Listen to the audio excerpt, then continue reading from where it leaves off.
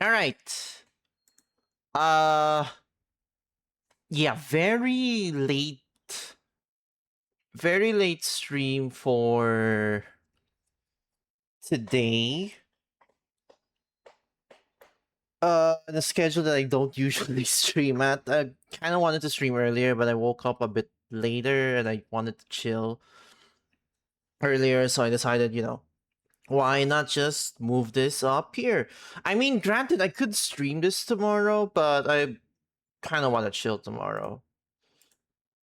But yeah, hello to whoever is tuning in. I hope everyone's doing fine. I hope everything's well. I hope audio and visuals are fine for fine on your ends to whoever's tuning in. And yeah. Um this is a bit of an unorthodox stream for me because I don't know, I don't usually stream the betas or demos that I play. But I figured for this one it'd be good to stream this game and also promote it a bit and what is it called? Good to, I guess, try and promote the game somehow in case anyone's watching, or I guess the VODs. I don't know, I probably could have picked a better time. But yeah. Um this is this is the demo for a game called See You Next Twilight, which, as far as I know, is a visual novel. I don't know specifically what it's about. I haven't really fully read the synopsis, and I guess going in blind relatively. So I'm very curious to see how this is like, especially since my cousin is working on this, which, yeah, shout outs to, okay, these are the credits of people. Yeah, shout outs to Fox Prints. Actually, wait, hold on. This is one thing I forgot to mention as to why this is a bit of an unorthodox stream, is because this game, I don't think as of the moment, has any music or sound whatsoever. So I'm gonna play this in the background just so it wouldn't sound super empty.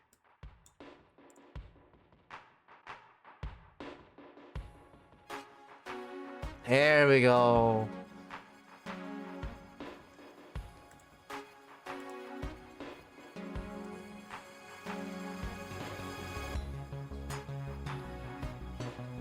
All right, I think, yeah, this is the perfect this is the perfect background music. Thank you, Dispatch. But like, yeah, shout outs to my cousin Flynn, Fox Prince, who, I mean, the credits are basically listed here. But yeah, they're the ones who told me about this game, and I was like, I wanted to try it. They didn't really ask me to stream or anything. I just thought about, I guess, doing it, since I don't know, it's like, why not? Like, it could add some publicity to their game, hopefully.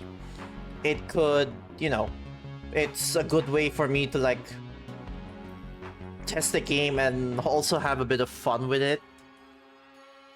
And yeah, it's mainly those. I guess that, and I also really wanted to stream today, but I'm like, I wasn't sure when I would stream for like the end of the year. So I got this. By the way, this isn't the last stream of the year though. I will be streaming again tomorrow. I'll be streaming something else since I doubt this would take too long. I'm definitely gonna be able to wrap this up here, but yeah, this stream is mainly dedicated for this. They don't really have their own music, so I'm just gonna play, 10-hour loop of Dispatch's soundtrack, or specifically this track from Dispatch, in the background, and just, do with that. Yeah, I'm just gonna start before I keep yapping. Hold on. Let me see. Their narration?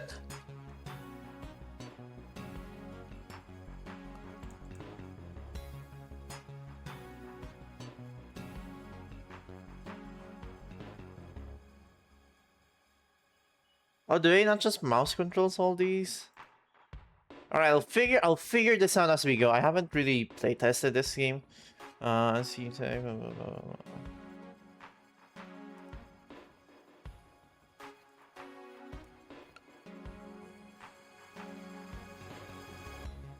I don't know what auto read is. Let me. I don't know. I might just read the text here. Unless they do have voice acting. Hold on. Let me read the credits.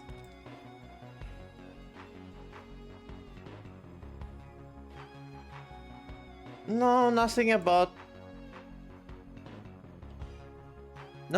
voices. So yeah, I might just read the text as is.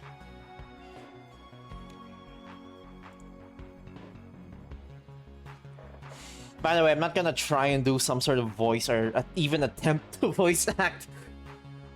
So I don't know. Maybe a bit of voice. Nah, maybe not voice acting. Let's not do that.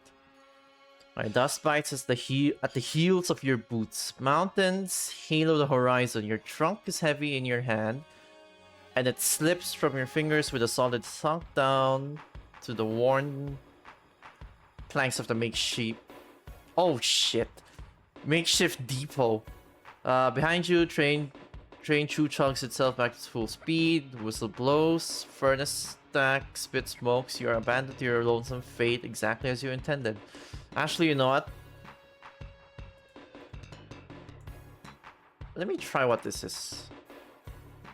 What is your name? Let's type my name.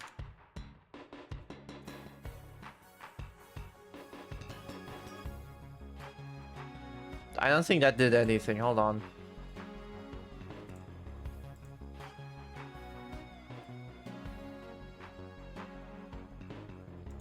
Did I miss anything though? Okay. Shin put in your luggage tag. Yep. Pronouns. Everyone who heads west has a story. What's yours? Let me read these choices. Also, I hope the music isn't too loud. Granted, there's no other audio in this game. It's really... And my voice should be louder, but also... it is a bit distracting. Actually, I'll just turn it down for my end. I think for stream it should be fine. You've left behind a poor, unfulfilling life in a bustling city in exchange for fresh air and new potential. Things were getting a little too hot to handle back home for a criminal like you. Turn on you leave. So a fresh start. Both of those are technically... I guess these are all fresh starts, but one of it is like... you know... Fresh start in terms of a criminal. The first one is like... to have more excitement to your life, like a new journey in life. Ran out of the wedding, never truly wanted. Not use... Showing your face around those parts anymore. Relationship woes. Okay. The West looks like a fine place to live out your life as the gender you've always thought might suit you. I mean, come on. As a tale as old as time, fine as the dust that swirls and spirals around you. You wrapped your shawl across your mouth, blocking out the soot that the train spits behind. You watch wistfully as it departs. What's tying you down? Okay, friends community, focus on love, let's cite the first one I assume. Pet dog Sharky. Cared for someone who could do it much better than you, damn.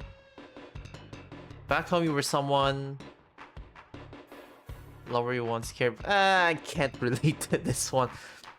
Trying to choose one that fits my life the most, I guess.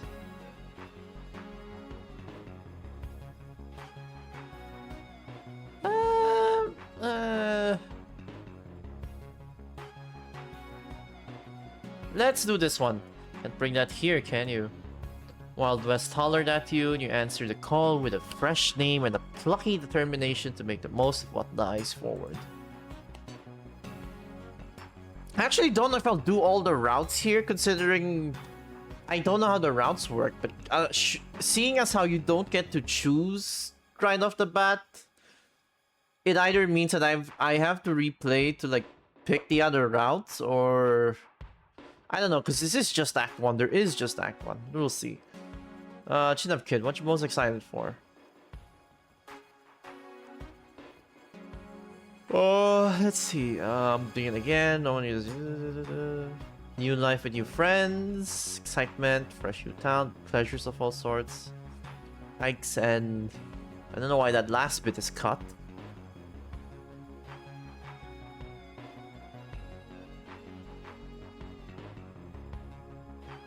Let's do with this one.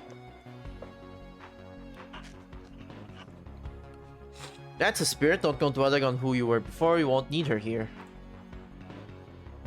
Take a deep breath. Air runs hot through your nostrils.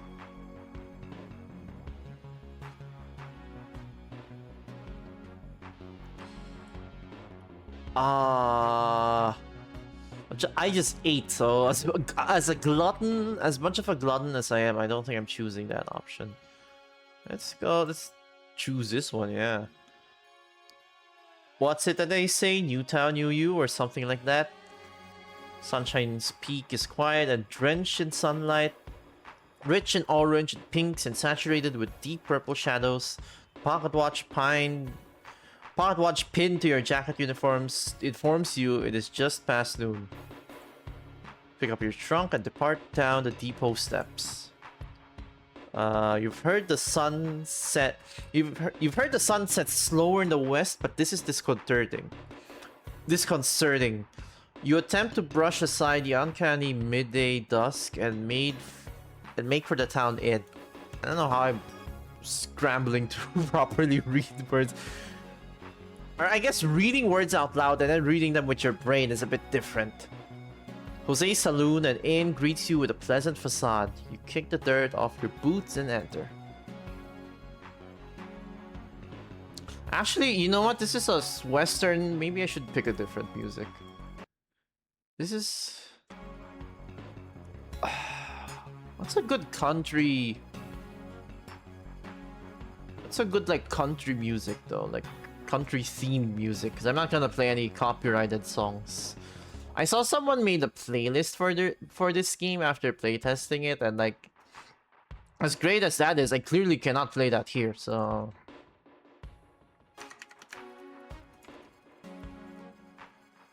I guess something from Red Dead 2, but I want...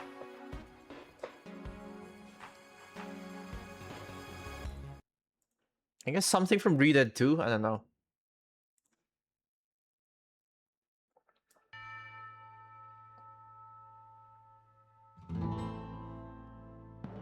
Actually, you know what? Let's just stick to this playlist, yeah. I have ad block anyway, so...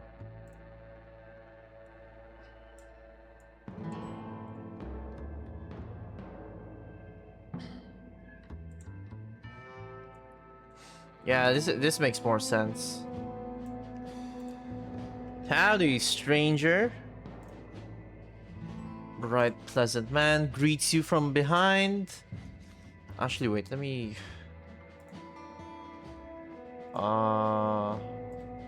Let me tweak the size of this for a second, just so I don't block the... Or, no. I think I should be fine. Bright, pleasant man greets you from behind the bar with a tone like you're a regular. A second later, he pulls a face. New in town? You sure picked an interesting time. Just got off the train. Welcome. Not much around these parts, but we stick together, and we always welcome a new a new lost soul into the fold. How am I fumbling that?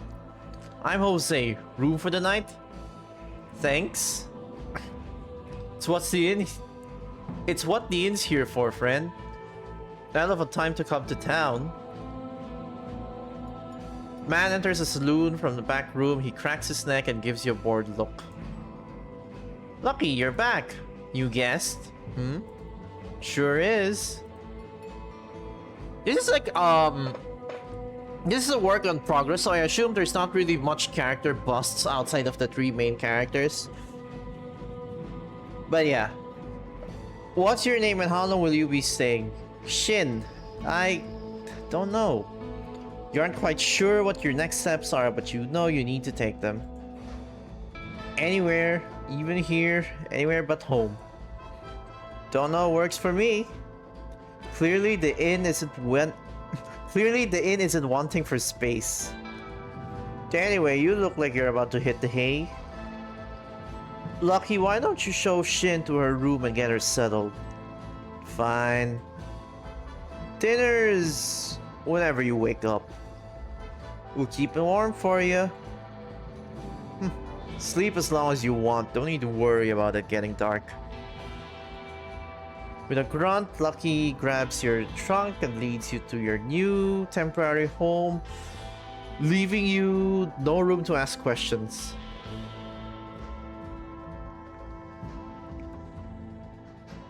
Yeah, this is also a good way to practice my speech, I guess. Lucky's stronger than he looks. He sprints up the stairs, dropping your trunk off at the foot of your bed with a sigh. Outhouse is outside, bathrooms down the hall. I'll bring you a steel pail for cleaning up. Honestly, it's hard to... I don't know, it's hard to figure out the tone of the dialogue just from just reading, so I do get things off here and there. Shuts the door behind you, leaving you alone here in Sunshine's Peak. Fuck! Accidentally pressed. Here in Sunshine's Peak, ready for your new beginning. Okay. Kick off your shoes and set them by the door. Home sweet home. Like, this is too intense. Why is so...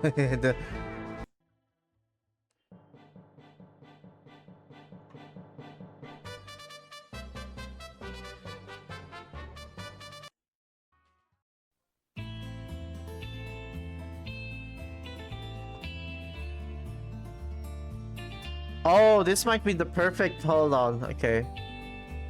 Maybe I'll just search an extended version of this one specifically. This is from Origami King.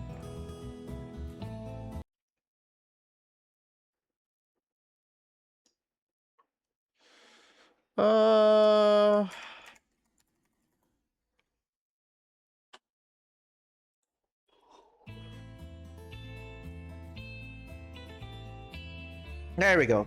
Home sweet home, I guess. You'll put the pieces together later. In the meantime, you're going to take a nice long nap. You turn from the window, get changed and stretch out on the bed. It's surprisingly comfortable, and it isn't long till you manage to drift off to sleep. Honestly, I don't think I got enough sleep today, so... Oof. You wake up after what feels like hours, but when you face the window again, the setting sun in the distance says you're wrong. And Shoko's blocking it. Okay. Now is a perfect time to tweet this. Hold on.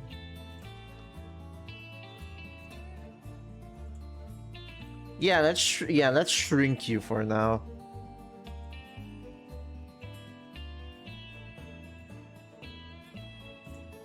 Must have been a quicker nap than you thought. You check your pocket watch, squinting at the tiny hands. It's 9? At night? Honestly, I would have reacted the same way, because like it is already dark by 6 here. 7 usually. I think in overseas or some countries, it's still bright as hell at like 9, which is like... Yeah, that shit threw me off.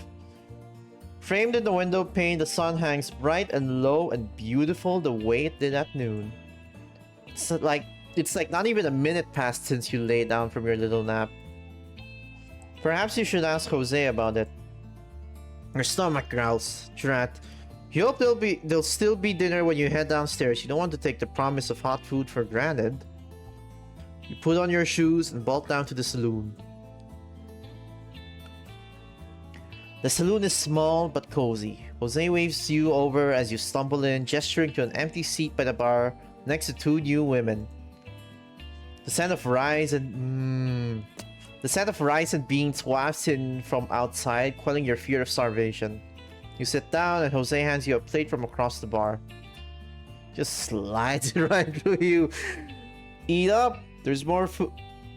Eat up. There's more than enough food to go around. Among other things. One of the women next to you giggles. What is that supposed to mean? There goes Jose, always putting on the moves with newcomers. He hasn't met a pretty person he doesn't flirt with. Don't let him fool you. Whoa, don't ruin my chance with a cute little lady. Oh, it's always a pleasure to ruin you. Ayo? I'm Portia, and this is Oakley, my best friend. Nice to meet you. Nice to meet you. It's exciting to meet someone new in town. Great to meet you too. I'm so excited to be here. Alright, simmer down, buddy. Simmer down, buddy. How'd it mirror? We could use more people in town like you. Oakley and Jose are merely two of the many scalawags you'll encounter. Watch it. Hey! That makes you chuckle at least. Excuse me. Oakley and Jose waste no time doing a quick getting to know you rundown. Who you are, where you're from, and what brought you here. Slow start, okay. You answer as best as you can without baring your soul picking at the food. Actually, hold on, can I use my controller for this? I don't feel like constantly pressing my mouse. There we go. It tastes wonderful, but you can't help your attention flicking back out the window. The sun beams down, bright and perpetual, a menacing presence behind the mountains of town. You'd like to ask, but you're not entirely sure how you'd approach it. Lucky said something about not having to worry about it getting dark. Maybe it's a totally fine topic. What's a good conversation? I mean, it is night. The sun being out doesn't make it not night. What time is the sun set around here? The sun! You see... Lucky bursts into the saloon, an apron around his waist and his hair in a net. He shucks the net and sticks it in his pocket before marching up to Jose and holding out his hand. Immediately, Jose pours himself a beer and slides it over the counter. Damn, they knew each other well. Lucky takes a long, slow sip, then sets the beer down and stares directly at you. Has no one ever told her? No one mentioned how the night takes us at all? Whoa, Lucky, I wouldn't say it that way. Always with the pretty phrases and gilded words. Should I practice my southern drawl here or something? Yee-haw! Okay, that's cringe. I'm never doing that. I am never fucking doing that again. Lucky takes another swig of his beer. His fingers tense around the handle. Night doesn't fall for weeks, sometimes months if we're fortunate. Weeks? It's kind of crazy. That's actually crazier than, you know, it being constantly daytime. When it does, people die, found dead far from where they rested, bodies mangled, brutalized, contorted. Okay, that's fucked up. It's obvious the sun's setting. I'd waste little time passing through if I were you. Your stomach lurches, constant sun, people dying in the night. Yeah, that is freaky, man.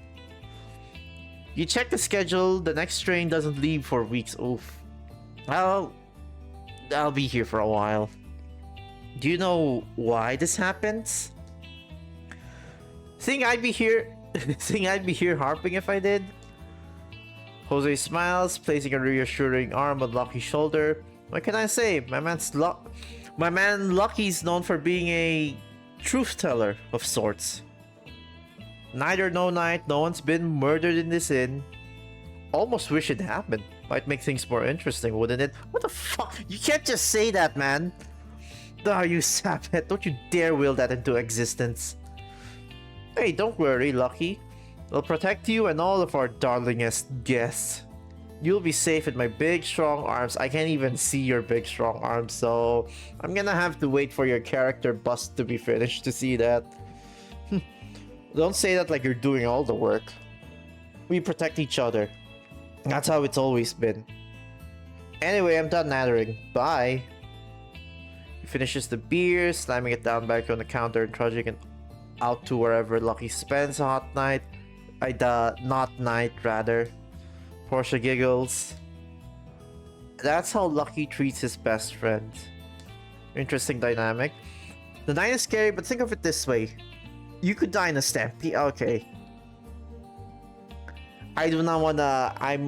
I've seen The Lion King, thank you very much. Or a train accident. I don't know what movie I could reference with this one. Or for food poisoning, I've seen Ratatouille as well. Wait, no, that's not the right movie. Or a hurricane. Hey, just because you two have been desensitized to dying doesn't mean the same for her. I don't think I'll ever be desensitized to dying, to be honest. Like, even in... this game aside, I don't think I'll be desensitized to dying. Or the thought of me dying, the thought of other people dying, it depends on the person. If, like, you know, obviously if there's someone I care about or an innocent, it's always harrowing and depressing and sad. If it's like a piece of shit, you know, piece of shit scumbag that treats other people like dirt, then who cares? It's not like she can take the train out. Think you could at least help assure her that she'll survive the night? Sorry, Jin. We're all a little flippant about the prospect of sudden death here, you see. We even have a party before the night truly falls. You should come. It's a killer of a time. This guy and the killer metaphors, man. Nobody laughs, not even Portia. Set your cutlery down. You definitely don't feel like eating anymore. Damn, you ruined my rice and beans appetite. Maybe you could get a horse and get out of town. That's a dumb idea. You wouldn't know where to go. You don't even know how to ride a horse. How many people die every night? Most nights, 3 or 4. Just 1 if we're lucky. Sometimes as many as 5 or 6. Once there were 10. Oh my god. I'm not a betting man, but if I were, I'd bet on staying alive. I mean, yeah. Stay inside, don't do anything stupid, and you should live to see the sun shining again. What's causing the people dying is the thing, though. Interesting premise so far. I don't know if I'm super attached to the character yet, because it's obviously hard to associate a personality with a blank slate, but you know, this is a work in progress, like a very early demo. So I'm very interested to see how this all unfolds by... what is it? I think 2027 is when they said they'll release this game. So yeah, I'm very interested to see how this all unfolds. How makes you feel a little better aside from how that should curdle... Wait, what? That makes you feel a little better aside from how that should curdle your gut. That shall... Oh, the way he said should. Okay. How that quote-unquote should curdles your gut. Okay, that makes sense. You're not going back to your food.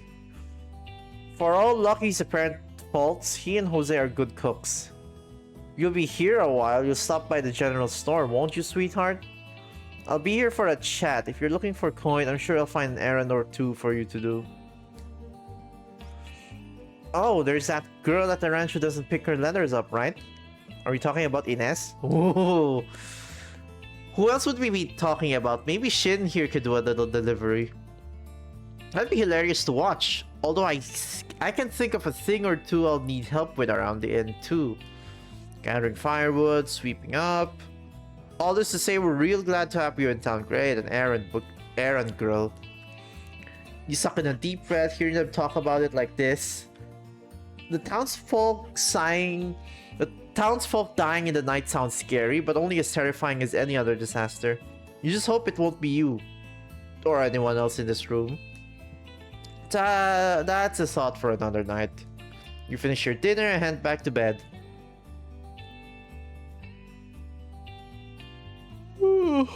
Oh, excuse me. That was not for added effect. I'm actually...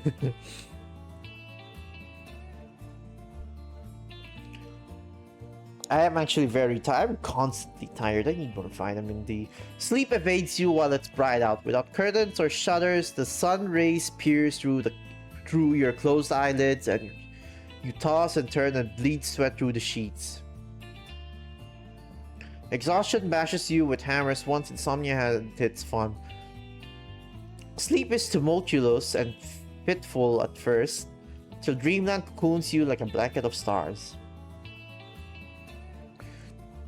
You don't remember what you dreamed of, but when you blink your eyes back open, you feel surprisingly at peace for someone who just tossed herself into the unknown for the chance of a new beginning. Why are there graves? Is that part of her dream? That feeling ripples under your skin as you wake up among tombstones. Yeah, I was gonna say, like, what the fuck? There's something about graveyards that makes them less scary in the daytime, turning the looming horror of death into what it really is. An inevitability that someday finds us all. Not me, I don't know about you, but I'm cheating death no matter what. Fucking 50 universes will die before my eyes before I die. Like, hell no. Most graveyards anyway. What do you mean most? Not this one. Not when you spot a distant tombstone with your... Uh-oh. Oh, that's... Okay, no, that's... If you see your tombstone before you're dead, you're either... That's either a bad omen, or you're Joseph Joestar. Panic clutches you in an icy fist. You nearly missed the man standing nearby, distracted by your pulse pounding in your ears. He pops into view like a shadow rising from the earth, dirt laden, shovel in hand, swinging it up and down, up and down. The repetitive motion lulls you into a calm haze before you snap out of it. I'm not gonna lie though, if death is real... But I mean, death is real, but I mean, if there's life beyond death... Actually, you know what, let's save that. Let's save that thought for... I wanted to make a Calliope Mori joke, but maybe maybe let's not do that. Ugh. Imagine if you die and there's like a fucking, you know... Well, not necessarily VTuber, but like an anime Grim Reaper that's like, I guess conventionally attractive. Call to the man digging by the grave, your grave, tending to the fresh soil as an unreadable expression crosses his face. Hey, can you explain what's going on? A gravekeeper? A groundsman? Either way, he remains silent as the mound of soil beside him grows and grows. He offers no response at all when you shout a second time. How can he not hear you? You glance around the graveyard, searching for anyone else who could explain what's happening before settling back into the piling soil. The grave must nearly be dug now, except you haven't seen a coffin anywhere. The only place you haven't looked is down. Ooh. The ice surrounding your heart shatters. He's intending the grave. He's... What? Grave robber? Indignation pulses through you. You shriek again, desperate to lunge, to pry answers from this man, but you're rooted in place. Keeps digging, flecks of soil flying through his clothes and cotton scarf, marring his sharp features. He pauses only to wipe dirt off his brow, turning to stare directly at you. Your face is suddenly terrifyingly close. Oh, hello. You shouldn't be here. He heaves another sigh, ignoring your further protests and refocusing on his task. The man doesn't stop to listen or chat or catch his breath. Now, but why is he robbing my grave, though? The mound of dirt grows ever larger. Hours must pass as he digs and digs and digs, and he does not stop until he's cracked open your coffin and dragged your lifeless body from its resting place. Your corpse is worn and battered. It's... Corpse? Damn, she's dead already? Its eyes pecked from its sockets, your hair snarls around your face in matted strands, and your clothes disintegrate in his hands with rot. Your festering neck creaks to face you, your own hollowed eyes stare into your soul, a final scream rips itself from your throat. Is this a dream, or you wake up? Oh, it was a dream. You hadn't planned on starting your first morning in a new town running errands, but it looks like that's what fate has in store for you. After all, you don't have a better option to... Okay, did the music end? Didn't even realize.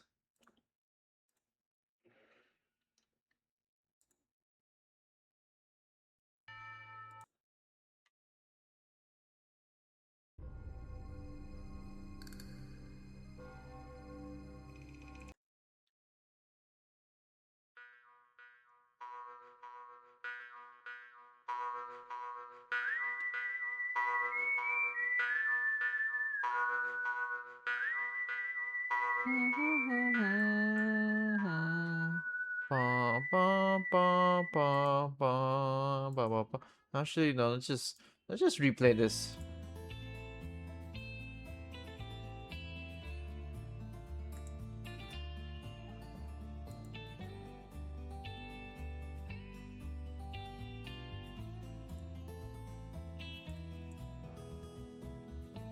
Oh, there's no loop video on the PC. Okay. After all, you don't have a better option to integrate yourself. Or wait, no. Is it integrate? Ingratiate yourself with these people. And besides, between the warm welcome and the nightmare getting under your skin, a little walk will do you good. I skip one accidentally.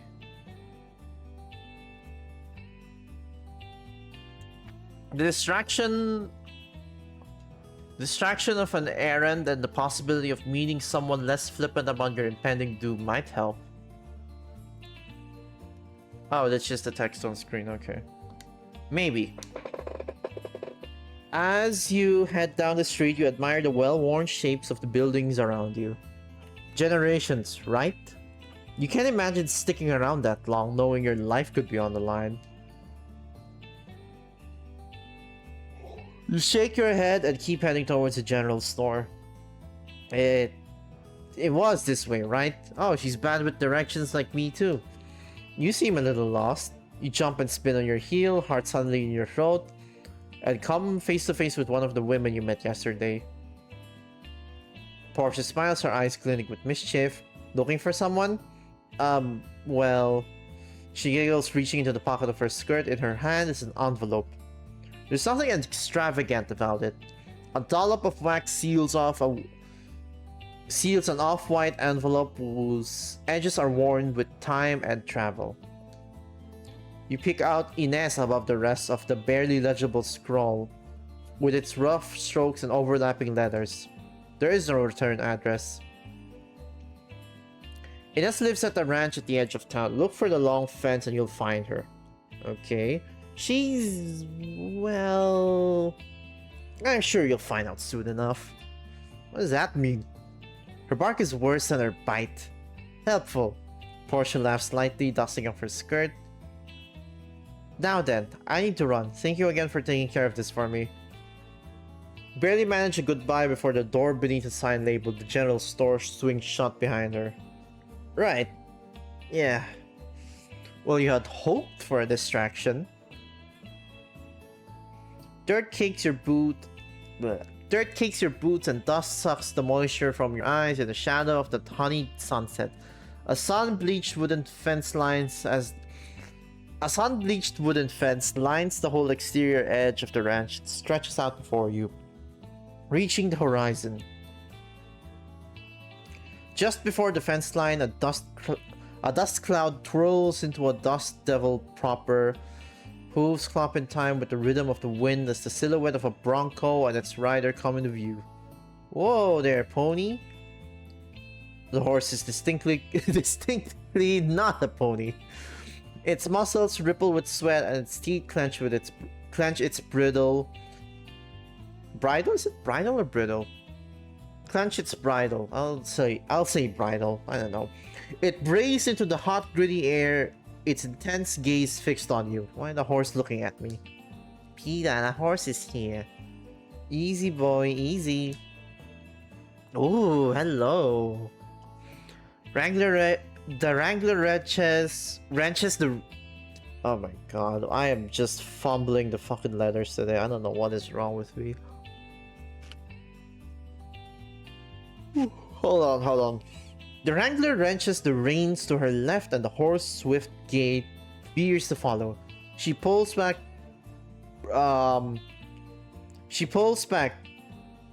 brusquely and the horse clobbers to an inelegant stop.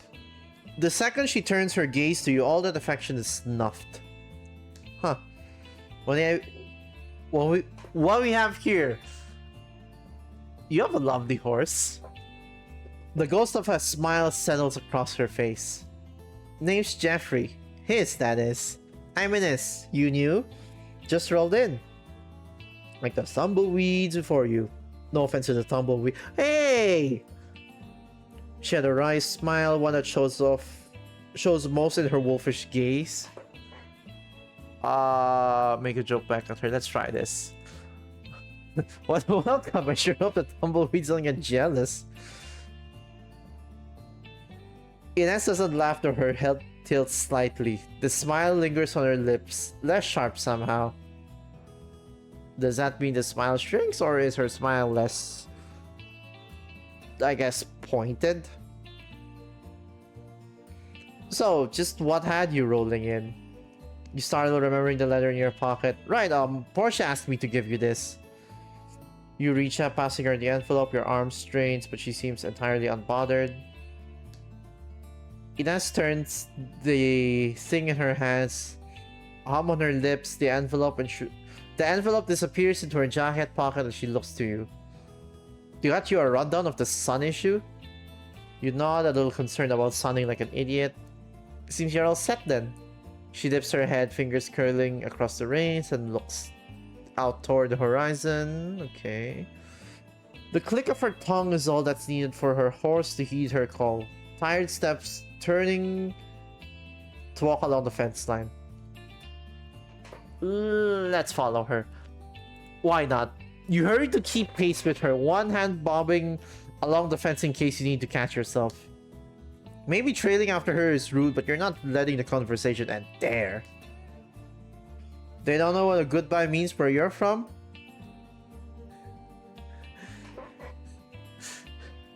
Wait,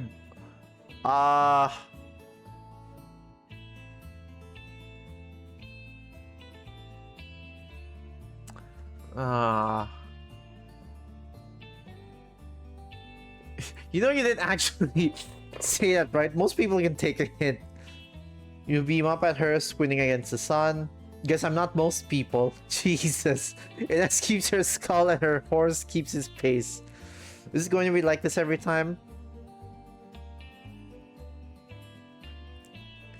Oh, the first line is bold. Let's do this. Are you always scared? Okay. Scared must mean something different where you're from. So what would you call this then? This? They mentioned you'd be like this. One of the others, I mean. Granted, no, I come with a reputation doesn't seem to do much good. Inés' horse stomps its feet, backing up a few steps against her order. She hisses and redirects to a standstill. You haven't even asked my name, you know. I'm not the kind to take in strays. What about cute ones? It's great. You know what? Fuck it. Let's shoot our shot. What about cute ones?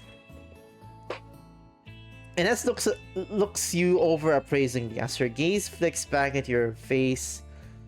A faint smile shows on her lips. Yes. Not impressed, but not unimpressed either. That's important. Alright, what's your name? You lock eyes with her. Shin. Shin. Right then. I'm sure I'll see you around.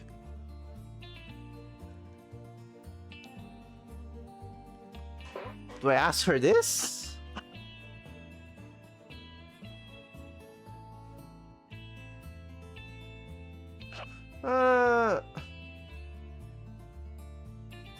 Will you be at the party? The answer's obvious, don't you think? Is that a yes? Why wouldn't it be? You just don't strike me as the party sort. It's well within a gal's right to surprise someone she just met. You flush hot all over. Now the conversation's meeting its natural end, but it's still hard to let go.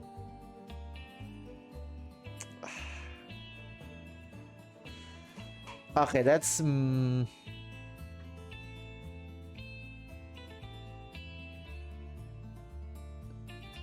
fuck it. Let's do this. Can I pet your horns? Question strips out of your mouth before you could think to stop it.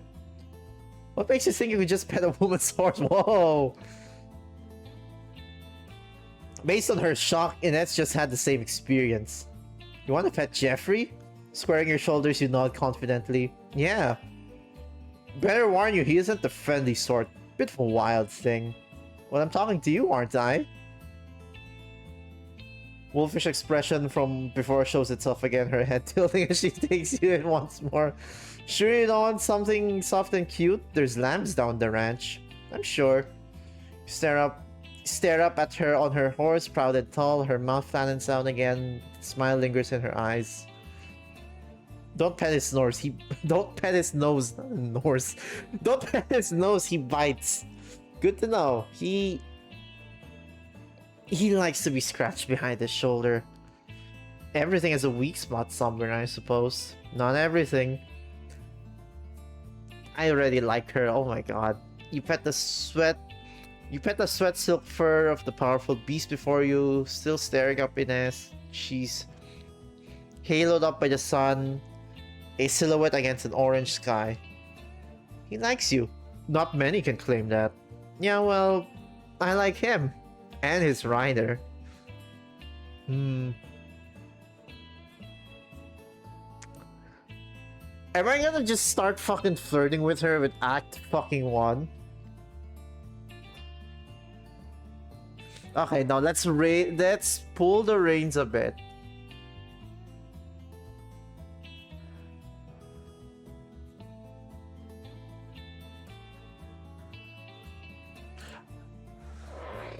Let me know you were the one who ran into me. Alright, I'll amend the record. Good. Inés offers a small nod and you return the gesture. You won't get away with keeping her a third time, but this was nice while it lasted.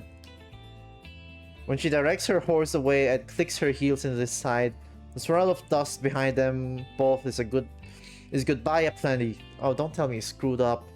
Don't tell me I was supposed to pick the other option. Perhaps it's the exhaustion from the night before, or perhaps it's the stress from travel. Regardless, you've never been more thankful from a dreamless sleep.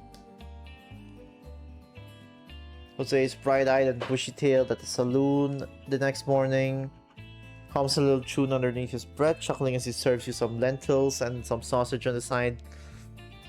Lucky joins in the song as he wipes some dishes, wearing a soft look of contentment. You're in good spirits. Don't say that out loud, Lucky might overhear you. What are you yapping about? Don't worry about it. Breakfast mostly passed without incident, though you wonder what's gone in the spring into Lucky's step. Polish off your food, only for Jose to approach you again with a big wide smile. Lucky not far behind him. Busy day? Not really, I was just thinking I could explore a little, get to know... And you could do that while earning some coin. There's a forest not too far from town. A woodsman lives in its midst. Go get some firewood from him and bring it back here. And save me the trouble. Of course, there's a catch. You're taking over Lucky's chores. That's why he's happy. That's why the joy briefly returned to his eyes. But hey, as chores go, that sounds simple enough. There are worse fates out there than being Jose's errand runner. Sure thing. You send out immediately. As the bustle of the town fades from your periphery, sounds of the forest fill your ears in their stead, and you find yourself awash with a gentle sense of wonder. I don't know, man, if I were in the forest, I'd be kinda... Well, no, the sun is out, so it's not dark. Unless the trees are that tall. All around you, ironwood trees jut from the ground, proud and tall and shielding you from the desert sun. Delicate willow and mesquite branches break up the phalanx of thick, silvery trunks swaying in the soft breeze. Oh shit, I didn't know that's what the... actually, you know what?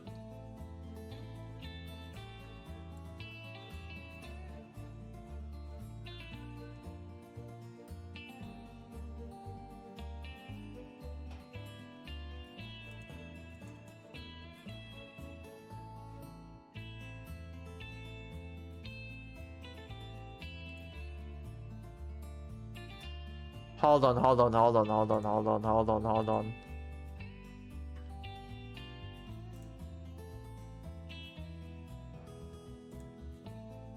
Alright, good. And we could load this.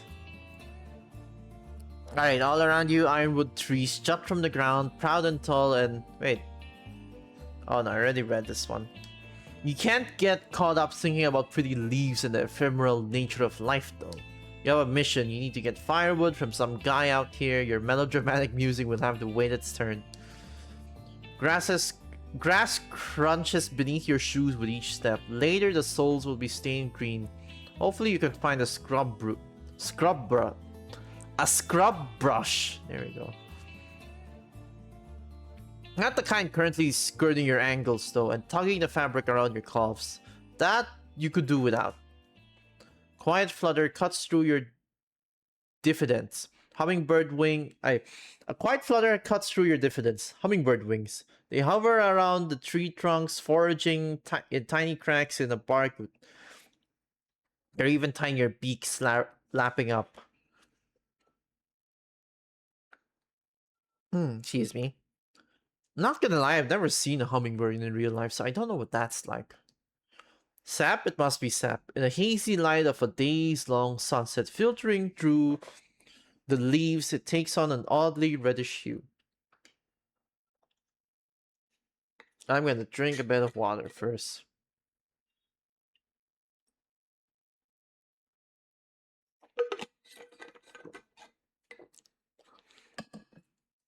A twig cracks under the heel of your shoe, jarring you out from your reverie.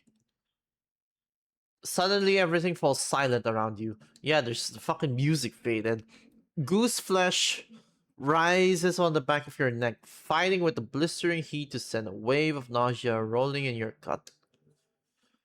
Let's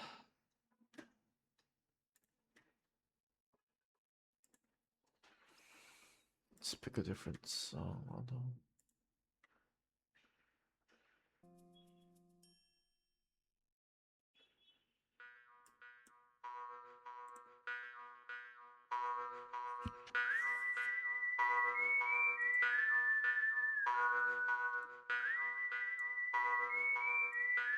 You whip your head to the side again, searching for the hummingbirds, and find nothing. Craning your neck, you realize the highest branches are cleared too. Not even a hawk stares back at you. Towering trees now feel more like a prison than a sanctuary. All you can do is... run. Uh-oh. You break out in a cold sweat the second you pick up the pace. In every tale you've heard, silence in the woods, no matter how barren, is always a sign of danger. Yeah, if everything is too fucking quiet, then... Also, I picked the right track for this, damn. Only the greenery remains. Every branch a clawed hand waiting to latch on, pull you in and never let go. What's someplace like this doing outside the desert town anyway? You don't have the luxury of curiosity. You need to move. Your feet pound in time with your pulse hard and heavy and filling most of your skull. Maybe the weird diurnal cycle impacts the climate? That could have something to do with. A second later, your palms are flat against a patch of moss. Uh-oh. Your nose an inch from the ground, sharp pain shoots up your arm, wrist to elbow. You flex your fingers, not broken at least. You get both arms under you to push yourself up, and terror grips you. Your foot Your foot stuck. Wet heat spreads across your knee. A deep ache settles in that leg, like your brain protecting you from true pain. Let's get this over with.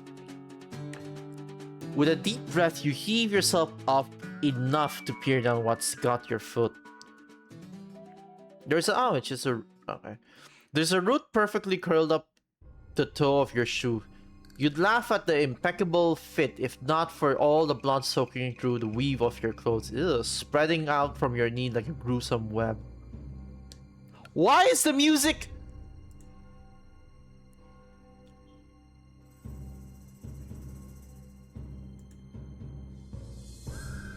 How does it do that? I am just playing from a fucking playlist. The fucking ominous sounding Time Splitters 2? I haven't even played that game. The fabric is torn, so is your skin. Your head spins. It's not the worst injury you've ever had, you think, but between that, your bruised palms, and your sprained wrist and ankle, it's not exactly pleasant either. All you have to do though is pull yourself free. Then you can get to safety from the middle of nowhere. What the hell? Alright, there we go. I think there we go. Foolishness strikes you again, but you can do this. On the count of 3, you will pull yourself free. See if you can stand and be on your merry, limping way. Ich, ni, san. You have never before in your entire life heard the sound that rips from your throat. Sweat pours down your face, or maybe the salt in your mouth is from tears. Ugh. There's a chance your leg is far more injured than you thought. Or you're just a baby. Otherwise, you're totally screwed. You could check for bruising, see if your kneecap is in place, but what's the point? After all, the first time you looked, you thought it was fine. Wrong. For a while, the only thing breaking up the silence is you.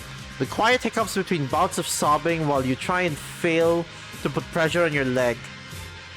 It takes a long series of sniffles and deep, stuttering breaths for you to pull your palms out from your eyes this time. Your vision swims, blurry from pressure and tears. That's some fucking branch if I can't get out that easily.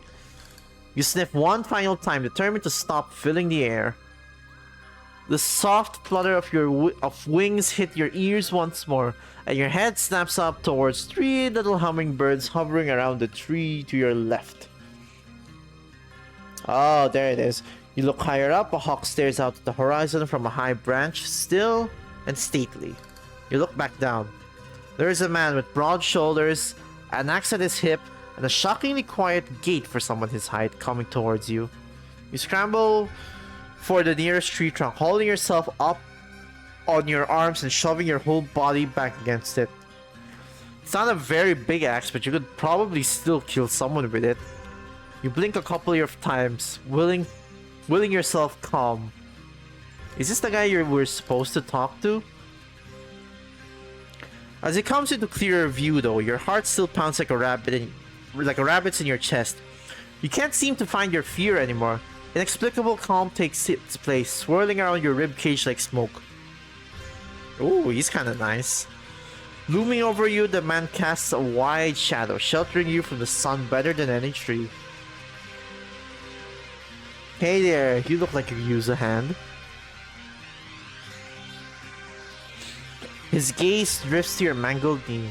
You start to shake your head on instinct, but he's already extending his arm towards you. It's okay, I have a cabin in a few places that way. Gestures behind him and catches you staring at his axe. I'm sorry, am I freaking you out?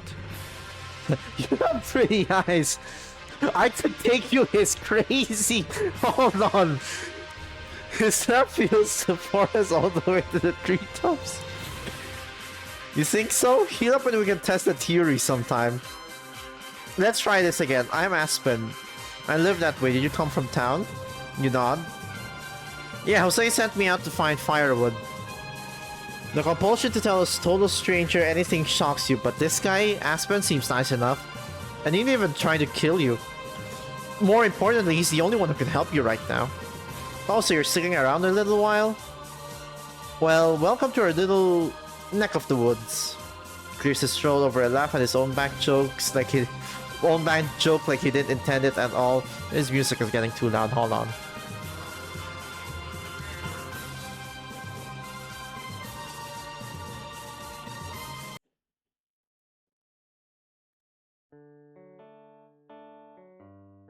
There we go.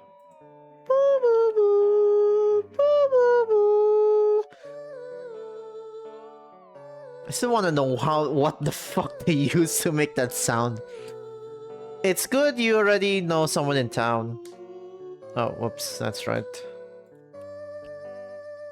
I can carry you to the cabin and patch you up, but it might be best to bring you back to the inn. Pinches the corner of his lip between his teeth for a second, eyes narrowing, and relaxes his face again. You swear his nostrils flare for a moment too. I'll just take you back to town, okay?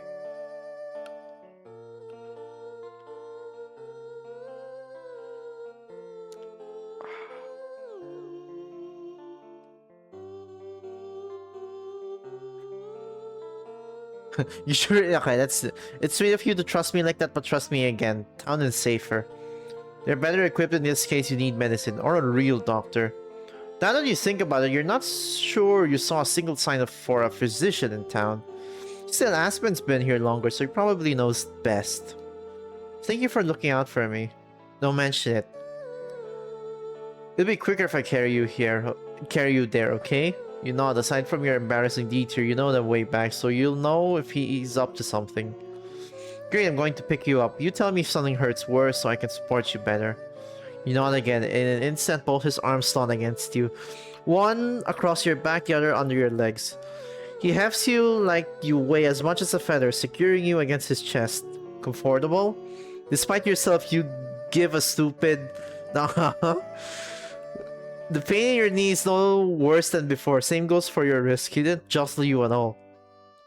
Good, don't worry, I've got you. He seems to catch himself before he grins too widely. Tiny part of you is mortified at the Princess Carrie, but the rest of you can't... I wish I was Princess Carrie, I'm not gonna lie. I don't know by Aspen specifically, but like, hey. But the rest of you can't complain over whatever Aspen makes... Whatever about Aspen makes you feel so safe. Like, the forest itself, he gave you a fright, but everything feels good now. Like, he truly won't let you come to a harm. A bulwark against whatever lurks in this unfamiliar landscape. Of course, now that you've calmed down, everything looks perfectly normal again. Birds flutter, insects chirp, rippling waves from the ground when you step out of the forest and back into the unyielding desert heat. Maybe panic overrode your good sense. What little you have, anyway. Your walk back is quiet, and from how careful he was before, you get a feeling Aspen's trying to respect your privacy. Maybe you could see the cabin later. Once your leg's walkable, that is. As a sign of goodwill, it's not that he's that scary. He's just a stranger, and you were only out there to... Oh no. He jolted in Aspen's arm and he adjusts his grip to keep you steady. Hey, I firewood. Oh, hey, don't hurt yourself worse. You're in no state to be walking around. I'll bring it by later. If I don't catch him first, tell Jose I'm good for it. Sound like a plan? It's hard not to believe him when he seems so awfully earnest. It's also hard to deny those wide, rust brown eyes staring at you so openly. You know what? You've mentioned eyes, so are your pupils always so wide? Aspen laughs, rumbles through his close to his chest, out into your whole body. He clamps his mouth shut quickly, fixing you with that sweet smile again. Sorry. Honestly, I'm just headcanoning his voice to sound like Hunter from Fiona and Cake. I don't use a mirror often. He straight up gives off the same vibes.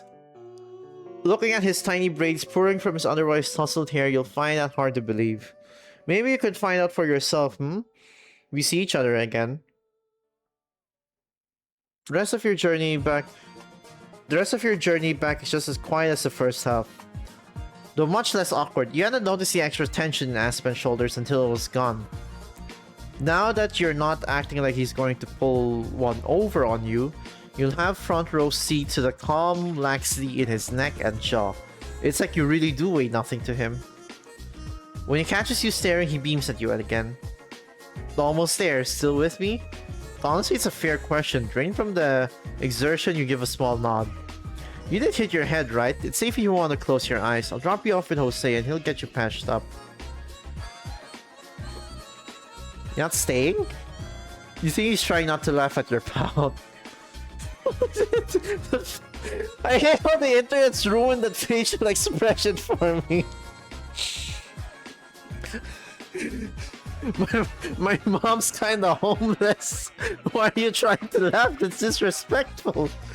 I have to head back from that firewood, remember? I'll see you again soon. It's not a big town. Besides, you almost made it back to the cabin. You know where to find me. A few minutes later, you're back inside the saloon. Behind the counter, Jose's eyes widen. He quickly rounds the bar, glancing between you and Aspen. Holy smokes, Sin, what happened? She took a tumble trying to find me. Shin wanted to come back here for you to fix her up. Tips his chin toward your busted leg. Jose doesn't seem to notice how Aspen nearly stumbles over your name at first. You never gave it to him. He never asked. Jose's eyes... Actually, wait, what did he say? Whoa.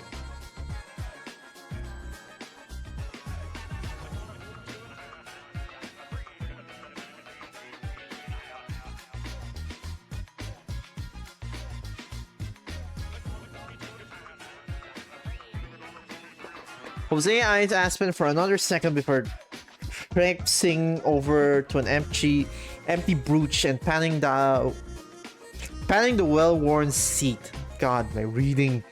Sure thing, we can set up over here. Easiest option without calling in a real professional. God, reading out loud on stream is very exhausting. My mouth is tired. Fucking yeah, Patron 9000. He winks at you, then looks back to Aspen. Can you handle this? Someone has to get that firewood you asked for, right? Hold of self.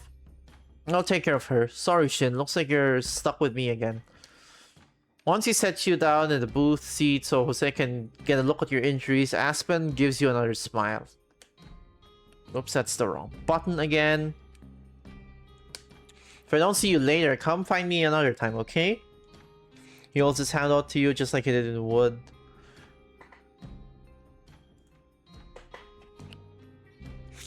Aspen's smile spreads wide across his face when you take his hand, though like before, he quickly clamps down on it. Honestly, I want Aspen and Inés both at the same fucking time, I'm not gonna lie. For a moment, he stares at your hand so intently you think he might kiss it. Instead, all he does is squeeze it gently and set it back on the table. Fuck. Ah, see you later, Shin. God damn it, baby. Oh, what later dawns on you? He was checking that it wasn't your injured hand. Oh, okay, yeah, it's just that. You watch him leave, your gaze caught on all of him, honestly. Hate to see him leave, but love to watch him go. God damn. Jose looks at you with a little smile in his brows. His brows raised like he's your mom or something. So did you make a new friend? He seems nice. Jose huffs a laugh through his nose, his expression decidedly neutral. Most people do. He wets a cloth with antiseptic and holds it up like you're a spooked horse who needs calming. Maybe you are. Oh, Savage Corn, thanks for the follow. Did not expect any follows at this hour, but yeah. Hope you're doing well, by the way. Sorry about the chat restriction, it's to prevent bots. Also, if you hear music, that's... I'm playing music on the background since this game doesn't really have its own audio, if I'm not mistaken. But yeah,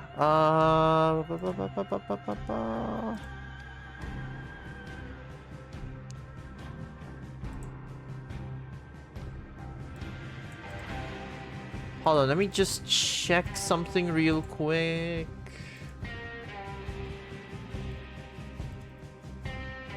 Just to see if all my stuff is fine. Okay, yeah, things seems to be doing well. Alright.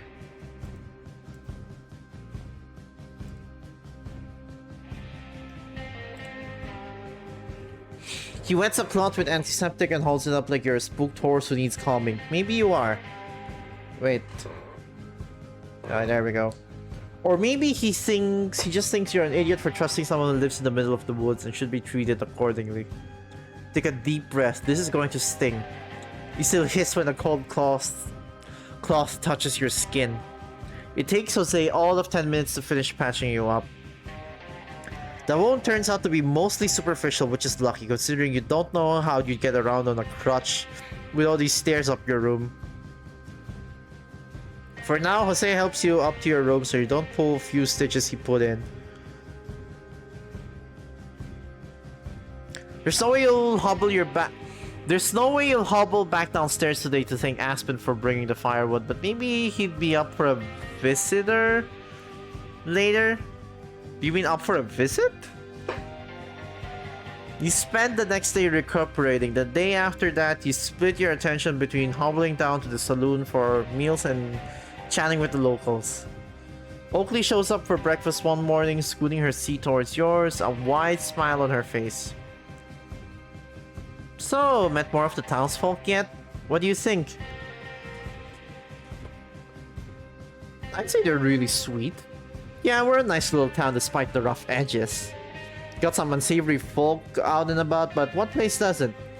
All I can do is do my best to stay safe, you know? And do a good job keeping my people safe. I haven't known you for very long, but look, if you need anything, need any help, I'm your girl, okay? I hope we see Oakley soon. Oh my god. I'm not sure I'll be much assistance. I just have a good feeling about you. You're quick to assure her that despite your little fall, you are alright. You don't need any help, but it's nice that she'd offer that to an almost stranger. Oakley was right. People are really friendly here. And one of them could die, so I guess what choice do they have? Once breakfast is over, Jose sends you packing, gently punting you to the registry office seconds after you finish your beans. Something about registering newcomers for safety, though you have a feeling you know the truth. It's to account for everyone who dies in the night. There's no one ahead of you at the office, that doesn't matter. A sunset's glare permeates your clothing, covering you in gross, slimy sweat. Ugh. Not a single mention of a shower in this game. Shane, what are you doing? You lean back into your seat, wishing you'd brought a book or embroidery hoop or any manner of entertainment that didn't involve counting the cracks in the ceiling or flies buzzing in your midst. Your number's called after what feels like 100 years. Time is even more ephemeral and abstract when night never falls. You head to the desk and get your name and age and origins down just the way you want them. You need a portrait, groans the drone behind the counter. She barely seems awake. Or human. Oh, an actual drone. The photo studio next door is just as rickety but slightly better kept. Higher ceilings make for a battered teak. Sunshine's pouring through a skylight, windows swung open to allow fresh air. Its wooden sign is coated in flaking paint. You catch the word memento, but can't make out the rest. Some of it might be in a language you don't read. You mean memento mori? A faint floral scent drowns out the stench of sweat, swirling with a whiff of incense. You hear a familiar voice. Shin? Ainsley said you'd be coming. Yes, oh my god, you know him. This man was digging your grave. Welcome. Don't get many strangers around these parts. Take a seat behind the camera and we'll make this quick. Hold on. Are you okay? I do hope you aren't afraid. Wouldn't be the first to be. All the hurt and hauntings out there, and folks think a camera will steal your soul. You're the guy from the graveyard. The graveyard? It's forbidden territory. You shouldn't be wandering there. Or if you do, make sure you don't get caught. Anyways, I'm not here to conspire. Let's not dally. I want to catch you in your best. You're the guy from my dreams, and the guy would think you're flirting with him. Also, why are there Chinese characters there? Want to catch you in the best light. Shuffle towards a white backdrop, stain covered in lint. The camera stares blankly at you, its wooden box soulless and empty. You aren't sure you believe the old wives' tale, but something about this doesn't feel right.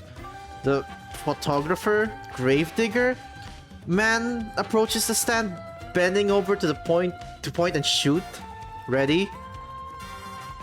Wait, I need a minute. He heaves a sigh, but his shoulders relax. He pauses for a minute before marching up to you and placing a hand on your shoulder. I promise you'll be okay. If the camera at the town register could kill residents, we wouldn't get much business, would we? Besides, there aren't much worse things out there to be afraid of. Why does he smile like that? Creepy.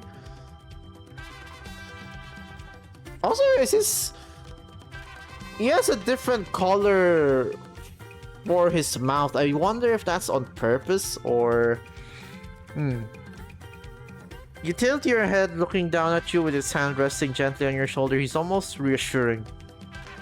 Swallow your fear. I'm ready. You hit your head towards him, looking down at you with his hand resting gently on your shoulder. He's almost reassuring. Wait, did I not just press this? I'll make it quick. He returns to his camera, which gapes at you with its hollow gaze. The man shifts slightly, rolling his shoulders to relax. He drapes a piece of dark fabric over the back of the camera. Shrouding his face in meadow, he pauses behind the camera before tossing on my god, I am tempted to like kinda just not read out loud as much. My lips are getting tired. Whiff of chemical nitrate, disgusting, fidget in your seat, raise your hand, Spirit ventilation, fresh air, sweat still drips down your neck, every breath suffocating with the persuasive wet heat. Inch on your nose, there's an itch on your nose, and you struggle not to make a face. You've heard having your photo taken can take up to 50 minutes. Hopefully this will be over soon. Finished. He removes the plate from the camera and sets it aside. Come back tomorrow when it's ready.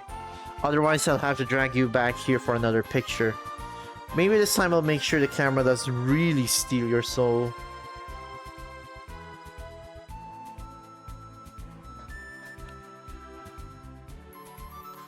Excuse me? Oh.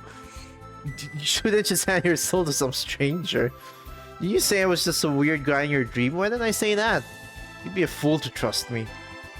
Get going, I have a photo to develop. You stare at him. Can I at least get your name? You don't know if you trust this man. Something about him is unsettlingly familiar, as if he's someone you've passed hundreds of times before on a train, at the store, the street. Hold on a minute. You can't forget that dream or how his eyes bore into you, as if that camera he's holding has seen through you for lifetimes and lifetimes, seen through pasts you'd like to keep buried 6 feet deep. The man pauses as if he's pondering the question, and he relents. Moxie, you won't see me much. Get to know the townspeople, you'll need them to survive.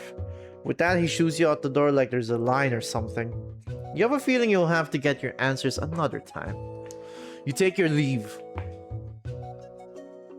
It's too hot to fall asleep. You're sensing a pattern here with your pillow shoved over your face for yet another night in a row. Also, this is the perfect timing for this track as well. Even if the scratchy, smothering fabric shields you from the light,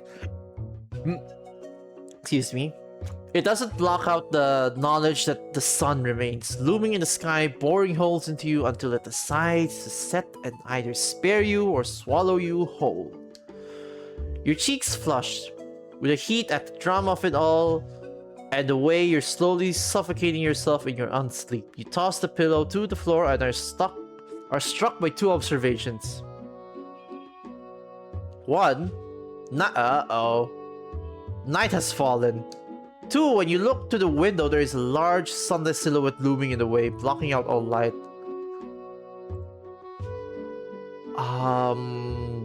Stay still, stay very still. As you take your next breath, you get the idea that you wouldn't be able to move even if you wanted to. And you know one thing about the wilderness now, running only encourages the chase. The figure shifts to the foot of your bed, but the window stays dark. The thin blankets and soft mattress hardly shift beneath him, like he's not even he? Who? You can't make out anything but his sharp stare gleaming under his long lashes full of reverent hunger. Even well-loved lambs still end up at the abattoir. A shudder runs through you as he wets his lips, two sharp teeth glinting behind them, white against the hollow of his mouth. Inch by inch, he draws closer, but even with... Okay, no, this is not the perfect song. Fucking Banjo-Kazooie music in this...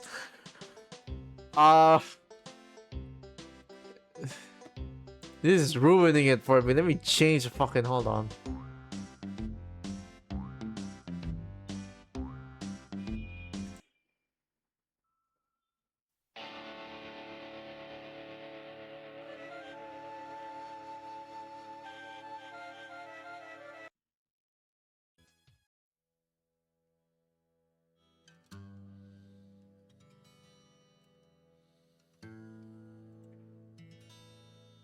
Maybe this could do. Inch by inch, he draws closer, but even with your faces a hair's breadth apart, all you see is darkness. He is a void, drawing you in, consuming all of you where there is to give without laying so much a finger on you. Is this a literal void or some kind of wolf? Then he takes your hand, lacing your fingers together, sacred, sweet to match his honey-thick voice. Won't hurt, I promise. His gentle tone makes it difficult not to believe him, even when he pins your hand to the sheets beneath you. Right beside your head, your awful pillow calls to you from the ground. Traitor, if it just had helped you sleep, you wouldn't be in this position at all. You're certain you could talk to him, ask him what's going on, if only you could make your mouth move. Perhaps that's why your jaw feels wired shut. You watch as his falls open instead before he hesitates for a moment, hovering over you. Something soft brushes your cheek and makes your lips twitch desperately to let out a scream. Another strand touches you and you realize it's his hair, gliding over your skin as he dips his head toward you, neck and nudges your collar out of his way. His lips stay perfectly still against your skin as he stays. Don't worry, I've got you. Let's try this. You don't think your head moves at all when you try to nod, but his lips still curl into a soft smile against your skin.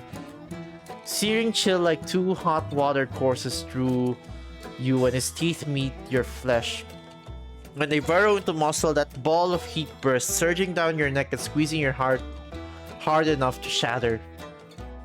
Are you dead? Wake up with a gasp, finally ripping itself from your lungs. Your hand instantly shoots your neck, tracing unmarred flesh where his teeth sank in. Well, that one wasn't so bad. Fucking hell. One shaky sigh pulls itself from your lungs and you leave yourself out of bed. Certain you won't be able to sleep again.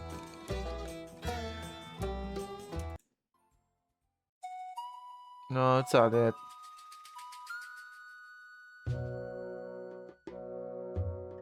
Actually, no, yeah, let's stick to this one.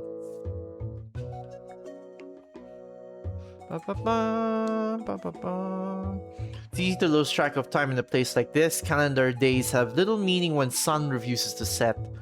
At breakfast, you count backward. 6, 5, 4, 3, 2, 1 to the day you arrive, tallying them up with your fork tines on a napkin.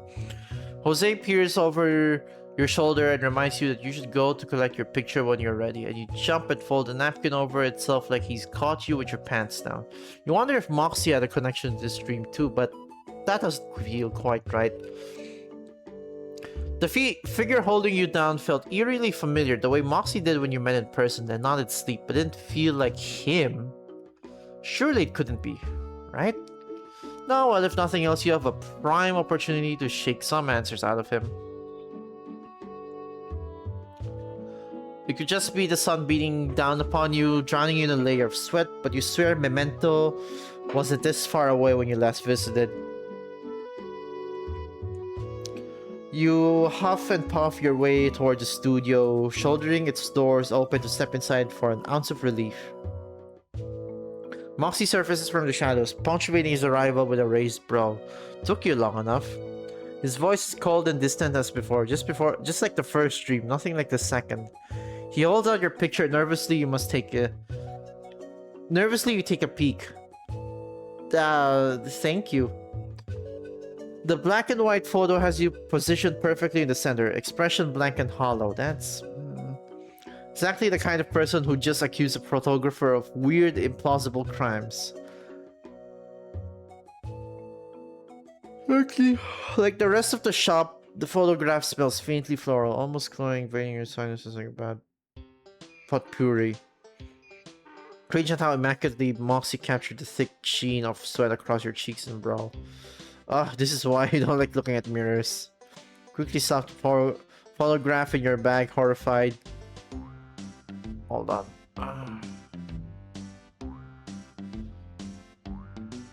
I need to rest my lips.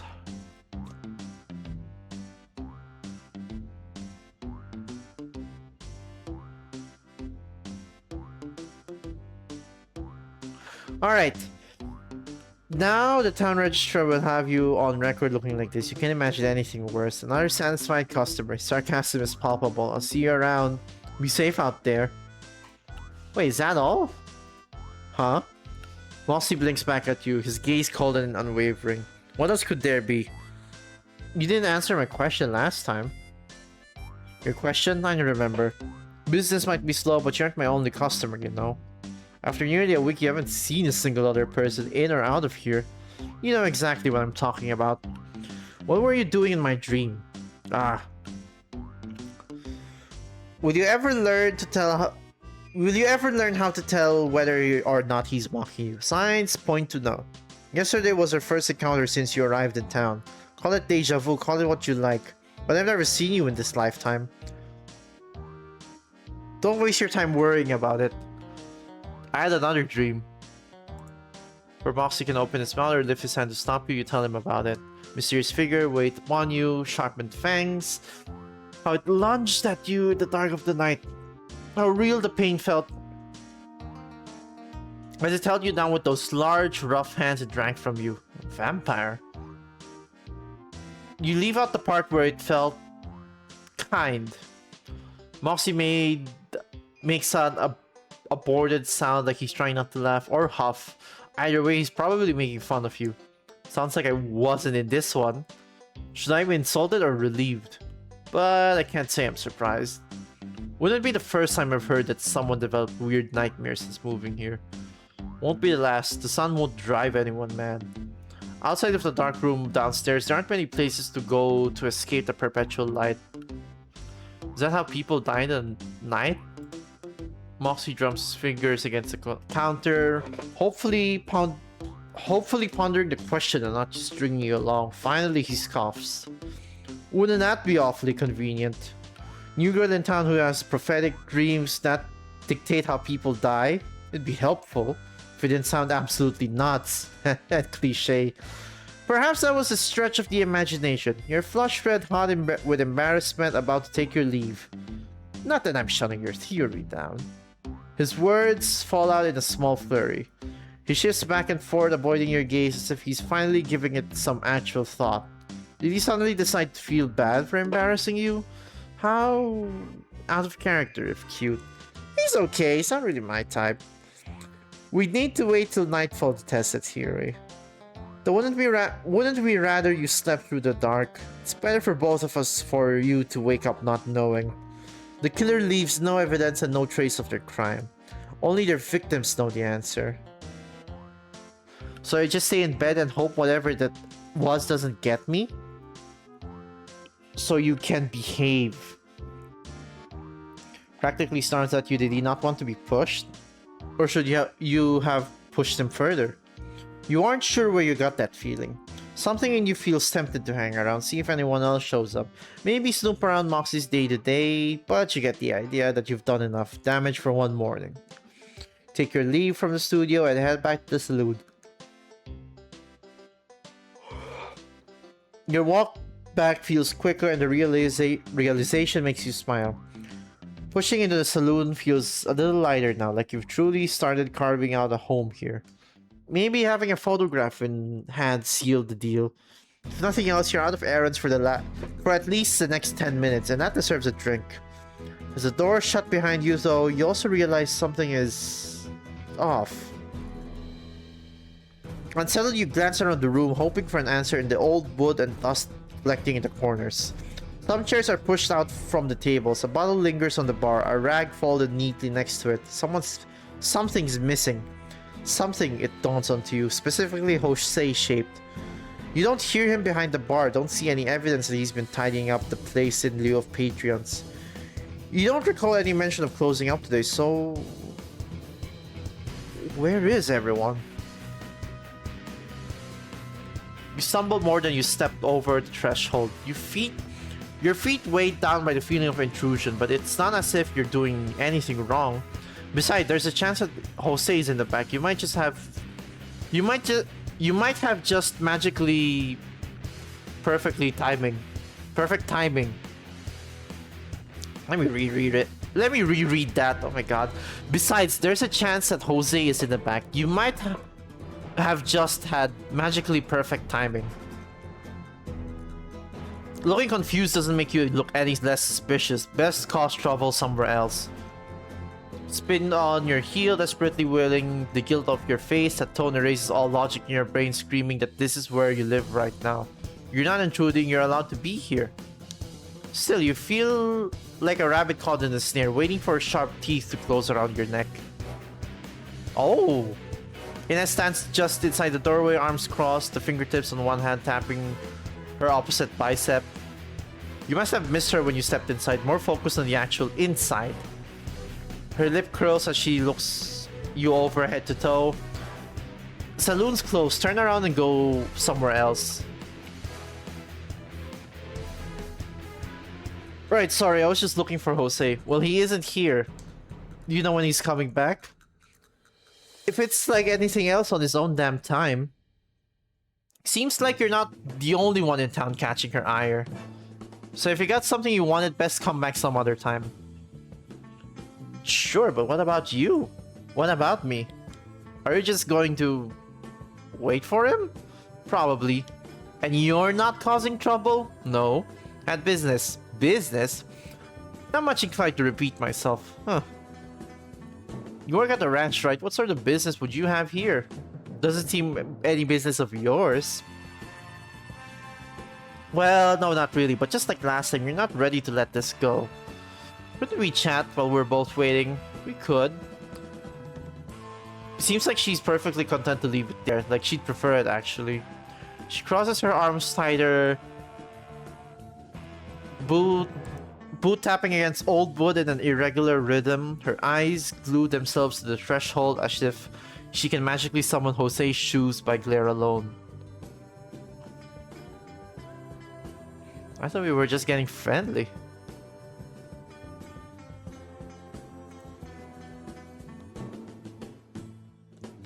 Inés' eyes snap up to you. Her surprise tangible for an all too brief moment. His mother sits so fast you can't be sure if you haven't imagined it, and the smile that follows doesn't feel entirely genuine. Not like I can control what you're thinking. You're so close to a breakthrough, your teeth ache. What are you thinking then? Were we not getting to be friends? That's not what I said. Slowly, her eyes meet yours. Something lingers behind them. Likely the same thing that makes her teeth worry at her lip. It could be worse, just... She shifts the toe of her boot pivoting against the floor, and the movement sparks a touch of guilt in your chest. You hardly meant to make her uncomfortable, but you're sure she is. You're equally sure she'd snip at you for asking. It's not like she had gone out her way to make friends. Maybe she's a slow burner. Maybe she just doesn't want to. Oh my god, Mario Party music?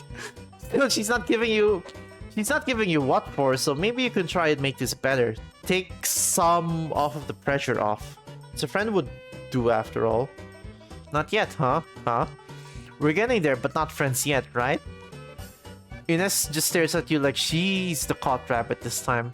That's alright, you can make me work for it if you want. That's what makes it worthwhile, don't you think? Working hard to earn something good? You're a strange one. Just a little, more than a little. Finally a win. So, do really strange ones get to know what you're up to then? Milk. Jose likes milk with his whiskey, so you buy some now and then. He asked me to come by. Didn't think he was just using it as an excuse to run off and have someone watch the place for him. What? That's a joke, right? Thought so too till I saw just his back in the dust behind him. No, I meant the milk and whiskey thing. That's not a real drink, is it? I mean, alcoholic milk is a thing. He says it is. There's something fundamentally wrong with that, man. Oh my, not even I would say that. Jesus, calm down. Now you have more evidence to prove it. Granted, milk and whiskey, I would not do that myself, but that's more so because I don't like alcohol more than anything. Is it any good? Not really interested in trying whatever he cooks up. Good way to wake up, bend over a face, and losing whatever's left in your stomach. Recommend you keep that in mind if he offers you something not directly out of the bottle. Your funeral if you don't. So what's your drink of choice? Inés' mouth opens, and instantly you're on the edge of your seat to learn something more about her. But as her teeth click with the force for a sudden frown, you're reminded that the sun would set well before you ever got an easy answer from her. Come on, can't be nearly as embarrassing as milk and whiskey. Can't keep your nose out of things that doesn't concern you, huh? Look, if I wanted to buy you a drink as an apology for intruding on what was probably a very quiet, unasked for job, I'd need to know what it is. Don't have one. In an I don't drink way, or in an it's all the same way? You see enough people face first in the dirt and learn real quick that no taste is worth it. That's... The old wood creaking under hurried heavy steps cut you off. Your head snaps around, catching Jose double over, panting practically right into his knees and gasping out his words. Sorry, Inés. I didn't think Oakley would give me an earful. Didn't mean to take that long. Clearly, that sounds exactly believable to her as it does to you. I got things to do. You're paying double this time. Best hope you didn't linger so long that it went bad. Jose's mouth moved like he's trying to muster words. Maybe another apology Inés wouldn't care for. Or maybe a breathless protest. Before he sees you too. His eyes don't linger long, but you catch curiosity in them as he glances between the two of you. Then the edge of his lips quirk into a smile and looks at Inés like he's suddenly right as rain. Oh, am I interrupting? No, shit, was just leaving. What do you mean I was just leaving? I wasn't. Inés coughs, bending and taking the milk container in her hands, lifting it effortlessly. It balances neatly on her hip as she wraps an arm around it. You all but stumble to get out of her way as she steps towards the bar, easy and careless, but not quite hiding the stiffness in her shoulders. The same stiffness you realize you saw when you first met. Don't worry, you'll get used to her. Probably. Jose sets a hand on your shoulder, his smile warm and a touch sympathetic. Could ask triple. Jose laughs, shrugging before he hurries off. Their bickering and battering slowly fades as you make your retreat from the saloon. Your throat may still be dry, but you'd hate for your pockets to pay the price for Jose's surprise errand. Oh, excuse me. That is longer than expected. The street is awfully quiet next morning. I didn't ask him, I asked you. Scratch that. It was quiet. Lacking either in sense or self-preservation instinct, or perhaps just lacking in sleep, you follow the exterior edge of the general store and peer around the corner. Two figures loom in the shade, taking advantage of the sun's crawl across the sky, granting them all of 2 feet of tenebrous refuge against the back of the building. Soon enough, those dark lines across the dusty ground will grow longer and longer, stretch onto the horizon, paint the whole town a purple-blue-black, and swallow someone up in the inky void. Lucky's voice snaps you back to the present just as a shudder racks your spine. What makes you look at both of us and think I would know anything about it? Inés crosses her arms, her gaze sliding down to something sitting just behind Lucky's foot. You can't help following her snail to a bowl filled to the brim with scraps of something. And another bowl that has astoundingly clean water considering the dust lingering in the air. Call it a hunch. Same hunch that says you might be part of my problem. A little cliche, but you're pretty sure a knife wouldn't stand a chance against the tension between them. At minimum, you'd need a machete. Smile on her face or not, Inés is intense. God, I want her, honestly. Tension pulls tighter when Lucky opens his mouth again. He'd give you a better answer than I would. Nothing I tell you is anything more than the obvious. Everything he'd tell me would be wrong. There's a difference between attempting and actually being a help. I'd like to keep them from dying if it's all the same to you. Oh, excuse me. He's kept himself alive, that should count for something. What's that have to do with anything? Never met a man more feline in nature than him. Always putting his nose where it doesn't belong, never minding the rules or anyone else. Making a mess and leaving it for others to clean up. Sticks around because there's food and water. I'm sure he'd complain about that too if there were anyone around to hear it. Though that's probably his best feature. Can't ever find him when you want to see him. You're talking about Moxie? You almost make it sound like you like him. Or would, if he were a different kind of beast. I guess I did too before whatever feral thing he is now. He used to be the sweeter kind, socialized proper and everything. You're delusional. I wouldn't trust him any further than I could throw him. But you think he'd know anything about my bard problem? Good point. Who the hell are they talking about? They picked the barn, which is a good spot. It'll be warm and safe from the elements there. Most you need to do is make sure the mother has food and water nearby. That's why she doesn't have to wander far. Jose'd have a list of things they'd like. He handles that there. And he should be a little accountable too. Bet the local stray took a liking to him. Mostly she'll take care of them on her own. Don't bother them too much, though she'll find somewhere else she thinks will be safer. You wouldn't have guessed Lucky to be a cat person, but now that you think about it, it makes perfect sense. Don't think that's much of a problem. She kept bringing the runts to me whenever she wanted to sleep or hunt. Best not to push it, I guess. Some things would only take so much attention before they scamper off. Are these about kittens? Seems you're set then. Stay close when she does it and she'll trust you more soon enough. Won't be long before you never have a rat problem again. Lucky pauses slowly, his gaze slides towards you, lip twitching in either a smile or a scowl. You're not sure which, you're not sure he knows either. Won't work well against all pests, though.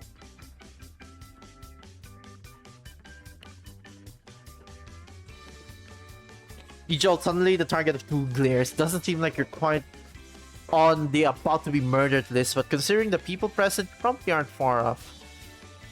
Sorry, but I thought you were talking about a person. Or,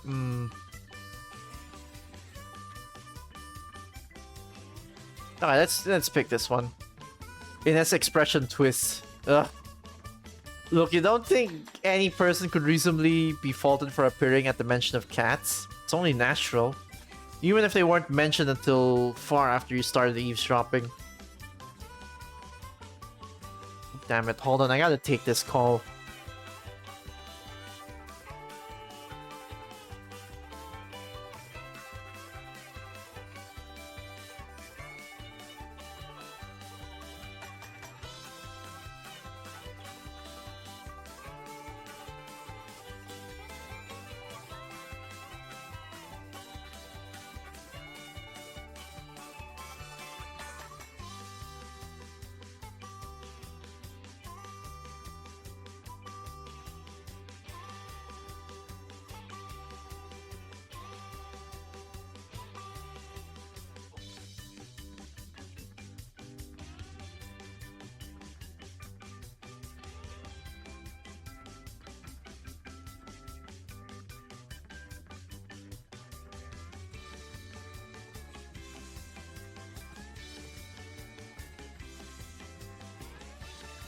Alright. Lucky tilts his head, a twitch in his lips, slimy what you think is the closest to a smile you'll ever see from him. Not far off. It does look like she'd love nothing more than for this conversation to end right now. It's nothing you need to be concerned by. Anyone else would have something better to do than... Inés has a case of barn kittens. She's fretting over them more than the mother is. Oh good, I thought I'd be the only one to worry too much about babies. I wonder if she'd like this. Inés scowls, turns vicious. Didn't ask for your opinion. But you're so glad you gave it. We chatted enough, I got work to do. Bet you do. Inés steps from the safe comfort of the shade and into the street, so quick to round the corner that she may as well have been running. Lucky huffs, turning to straighten out the balls near his feet. They're exactly as well placed as when you arrived, but you're pretty sure he's just fidgeting to get you to leave. So who were you talking about? Lucky looks up to you and the confusion in his face doesn't sit quite right.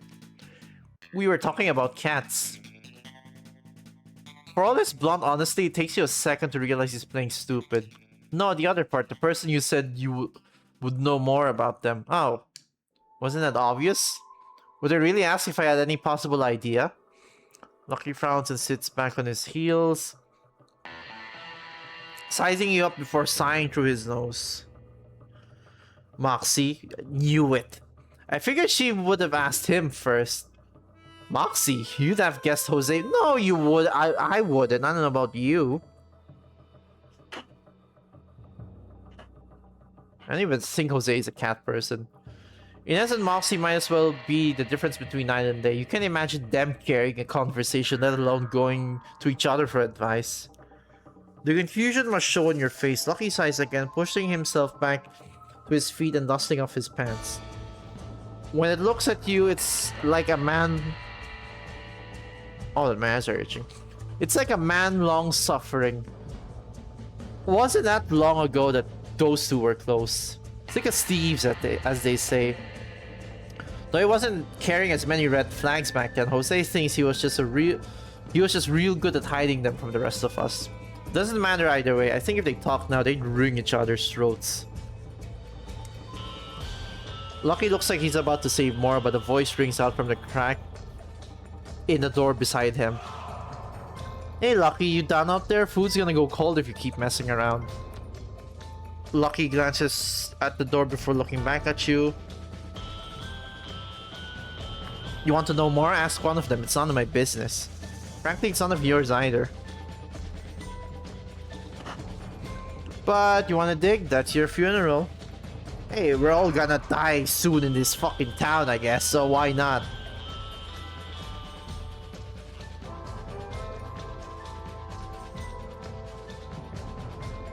A lock clicks behind him, choosing the fate of leaving things unsaid for you. It's a kind way to tell you to leave him alone, all things considered. The streets are still quiet when you slink back out of the shade, making it too easy for your mind to wander back to the new revelation. Imagining those two in the same room, let alone amicable, it feels like it's one of the town's inside jokes that you just won't understand. They're not yanking your chain, though. You wonder if anyone else's friendship with Moxie met the same fate. With every step you try to move on, but images keep flashing through your mind. Jose teasing Moxie about something or the other, and Lucky telling him to back off only to deliver a stinger of his own. Oakley begging Moxie to stay just for one more round at the saloon, holding out a drink while Portia deals from a deck of well-worn playing cards. Aspen, he's just as difficult to picture the scene as Inés is. Like your mind's tugging at something it can't reach. Loneliness chews that nighttime void through your gut. You know it isn't your business. You have gathered wisely that Inés and Moxie are both intensely private people who would hate to find you sticking your nose where it doesn't belong. But that's your problem. Holy shit. You jump as your quiet morning shatters around your ears a second time. You must have some supernatural ability to manifest trouble. If anyone else found out, they'd probably toss you out of town. Not far off, amidst a mess strewn across dirt and dust, Moxie and Inés stand opposite each other. Ooh, there they are. Also, let me do a bit of like eye drops first. My eyes been kind of dry and itchy for the past days for some reason. Or like not completely itchy, but it's like sometimes, you know.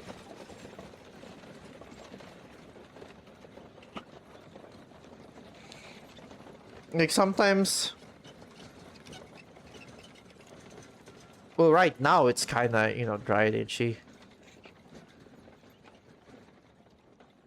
And I don't know, maybe it's because of the lack of sleep, or maybe like rubbed it with the hand that I shouldn't have or something, like a dirty hand or whatever. I don't know.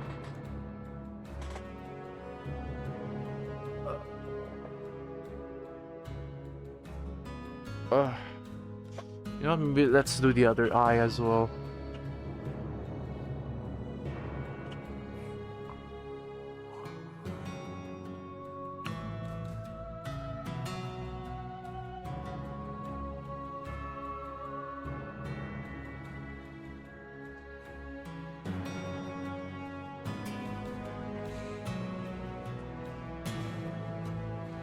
Moxie kneels, plucking now dusty supplies off the ground, piling them to extra fabric of his poncho.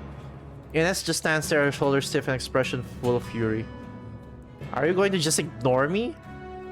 Moxie doesn't even look up as he speaks. Wasn't that rhetorical? You cannot be this thick-headed. Damn, are they exes? Her fists clench at her sides, tension racing all the way up her arms. You know, I'm a nosy piece of shit, so why not? Hey!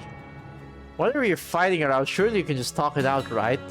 Inés jumps the same way you did when you heard her yell. Alarms flares across her face and again, as she spreads all 10 fingers out flat palm. Do you really think I'd... Her voice catches and her gaze snaps away. You don't know what the fight's about, but you know you weren't meant to see this.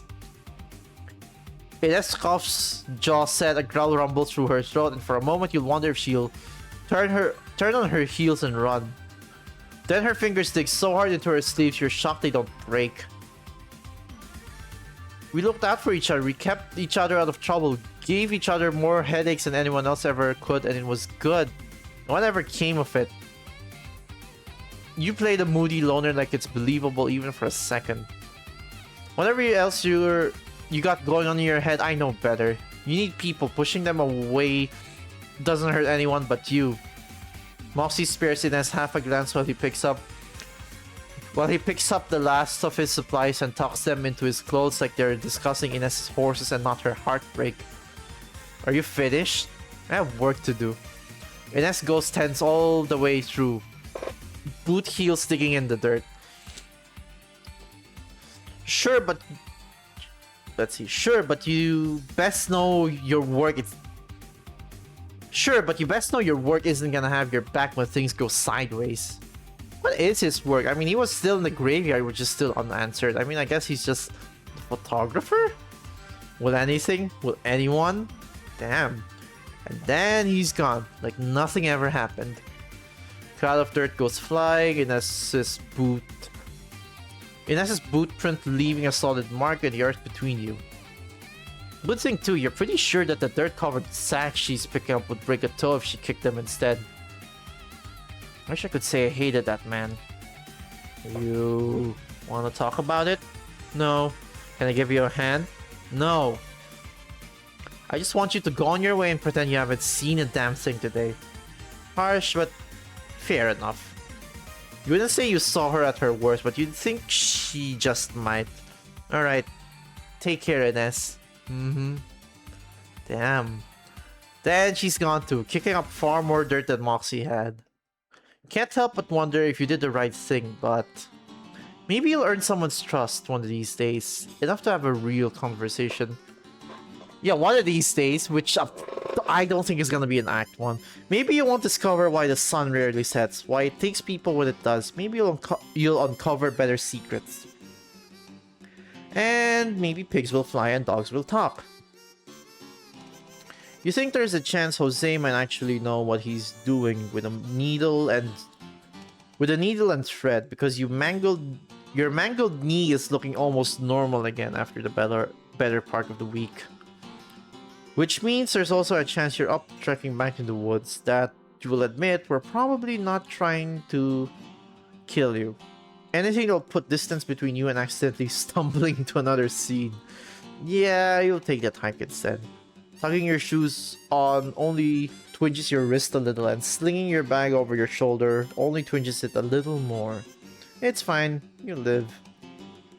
What might actually kill you is if Jose sees you heading out, his habit of teasing every time you express interest in talking to another person.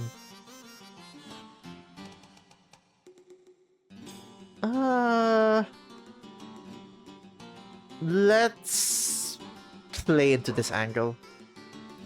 You never say this to his face, but Jose gives off Snoopy Mom vibes, says the interloper who just went into town and is now up in people's business.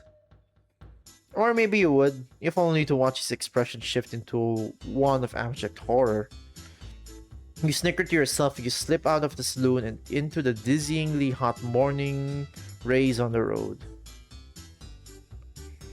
When the sun never sleeps, you guess it doesn't really matter that bleh, that weather's supposed to be cooler in the morning, not already plastering your clothes to skin. Not already plastering your clothes to your skin. What is this song from? Pokemon Snap? What the fuck? I didn't even know that had Western music. Every crunch of gravel and dirt between... Not between, is it between or beneath? Beneath your shoes only drives home how far out of your element you are. Dust swirls in the air around you, kicked up on a light breeze that does nothing to alleviate the sweat licking your back. You cough into your sleeve. Maybe Aspen will have a fresh canteen you can borrow or something. Or else this desert really might be the end for you. You figure he won't call you odd owing him, considering he didn't for the firewood that's been blazing at the end since the other night. Would have been nice to see Aspen again then, at least to thank him. But then you wouldn't have a good reason to go face your fears, would you? As soon as you hit the veil of trees, you have a sigh and finally... You heave a sigh and finally get to drag the back of your hand across your brow without the sweat instantly cropping up 10 times worse. In all your life, you've never seen a desert forest with such thick foliage. But then again, you'd never seen a desert in real life until a few days ago. Damn, she gotta get out more. I gotta get out more. This time, the rest of the walk is far less intimidating. Leaves stands above your head and dry brush rustles around your legs. It all feels terribly inviting. More to the point, you vanquish the nightmarish prospect of a few errant routes. Paying careful attention to your footing as you go. A few birds greet you, hawks, hummingbirds, something else high up as you can identify, smile, and give them all a little wave.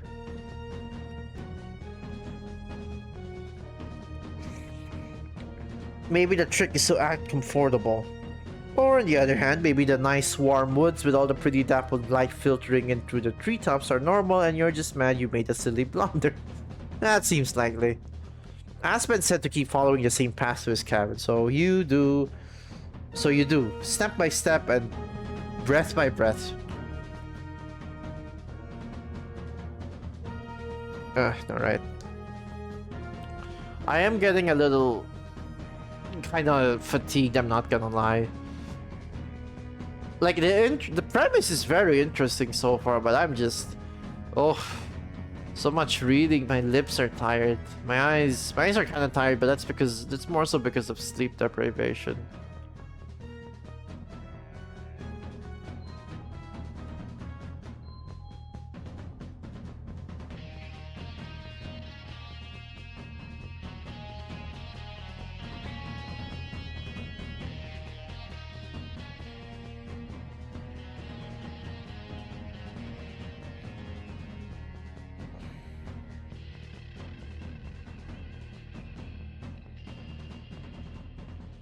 All right.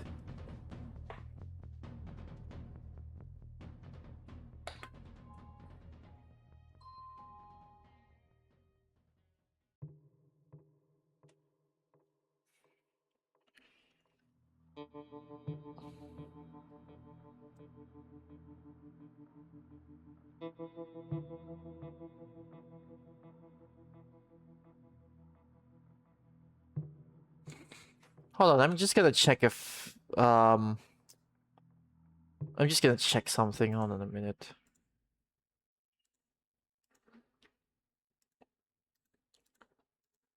That ringing is audible from my stream. I think I'm gonna have to adjust my volume.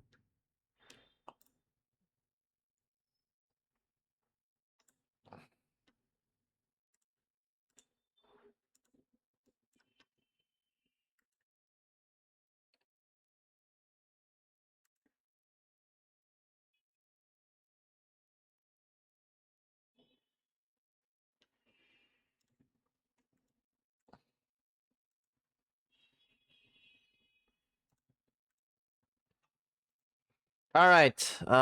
Shoot.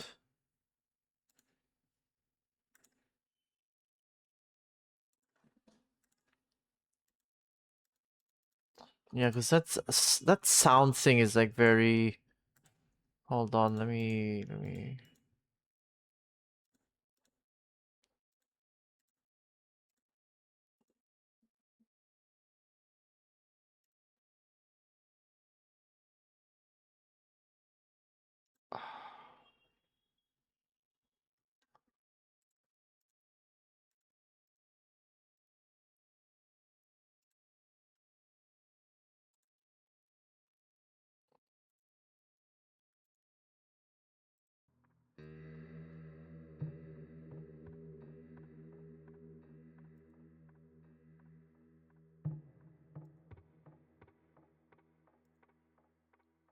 I really wish I have soundproofing. Damn it.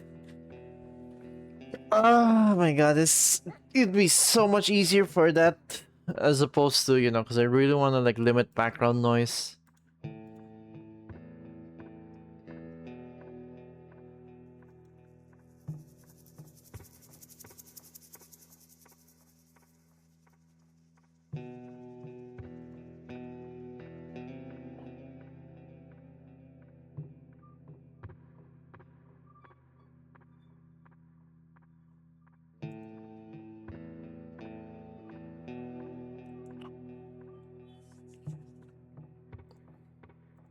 Let me just tweak these settings. Hold on.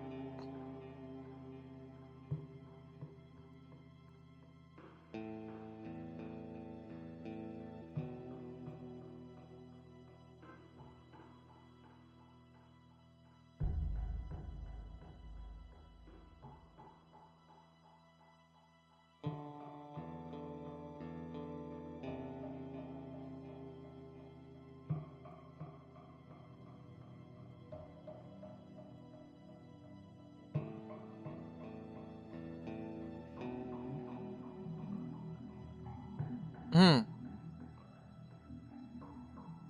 Let's see if this works.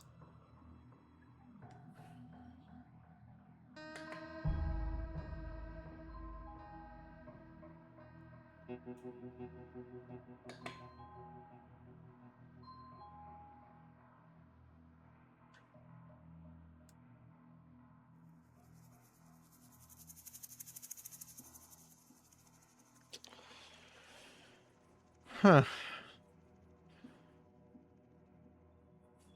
All right. Let me tweak this.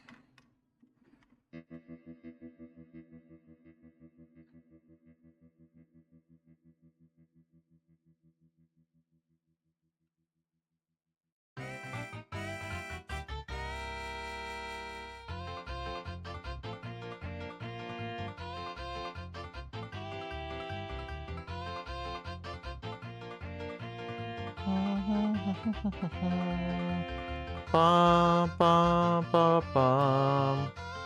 Actually, maybe I could just lower. Yeah, I could just lower. Yeah.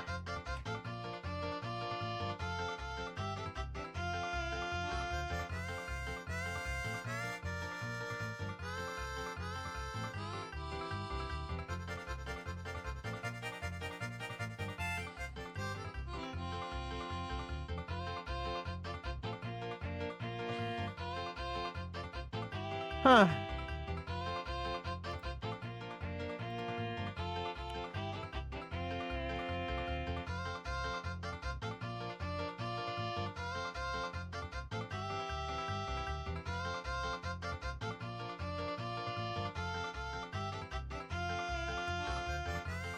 Hmm.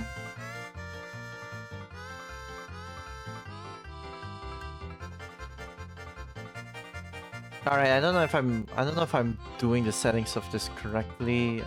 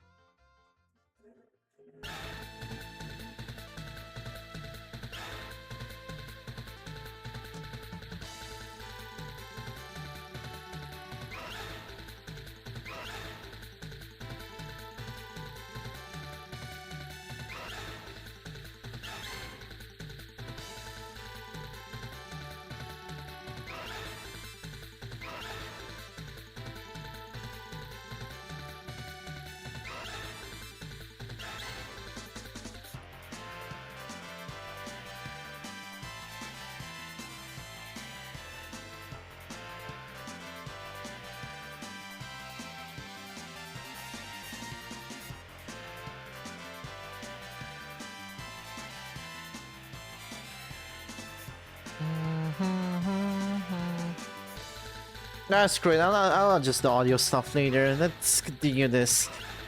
I will say though, apologies if you hear the alarm. I didn't even realize I would be heard in stream because like I think the previous streams that isn't really much of an issue. So I don't know what's going on here. Is it because I raised the volume of the output?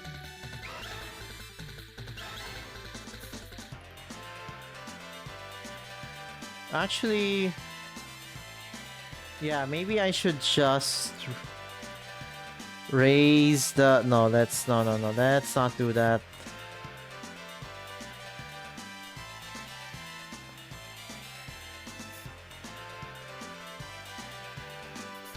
Alright, I think it should be fine.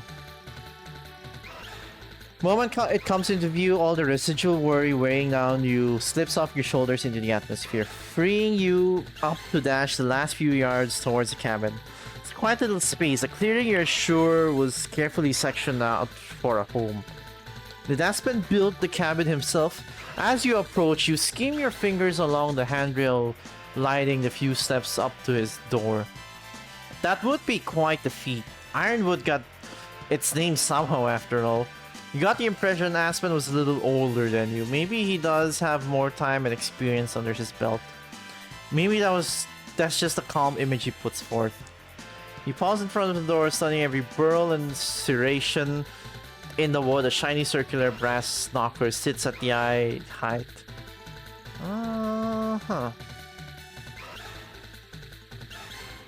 Slam that thing is crazy.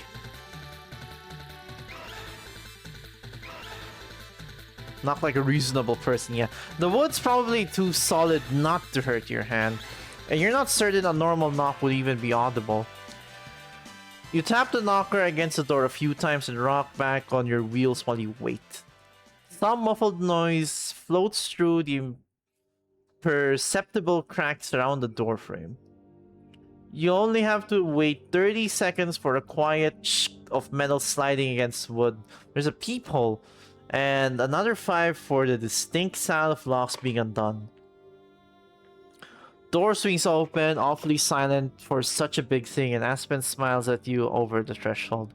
Hey there. Sizes you up, and an inexplicable shudder runs down your spine. The woods didn't try to eat you this time.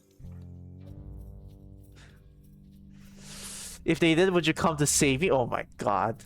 You watch as Aspen very clearly tries to hold back a full-fledged grin. The tiny glimpse of teeth past his lips shine brightly, even in the shade of his doorway.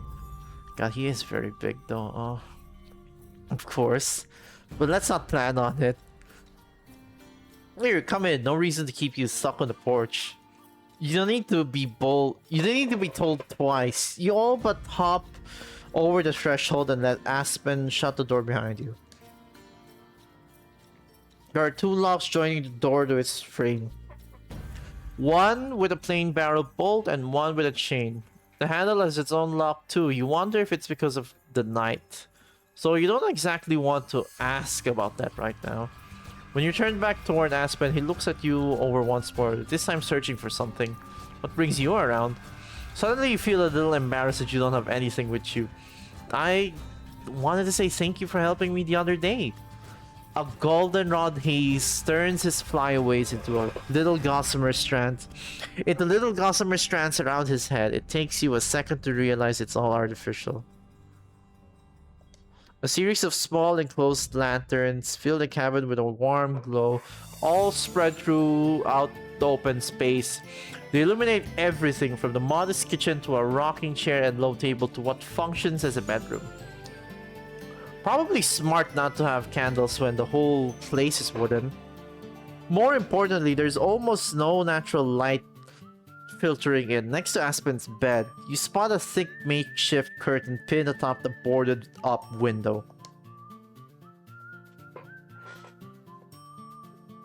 Do you get migraines? Aspen pulls the most dramatic face you've seen from him so far, all wide-eyed and shocked. You can say that again.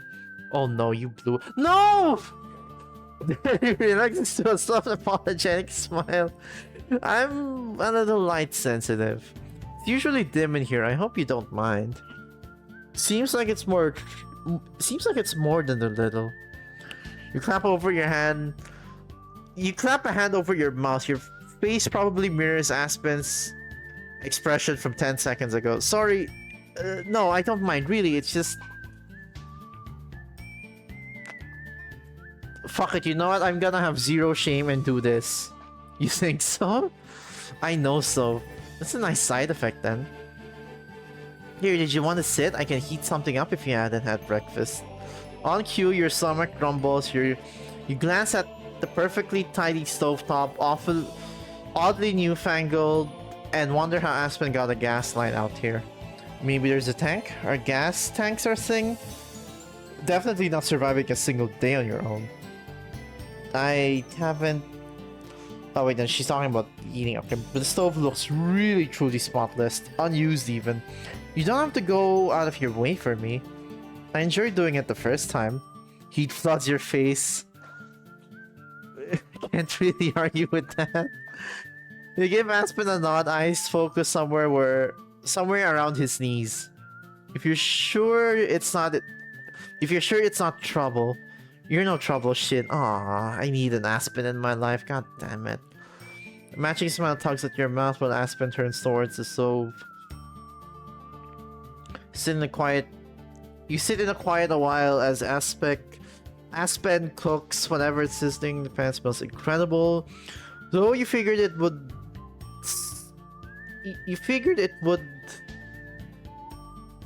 Wait. Whatever is sizzling in the pan smells incredible, though you figured it would the second you spotted an ice box plotted under the counter like cabinetry. The cabin is simple, sure, but it's clear where the extra effort went. Still, the unusual decor makes your mind wander. If your home were this dark, you'd miss the sun. Then again, where you're actually from, it sets. You think of all your sleepless nights with your scratchy pillow over your face standing in front of the inn's total lack of curtains. Maybe Aspen's onto something here, choosing darkness. Having control over your environment, or at the very least something to block the window, sounds awfully luxurious. You snap back to attention when Aspen sets a plate in front of you, laden with thin slices of meat, scrambled eggs, and cactus. Aspen laughs. Nopales! They're cactus paddles. Inés and Jose both have opinions on how they're best prepared, but I like them simple. You poke at the cactus with your... I've never tried cactus, actually. I'm kind of curious about that. You poke at the cactus with your fork. It's still firm, like it's just been lightly seared. And when the tines press it has the snap of a green bean. This is also new to me. Aspen's smile creases the corners of his eyes, and he leans in like you two are the only people left on Earth. It grows on you after a while. You're clever, Shin. You'll pick things up faster than you think. Most people wouldn't guess the food out here would be so good, but I've had fun. Blech. But I've had fun learning. Still, it's hard not to miss some things from home. This time Aspen opens the door so you can't help yourself. You're not from here either. Or you're not from here either. No, let me... You're not from here either? There we go, that makes more sense. Aspen's mouth falls open for a second before he shuts it. Teeth clicking together. No, I'm from back east. You're the newest addition, of course, but a lot of people in Sunrise Peak still consider themselves out-of-towners. Well, ourselves. Something special blooms in your ribcage. Kinship between outsiders.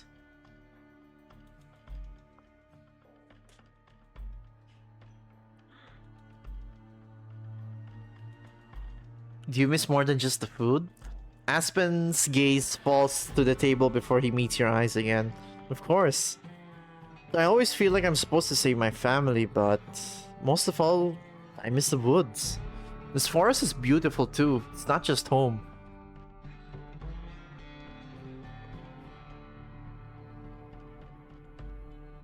You've made some... There we go. Thank you, Shin. That means a lot. The rest of your meal passes by just as quietly as the cooking had. About halfway through your food, which is delicious, and you wonder if Jose's ever tried to poach Aspen for the inn kitchen, you realize you're the only one with a plate. When you ask Aspen, Aspen says he had a late breakfast. Somehow, he's immune to your insistent pout. How rude. You hesitate when your plate's clean, not wanting to offer nothing in return, but Aspen's already whisking it away without you even having to ask.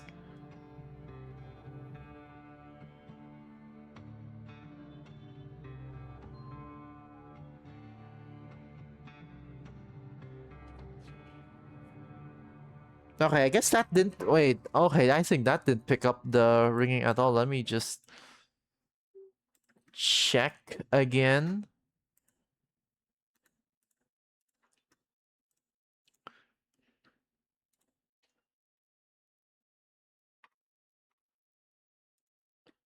Because if that didn't pick anything up, that would be very great.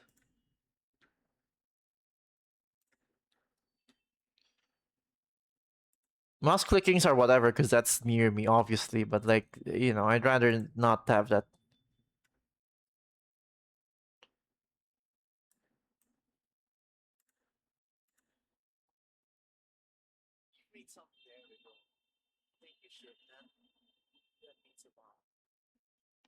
The rest of your meal passes by just as quietly as the cooking can.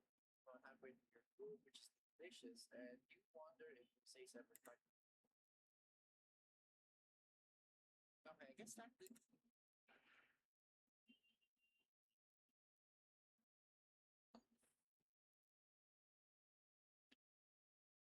Okay, I guess that did. Wait, okay, I think that did pick up the ringing at all. Let me just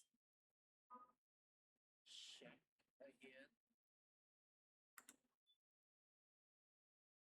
Okay, I guess that did. Wait, okay, I think that did pick up the ringing at all. Let me just. Alright, I think it should be fine. I think that should be fine.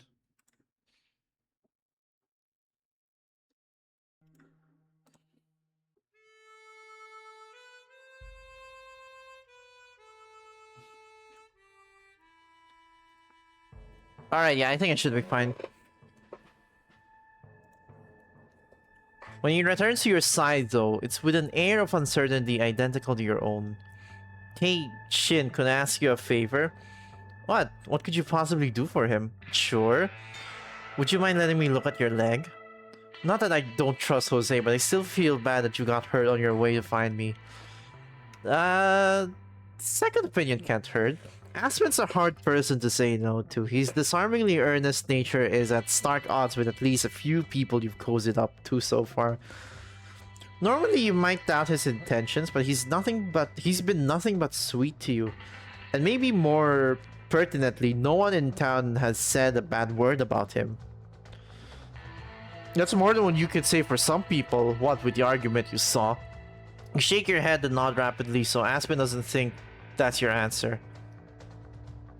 Sure, thanks again for getting me back safely. Aspen's face lights up before settling back into its usual easygoing expression. Of course, you stay put. I'll get my first aid kit just in case. Aspen drifts over to his makeshift bedroom, which is really just a corner of this bed, a few shelves, and that boarded up window, and rummages around in a heavy trunk until he pulls out a smaller box. His first aid kit, you guess. You pull your chair away from the table and turn it toward him, then roll your clothes out of the way just above your knee. Just as you said and like you thought when you left the inn, it's looking and feeling much better than it was. Aspen even smiles when he kneels in front of you, setting the kit beside him. He turns his head this way and that, observing the wound without touching. Okay, wait.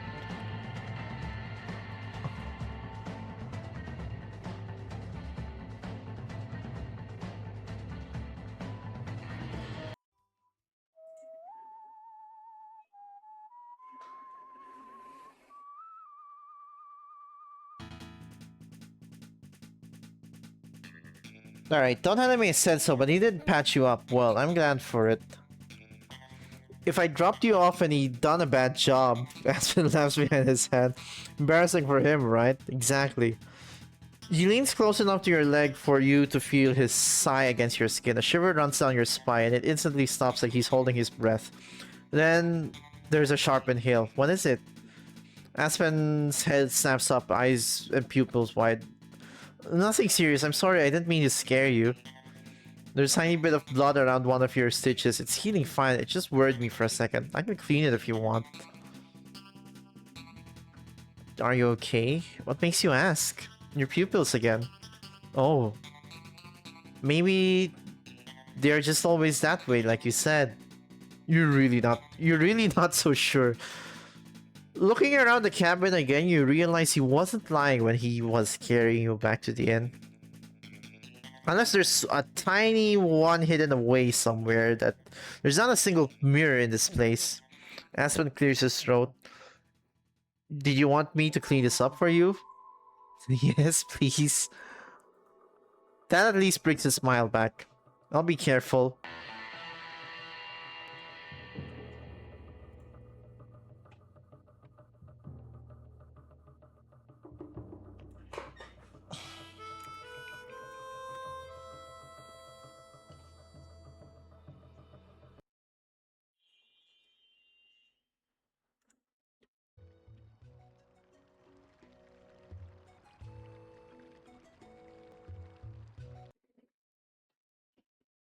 No version without the ambience.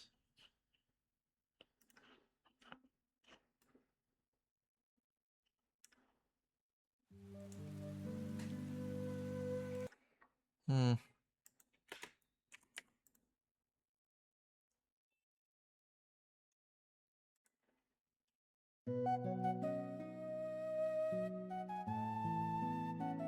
There we go. The sharp scent of some antiseptic hits your nose as Aspen unlatches a small bottle. Swipe by swipe, he cleans up your leg first with something stark and... I don't know how to read that word. Hold on, how do you read that fucking word?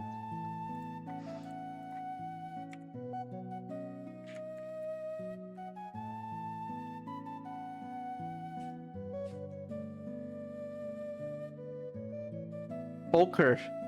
Okay, yeah, that makes sense. Something stark and ochre. Then with a clean pad of gauze to remove the tracks. There's barely a sting, so it really must have been a tiny reopening. It's incredible that he noticed at all. Aspen's done in under 2 minutes, including tucking everything back in his kit with a small smile. There, all fixed. That was fast. I'm sure you have plenty to do today, especially if you can walk. They were still trying to get you to play messenger, right? You grimace. Thanks for the reminder. Anytime. You tuck your clothes back over your leg and wiggle it around as if there's going to be any change. You stand well. Does one of us make a move? Or, I mean, God. You stand while Aspen puts his supplies away and clears your throat to pull his attention back to you. Heading out? I'll see you later, whenever you want. Even with all the quiet between you, or perhaps because of it, it's hard to make yourself leave. The reprieve is nice, but Aspen's right, you do have to earn your keep. No, Aspen. You sidle back into the saloon and heave a breath of heat a breath before anything else, sucking slightly cooler air into your lungs and holding it for as long as you can. You let it all out in a rush when Lucky raises a bro at you from behind the bar, glass in one hand and a cloth in the other. Sit down, I won't scrape you off the floor if you keel over. You give him a weak thumbs up and limp up to a table. Pressing your... Oh damn, she's exhausted. Pressing your cheek to the cool polished wood. You... Lucky huffs through his nose. Lucky huffs through his nose and sets the glass down with a clink, which is better than him throwing it at you for dirtying the table at least. Also, shit, I have a call to take. Hold on.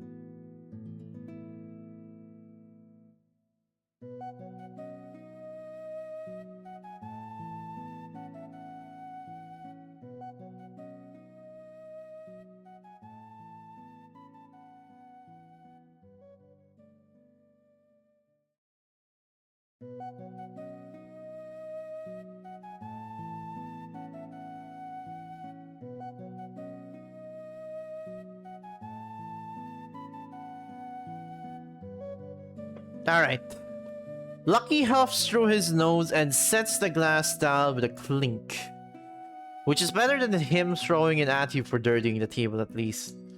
You close your eyes a moment. When you reopen them, there's an identical sound and something distorts your vision. What? Water. Drink it. Oh, yeah, that might help. You sit up slowly, scrubbing a hand over your face and cup your hands around the glass to let it leach the heat from your palms. Lucky folds his arms and stares. He's definitely waiting for you to drink it. I can handle myself. Believe it when I see it. You stare back, realize he's serious, and sigh. You sip the water dutifully, mouthful by mouthful, so you don't chuck it all back up. It is nice.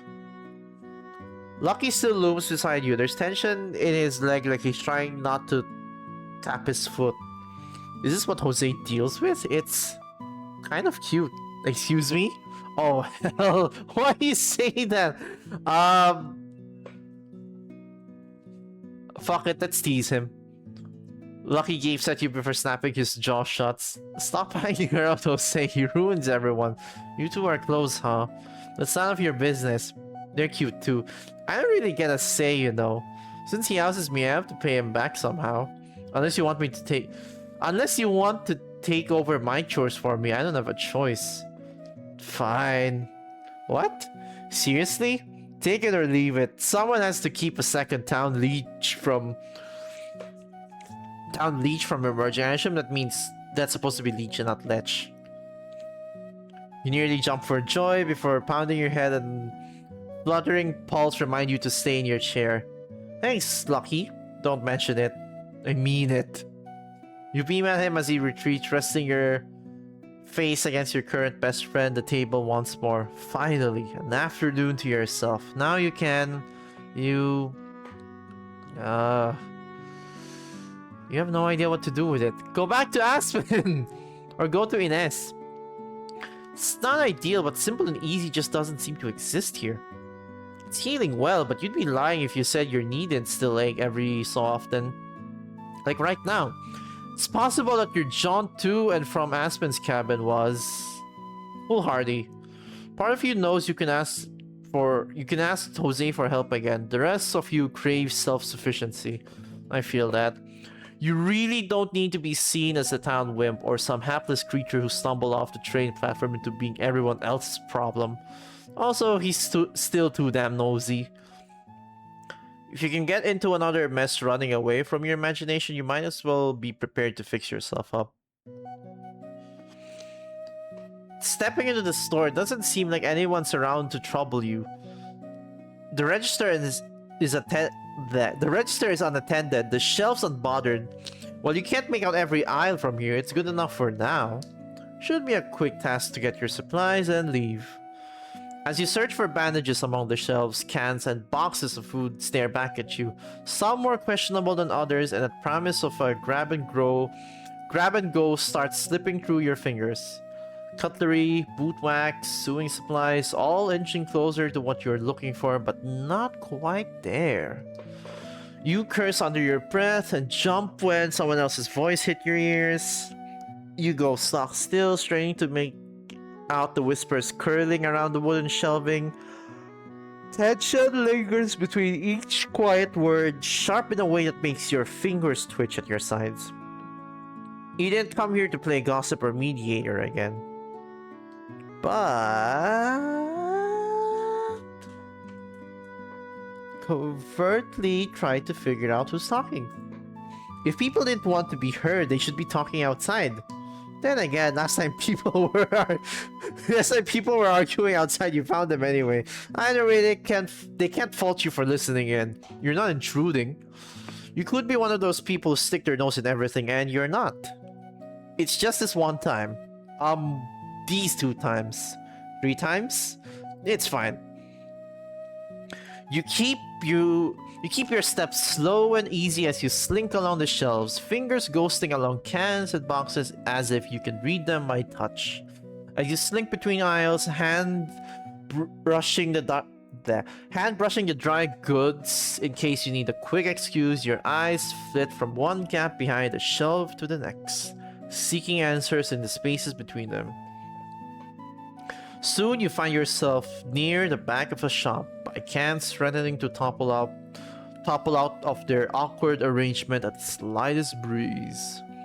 Fortunately, so long as you're very, very careful, they make an excellent barrier to peek around. Ooh, hello. Is it time for a tree? Excuse me. I don't even know if that's... The name of the studio is Ghost Luster. Is there gonna be lust here, or... you know... The first thing you see is the back of Inés's head as she leans against the shop counter, shoulders squared with that stiffness you're coming to realize might never truly wear off. She doesn't even bother looking at Aspen, standing barely 2 paces away with his mouth pinched into a frown. Somehow you're not shocked to find Inés in the middle of another fraught exchange. You really have to stop meeting like this. Maybe if you kept your nose out of her business, you would. But then, how'd you ever get her attention? God, she wants a cookie so fucking badly. You're embarrassing. At least you can At least you can make out their words this close up. At least you can make out with them this close up. I really don't mind helping if you need a hand. Wonderful, go help someone who asked. Even if you just want a hand, it's easier for me than everyone else. Everyone else wouldn't know how to hold an axe if it came with an instruction manual. I'm not everyone else. Inés, I know you don't live that far from me, but you have the whole ranch to care for already. This is practically all I do. Let me help you out. Nah, I get it. You know, times aren't so tight that you need to squeeze everyone for a penny. Your sales would be much less annoying without you pretending you're being heroic. That's not mad about trees then? What, got some favorite I ruined? If they're so special, point out the ones you like at least. It all burns the same, so I'm not picky. You're being deliberately obtuse. Your instinct's not bad. Might want to share some of it with your sense. You don't say. Inés whirls around, her expression fierce. It passes so quickly that had you blinked, you wouldn't have noticed. Then her gaze slides in your attention, freezing you in place. Look, Inés. Her words come out before Aspen finishes his sentence, in the flattest tone you've ever heard from her. Hey shit, are we causing problems again? Aspen turns his expression, citing you something warmer and considerably less tense. Hey, are you looking for something? The aisles are kind of haphazard, but I can help you if you need. Inés coughs in the strain, returns to Aspen's shoulders. Impressively, it doesn't show in his face. Nosy time. Question slips out before you can think better of it. Though it doesn't look as if either of them are bothered or even surprised. Argument implies there's some manner of debate. Aspen here is taking issue to someone having gumption enough to get your own wood for the night. Inés, please, I told you I'm not upset. I was simply not getting the hit, and I'm not interested in the help and never will be. You've made your point, sorrowfully. It's awkward. The silence that lingers between the Moxie and Inés have history. These two are just yeesh. Silence that lingers between the three of you. The tension makes you think you need the machete again. While Inés seems to thrive under the discomfort she sowed, Aspen is less at ease. You didn't expect the snark from him, but you guessed that even the most level-headed people reach their limits eventually. He shifts his weight minutely from one foot to the other. The floor doesn't even creak beneath him. It would be imperceptible were there not so much of him. Oh, there's a lot of him, alright. Why don't I leave you both to it? No, come back. No, just you and me. Aspen's steps are remarkably light as he turns to leave. Still eerily silent in his wake. You sure you wouldn't even hear them if you didn't know he was there?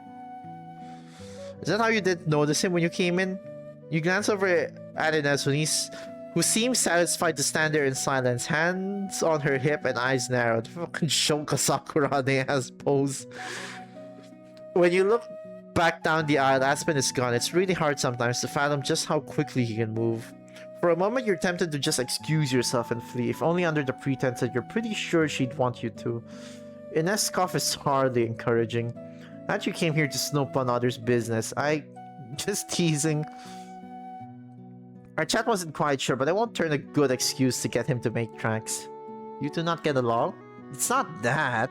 I'm sure he'd appreciate it if I were nice to him. But the feeling isn't returned. Why not? Every time he smiles, it gives me the creeps. Really? But I'm not one to turn tail. One of these days he'll get the hint and leave me be. Better for both of us that way. Creak of the door behind the counter captures Inés' attention before you can even manage a word. Her gaze snapping up at the sound of the knob turning. Even with Portia's hands occupied a letter in one, the other struggling with the lock, a smile still lingers on her face. I'm sorry, I hadn't realized I'd missed it with the last delivery, though it's nice you're coming to get them now. Yeah. A slight bow of her head accompanies her greeting as she finally notices you two. I hope you both weren't waiting too long. Figured it would take a bit, didn't expect the company though. Portia's laugh is slight, the tilt of her head almost too amiable for the potent lingering miasma. Good company always makes time faster, doesn't it? Not sure if the quality of the company has any bearing on the matter. So, did you find it or not? No, yes, of course, here you go. Portia hands it as an envelope. Its features not unlike the one she had you delivered not long ago. In fact, they're nearly identical. Isn't that kind of weird, this one? Inés glares at you, clutching the letter close to her chest. I know who it's from. Who is it from then? Someone who's no business of yours. Portia smiles, shaking her head. You should come by more frequently, if only so the letters don't sit so long. I was busy. Oh, of course. Excuse me. No amount of sweetness in Portia's tone could hide her disbelief. Anyway, I need to head off. Thanks for holding on to this. Anytime. Inés doesn't necessarily run, but her steps are quick as she finds her way out of the store. Then there's only you and Portia. So is there anything I can help you with? Oh right, whatever. You were here for... What were you here for again? Okay, you can't be this out of touch. You were only distracted for maybe 10 minutes. Let me get back to you. Not a problem. Let me know when you need me. You frown, stepping down the aisles, looking at the contents to see if they'll rattle sense back to your skull. Cigars? Nope. Canned beans? Absolutely not. Handkerchiefs? Not a chance. It was right there a second ago. Everything okay? You nearly jumped out of your skin, and you definitely jump in place. Who? Oh! You turn on your heel quick enough to catch Aspen's sheepish smile before it evens out. Sorry, I didn't mean to startle you. What's fine? Okay, so you're lying through your teeth, but it's not like he needs to know that. You have your pride, and really no one could blame you for jumping. Excuse me. Judging by the look on his face, though, he doesn't believe you for a second. He left-handed, how do you manage to hide a second time? The top of his head clears the shelves and then some, and it's not like he's wafer thin and can hide between all the gaps either. And it's hard to imagine him ducking in the eyes to avoid Inés' wrath. Funny, but not realistic. You look him over head to toe like everyone's gotten used to doing with you, and he meets you with an answer on the next breath. I wasn't keen on leaving you to the wolves. Huh? You came out looking for medical supplies. Oh right, brother, what is wrong? She sees two hotties and then gets distracted. There is no way you could forget you're looking for medical supplies for yourself. Granted, if it were me... Shit. Okay. And ended up dealing with that. Here's the point, you shouldn't have needed to. With anyone else you've met except maybe Oakley or Jose, depending on the day, you'd assume they're playing nice, coddling you, or waiting for their moment to strike. But Aspen looks as genuine as ever, those dark eyes drawing you in with every passing moment. Are you okay? Are you? What? There goes that silent fidget again. Left foot, left foot, pause. I don't think she was really mad at me. She was upset with you already. I just ended up in the splash zone. Aspen stares at you with his jaw hanging open for another 5 full seconds before picking it up on the floor. I sure did call you clever, didn't I? Careful with that brain of yours, shit. You'll get yourself into trouble. You can't stop that pleased smile already spreading across your face. You didn't answer my question. Are you okay, Aspen? It's complicated. Was she really that upset you were trying to help her? Yes and no. Inés isn't a bad person or even an unkind one. Life hardened her though, and I can't blame her for wanting to take things at her own pace, on her own terms. Just... He lifts his chin, looks around the aisles, and lowers his voice. Caring about people who keeps pushing you away gets rough sometimes.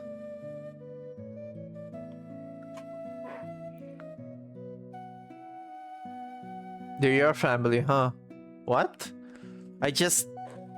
Maybe that's why it's hard to miss your family. You made a new one. One that's still distant with all the recalcitrance and secrecy and caustic conversations. That's the risk, leaving your whole life behind. That the new one will be just as bad, or worse. Maybe you're right. I'd like to hope my track record is better than that. He clears his throat. It's okay, really.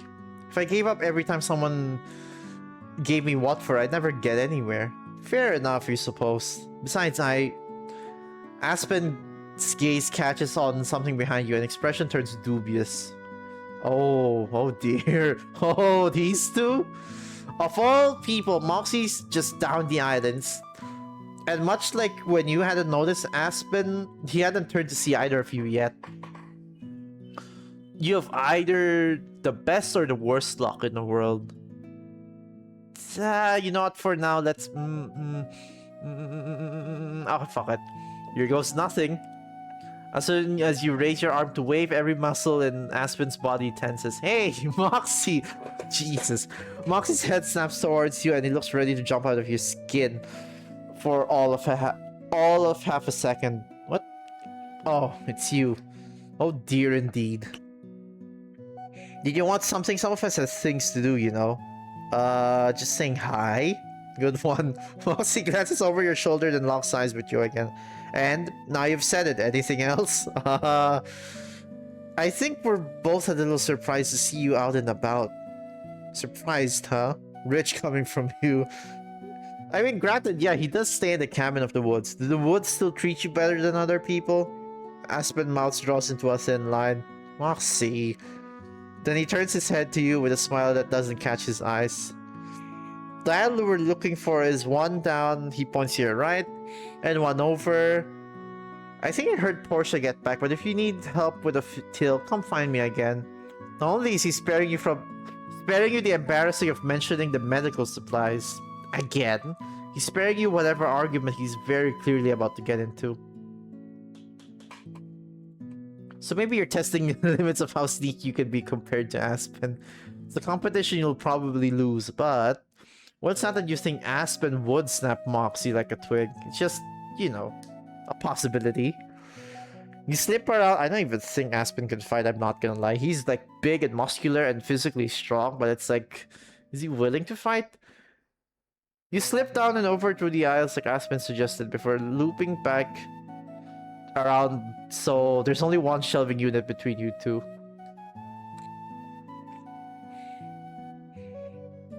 You press your back to the dry woods that are most certainly not your damn supplies and lean close to the nearest gap. It sounds like you hardly missed a thing. Aspen keeps his volume low, but the heat in his voice flares identically through your chest. She's only being friendly, Moxie. Sorry to break it to you, but people are allowed to like you. And I'm allowed to call them fools for it. Aspen sucks the breath through his teeth and lets it out as he speaks. Insult me all you want, Moxie, but leave Shin out of it. It's not like that's how you really feel anyway. Silence stretches between them for a long, long moment. Is that all you wanted, to scold me? To remind me I'm not up to your standards? That's not... We all get it, you're a better person than the rest of us. Don't need to rub it in. Silence again and then thunk. The shelf you're up against rattles and you clap a hand over your mouth to keep it from yelping. Maybe you were wrong about Inés' temper. Maybe you should have been worried about Aspen's instead. Investigate. The scene before you is, well, surprising. Damn, are they gonna fuck? I mean, Moxie's back is to the shelves, perfectly mirroring your position from a moment ago with Aspen's hand...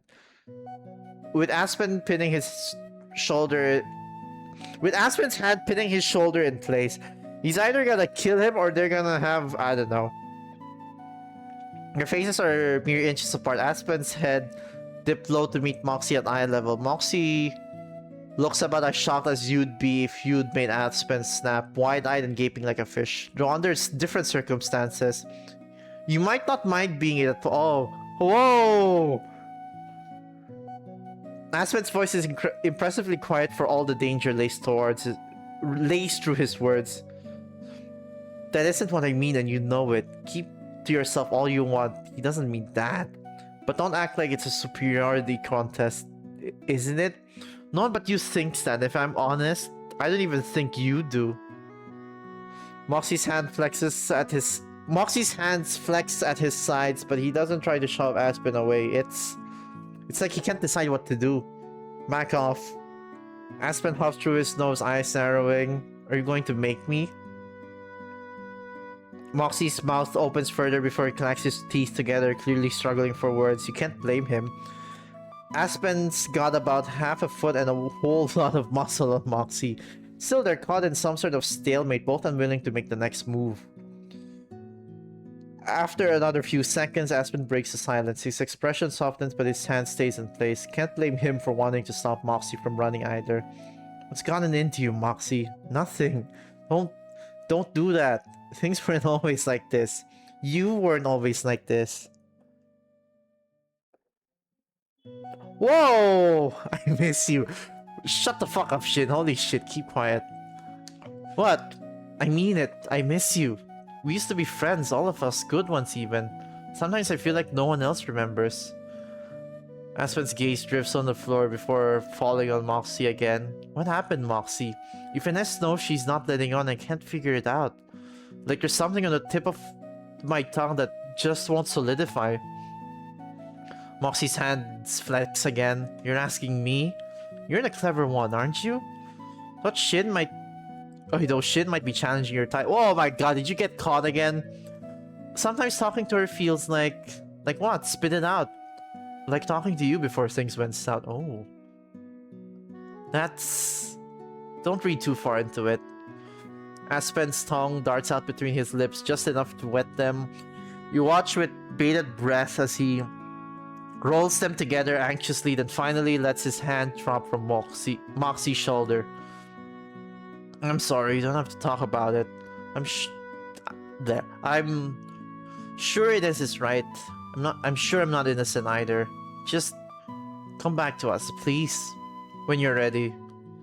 Moxie goes still as the grave. We'll be here. At least I will. Yeah, well... We'll see. Moxie glances between Aspen and the far end of the aisle, then towards the front of the store. And when you lock eyes, he has the most haunted expression you'd ever seen on another human being. It takes him all of a half-second to turn on his heel and book it out of the store. The doorbell jingles fiercely in his wake, ringing out a discordant tone you didn't know it could make. When you snap yourself, Aspen's looking at you with more of a hint of guilt. Sorry. You heard all of that, huh? Are you okay? Aspen winces. Maybe not, but it will be. I will be. Just a strange day. I seem to keep running into everyone fighting. Or maybe I'm just a bad luck charm. Not a chance. Sometimes it's good to remember the world doesn't revolve around you. That we're all impactful, sure, but a little insignificant. For better or worse. I didn't take you for a nihilist. I'm not. Everything still matters. The whole world's connected. Drew however many shreds. But it's nice to fall back on the idea that you're not the reason every little thing goes wrong, isn't it? That's a good way of looking at things. Maybe so. Maybe you're just self-centered or egotistical, but you can't help feeling like that doesn't apply to you. I feel that sometimes, man. So you really don't know what happened? I wish I did. Whenever I can't put a finger on the problem, I assume it's me. Aspen, that's not fair. I know. Really, I do. And you can't say you don't get it. I meant it when I told Moxie I'm sure I contributed. But I don't think that's the full story this time. If I find anything out, don't worry about it, Shin. I mean it. If Moxie or Inés talk to you on their own, that's not for me to know. I'll just be glad they're talking at all. You look over Aspen's face, searching for something to grab onto and pull. His usual calms return through, and you can't find a crack in his armor. Maybe there aren't any. Maybe it's genuine. Still, you feel a pull like a fish hook behind your heart, the tip pressing in just shy of piercing through and bleeding you dry.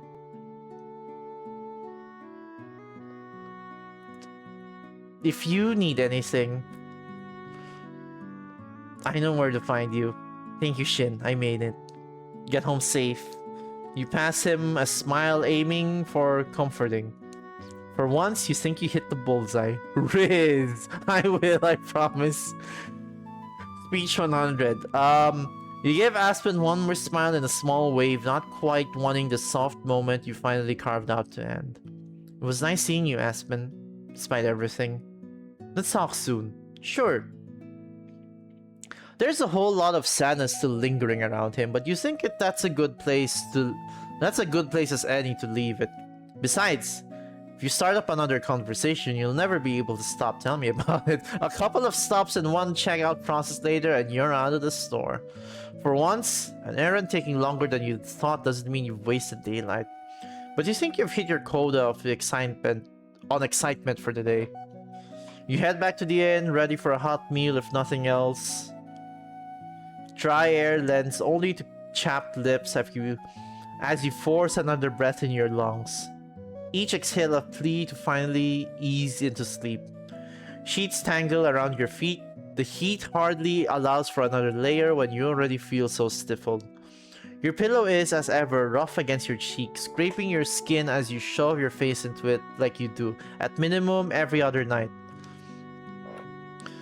You're not certain which you hate more, your awful pillow or the omnipresent sun. You can feel the hours ticking away, each one an unwelcome weight that will certainly press upon your shoulders come morning. But you can't help your insomnia. Even with your eyelids shut tight, hiding behind several layers of fabric and down, you feel like you're standing in the middle of the desert under the noontime sun. Are you just meant to exhaust yourself to sleep?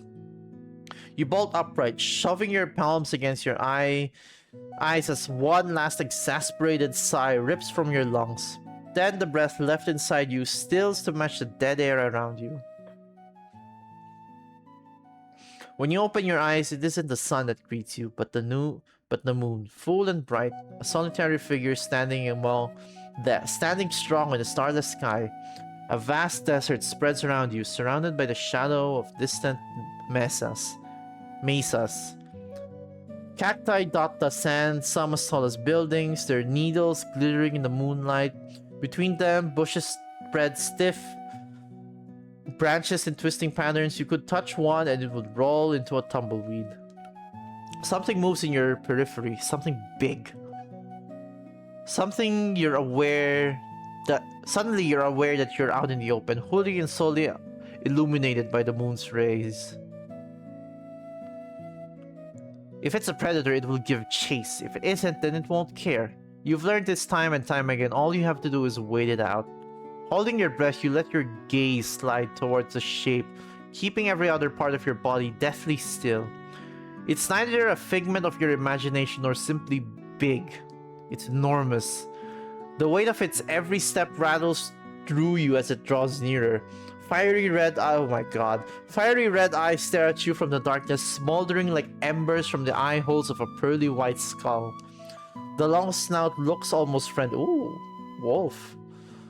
Looks almost friendly like a horse, but the sharp canines curving over the thing's mouth are anything but. I mean, it's a wolf. Even with the moon shining down upon you, shadows shroud the creature so heavily you can't make out more than the vague shape of scruffy fur around its body. You aren't sure you want to. 1, 2, 4, 6 more steps, and suddenly those red eyes loom a foot from your face. They rake you over, taking you in, finding you wanting. Your heart pounds. Your breath stays stuck in your chest. The creature snorts, and its immense paw slams into you, a single swipe sending you sprawling in the dirt. There's no time to get your bearings or make a new plan. You tense as two massive paws shove you into the sand, one on either shoulder, claws pressing in and forcing a whine from your throat. Scorching breath traces your spine and crawls along your neck, suffocating in an already unbearable heat. It comes in rhythmic bursts, mirroring the curved claws flexing against your shoulders and the dirt. As you tremble, something drips against the back of your neck. Blood? The sudden coolness shocks a yelp from your lips. Your teeth clamp down on your tongue far too late. One little yelp hardly compares to your screams as its fangs sink into the nape of your neck, its jaws poked beneath your shoulder blade, digging and digging and digging as it rends your flesh and bones. A second later, your mind tunes out, sparing itself as it steps out the beast and its dinner. You stare at your body as you're torn to shreds, your blood that stains the ground black in the moonlight, your bones that will be picked clean and by carrion birds come morning. The flap of wings and eerie caws ring in your ear when that body of yours, it is yours, isn't it? Looks up. It meets your gaze. Oh my god, fucking scared me. Jesus, thank you for the follow, Jackie Ricketts.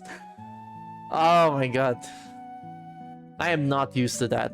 It meets your gaze, eyes clouding over in an instant.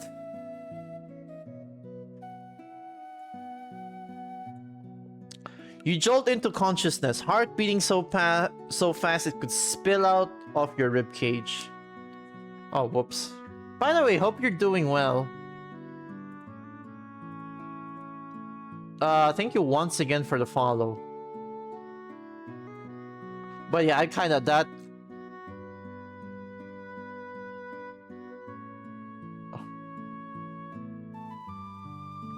That thing straight up, yeah, that sound straight up like throws me off. Jeez.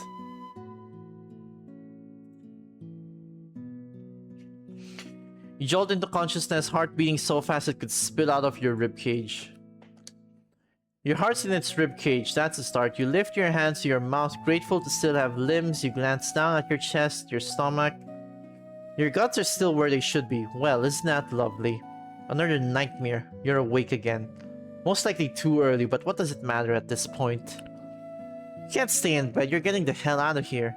Jose is still asleep when you leave. You don't bother leaving a note, even if you've been friendly. He's not your keeper. You leave the saloon and walk down the quiet streets. Their silence more haunting than nightfall could ever be. You aren't sure where you'll go. Really, it's anywhere but here. Maybe you'll leave town for a second just to see what darkness looks like again. Scorching sun beats down on you as you drag your feet. They move like clockwork, one after another. It helps you ignore the heat clouding your vision and the feeling of bright light burning your exposed hands and neck. The sun sinks lower and lower behind the hills. Every day you notice you're too exhausted to care. You're able to ignore the dry, parched feeling in your mouth and the burning and the blurring of your surroundings as your world gets smaller and smaller and smaller. You can push away the tightness in your chest and the thought that maybe you shouldn't have forgotten your canteen. Why would you go out the desert without your canteen? Again. Your vision goes white as the world swirls around you. It doesn't hurt when your body collapses to the ground. Your last thought feels like it comes out of nowhere. Who or what was a beast from the dream? You find yourself in a brightly lit, familiar-looking graveyard. Again? It feels impossible for you to have a normal time in this town without tripping, falling, or passing out. And to wake up in a graveyard. You're starting to get real sick of it. You'd say it's cosmically comedic, but you don't believe in that sort of thing. There's something in the fabric of this town that isn't right. And you aren't talking about the sun. Your shirt is damp. Someone else's canteen lies beside you. Maybe you have been then. Your buttons and belts are undone. It feels nice. At least the ground is soft and you're in the shade. A tree eclipses the bright sunlight, protecting you from its gaze. You reach underneath your head to figure out what you are lying on. A scarf. You've seen it before. When it blazes? Oh, of course. You're awake. Oh, of course it's you. Always at the scene of the crime. Whatever could you mean? Oh, to wipe that smug look off his face. He knows exactly what you mean, and you both know it. Of all the ways you could die in this town, this would have been the most pathetic. Exhaustion overpowers your body's urge to bristle. Who said I'd have died? Maybe it wouldn't have killed you, but you don't have a way of knowing that. You hate when someone else is right. Still, the battered headstones, the yellowed glass, the wide open skies. Now that you're more lucid, you're absolutely certain this is the graveyard from your dreams. From your dream. And that means one thing. You've got to find your own grave. Maybe it'll tell you something. Or at least you attempt to get up. Head starts spinning, your vision starts to fade. Are you crazy? At least drink some water. He rushes off and returns some number of minutes later with a full canteen, squatting beside you and handing it over. Try sitting up first. No, not like that. Lean on the tree trunk. Drink up. Despite your misgivings, you don't think you have much choice in the matter. You drink. It tastes like normal, boring water. Not poisoned, not spiked, just water. Well, that's probably for the best. The graveyard is less terrifying than it seemed when you were in your dream and when you were in it alone. A sudden reminder crosses your mind. Isn't this place off limits? A trump card. You raise a brow in triumph, like it'll help your case. Depends on who you ask. I told you I don't get a lot of business at the studio. What else am I supposed to do to fill my time? I don't know, sleep? So it was you in my dream. Didn't we establish that? That's absolutely not what he said the last time you talked about it. Definitely not. At least he admitted the truth, that's a start. You know something, don't you? About this graveyard, about this town.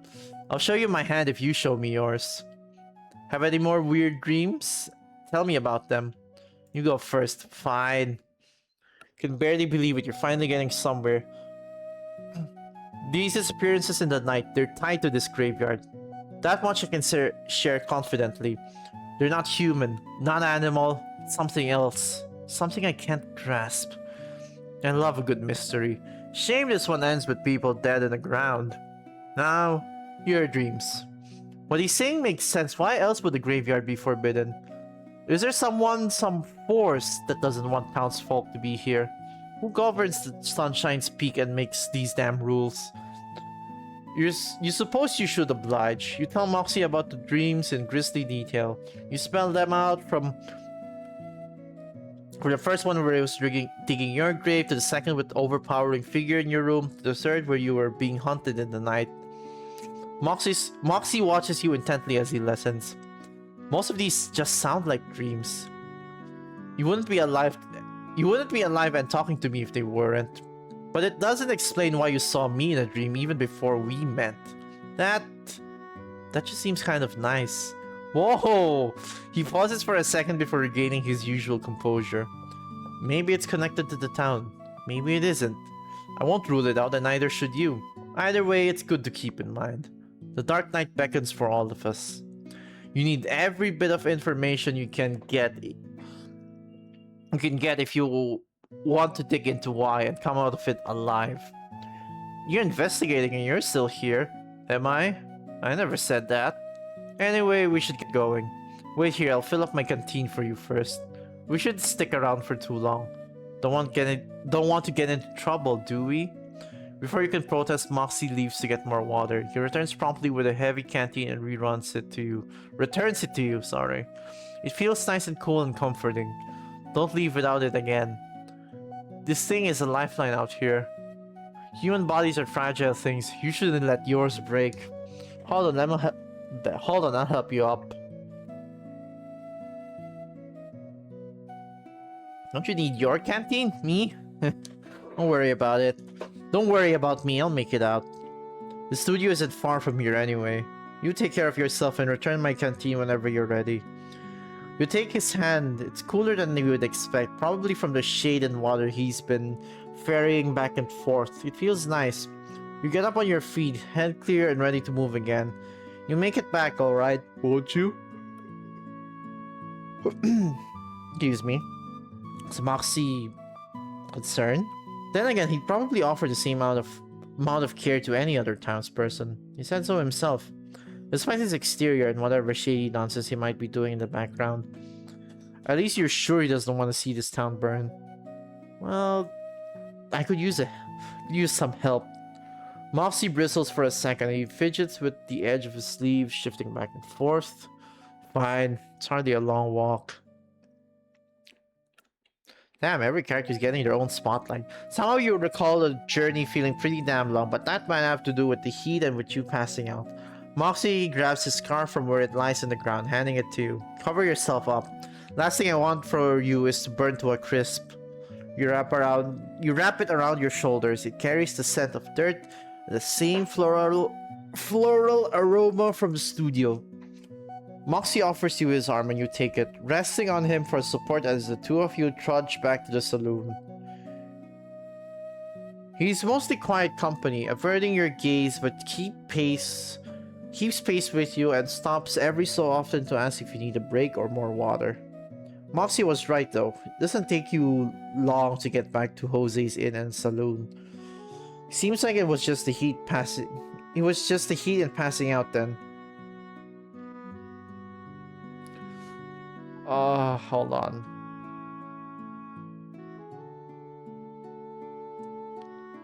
I am so tired from talking. This game is pretty fun, but also I did not expect this to be so long. It is fun, but part of me does hope they get close to the end because I do want to finish this here, but I'm also getting exhausted. You stumble into a booth, glad to finally be under some shade. Moxie sets his canteen down. I'll go get Jose and get you more water. You're exhausted and worn out and feel just a little stupid. You aren't in a place to question him or disagree. Thanks. You don't have to wait for very long until Moxie returns with 2 tall glasses of water, sets them in front of you. Down the first one really quickly and sip on the next. Moxie heaves a sigh of relief. Jose's busy in the kitchen, but Lucky's on his way. You feel better? Moxie's being unusually kind and attentive today. It's strange, but a good kind of strange.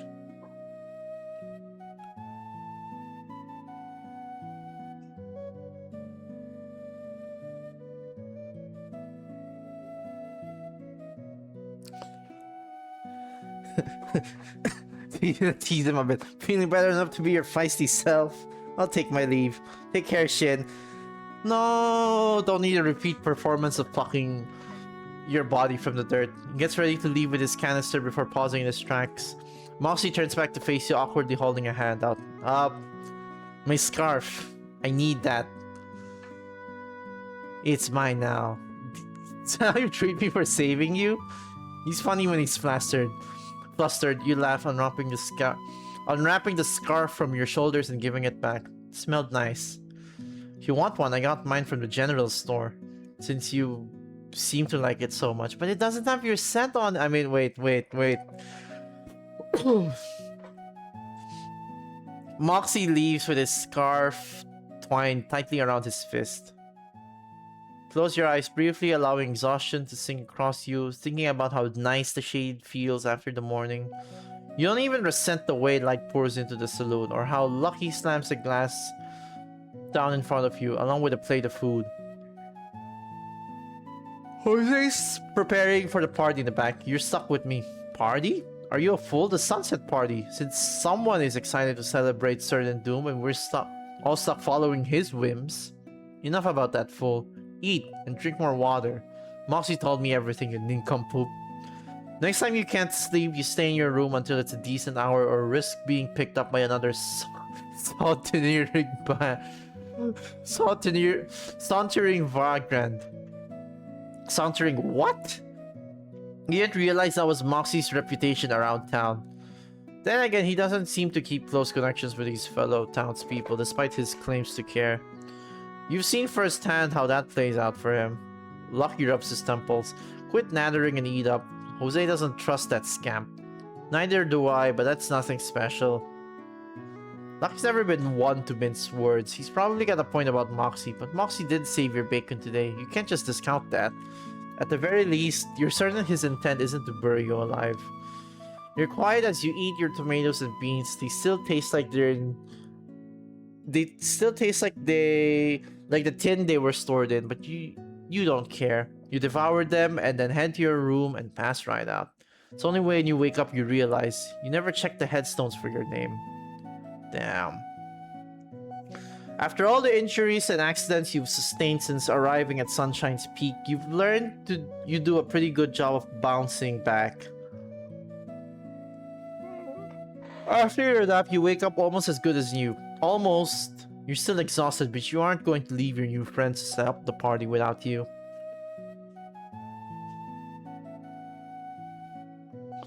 Your instinct was right. The sun is setting. If you squint, you think you could... If you squint, you think you can pick out of the moon far away in the distance. It's simultaneously beautiful and terrifying. Awesome. The sounds of shuffling and voices from the saloon drift through the floorboards. You get out of bed and head downstairs. Hopefully not for the last time. Ah, the big party. Part of you can't help but wonder if you're dreaming again, or maybe you're so sleep deprived you're starting to hallucinate.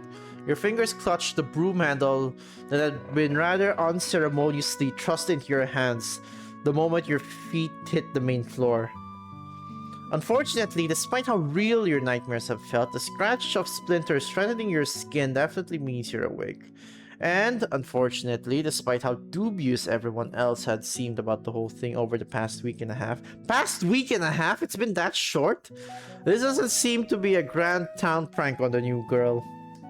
Really, it would be a prank on anyone except Jose, who seems all too pleased to be putting together a morbid shindig. You just entered in time to see him flit between the others here, handing Portia a list that either required a hasty departure or sent her running for the hills, directing Lucky to move the tables and chairs to the room's perimeter, inundating Inés with instructions that she definitely only half listened to, sending Aspen after Portia when apparently she was taking too long, pointing Oakley toward any prime places for lanterns and decorative, if patchwork flags, and you really don't need to belabor the point. It's busy, remarkably so. Which, sure, there is supposed to be a party, but isn't this a bit much? When Portia returns to a giant basket in hand, Aspen equally burdened right behind her. The question only resonates further. She doesn't seem terribly bothered by it, even as Inés approaches with pinched brows and a skull taking the heavy weight in her arms. They're all busy enough that they've trailed a whole mound of dirt in the doorway behind them. Dirt you're supposed to be cleaning, apparently. You let out a breath, sweeping up the mess. You take your sweet time, so the task stretches on longer than strictly necessary before you're flinging the pile of dust outside where it belongs. Still, you have a few minutes before the party officially starts. Though an official start time strikes you as silly. Oh, there's a lot of people to talk to. Maybe there's a chance you could see what's going through everyone else's mind. Maybe they're as unsettled as you are.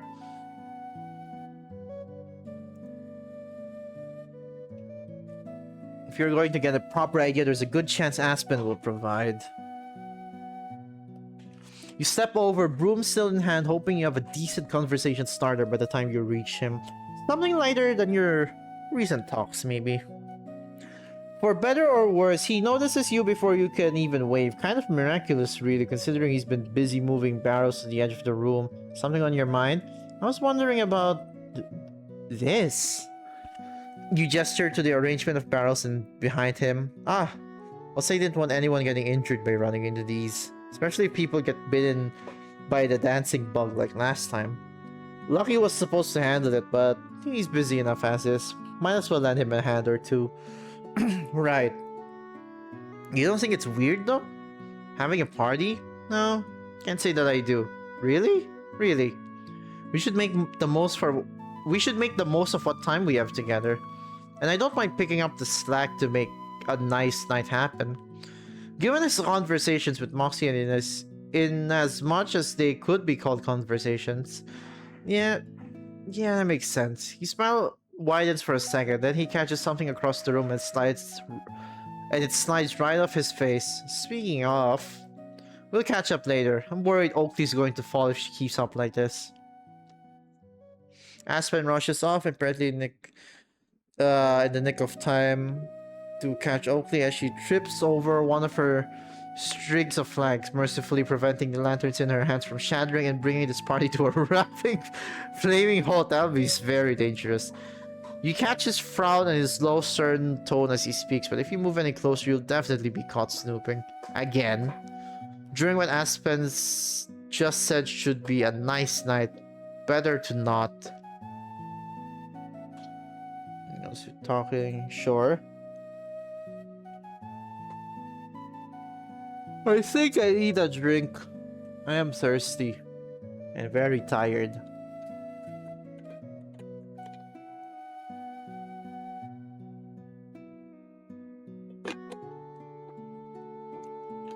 String of curses catches your attention mostly because there are a series of words you don't immediately recognize, but a series of tones you absolutely do.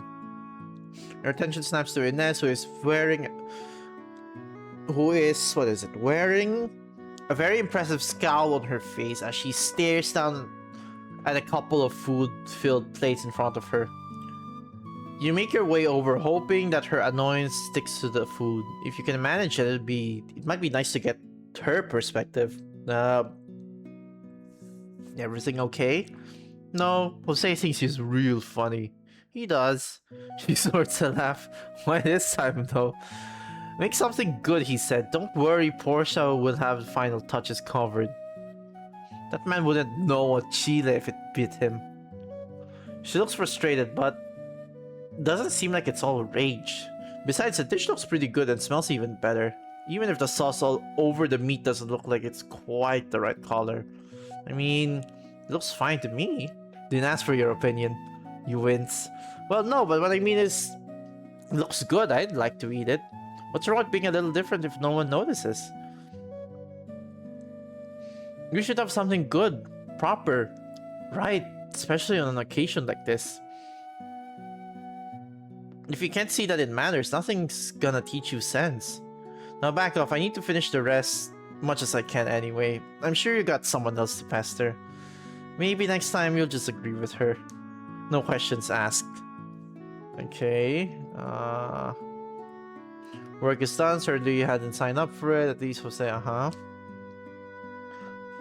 Sure, getting free food and free parties probably the intended reward for work. Teach poker brother, bolstered by the prospect of bullying your benevolent host, you cross the room instead of ringing even a hint of answer out of the man leaning nonchalantly against his bar. Before you can open your mouth, Jose's already got half a sentence out. That was quick. It's really generous, you know, coming back to check what else needs doing. A lot of hands make for light work, sure, but helpful ones make it even better. Hey, he laughs, a toothy grin painted across his face. Don't worry, I'm just teasing. Everything else is covered, or will be, so sit back, relax, and I'm sure you'll be doing things you regret and welcoming a hangover soon enough. Or ask me whatever's putting that look on your face. That's fine too, I guess. Oops, caught. Well, it's just weird, isn't it? All of this. I don't follow. Your mouth hangs open but can't seem to find the right words. How do you explain just how strange this all is? As far as you know, this hasn't been their whole lives, or at least the lives they've spent here. How do you even talk your way through that?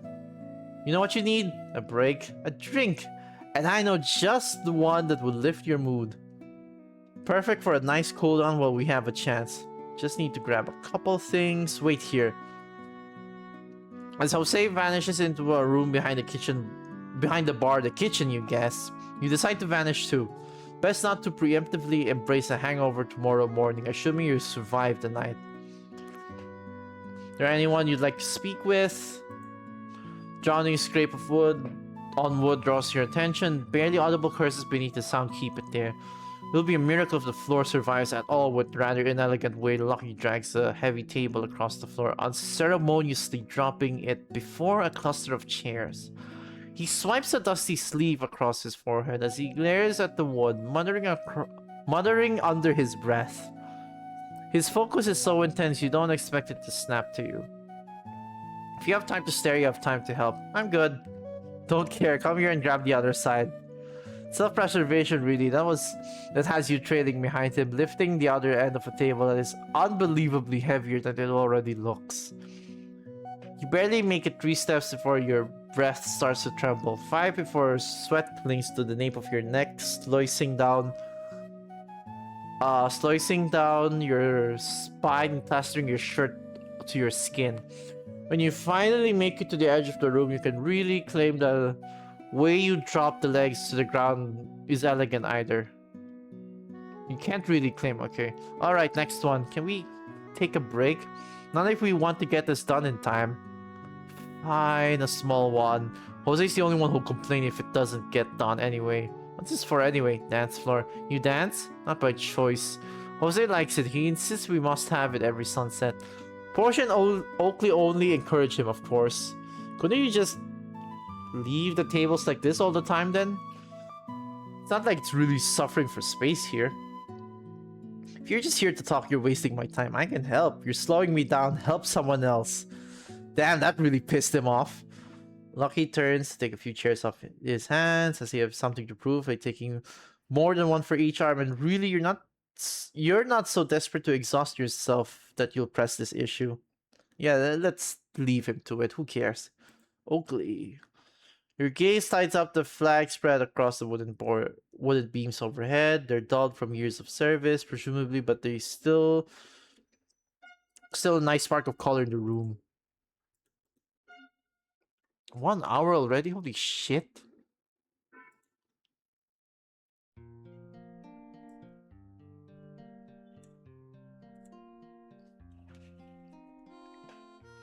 Your gaze slides up to the flag spread across the wooden beams overhead.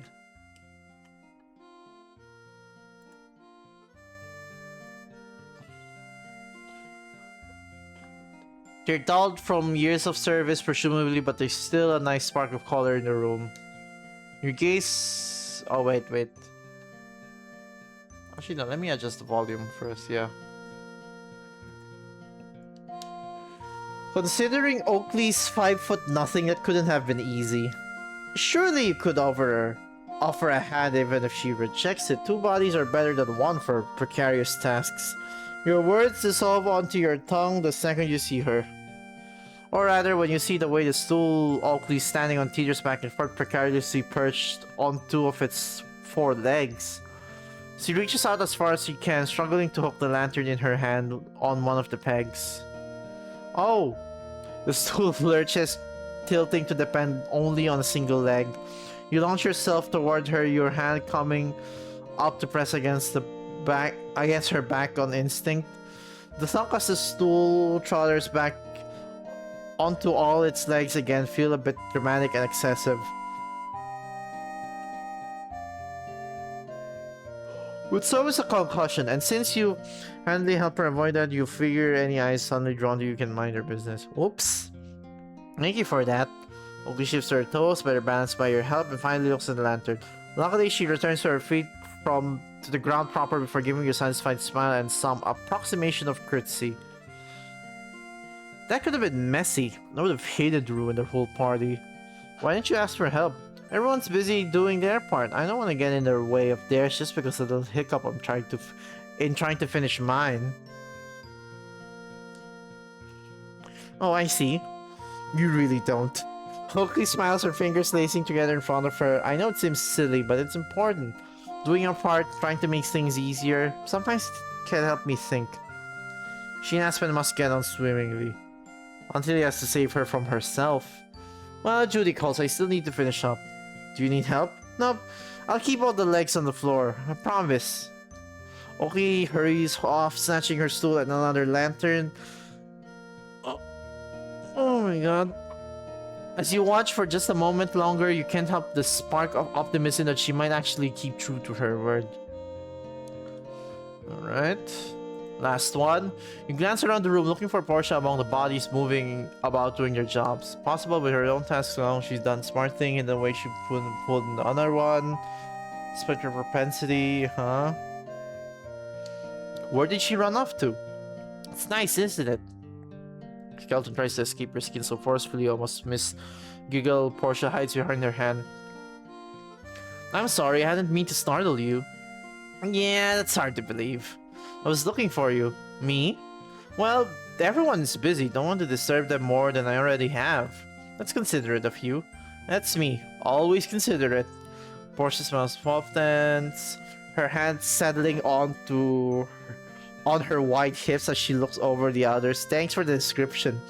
There's an undeniable intimacy in her gaze. No broad, sweeping glances, but like every single person, her eyes fall on is precious to her.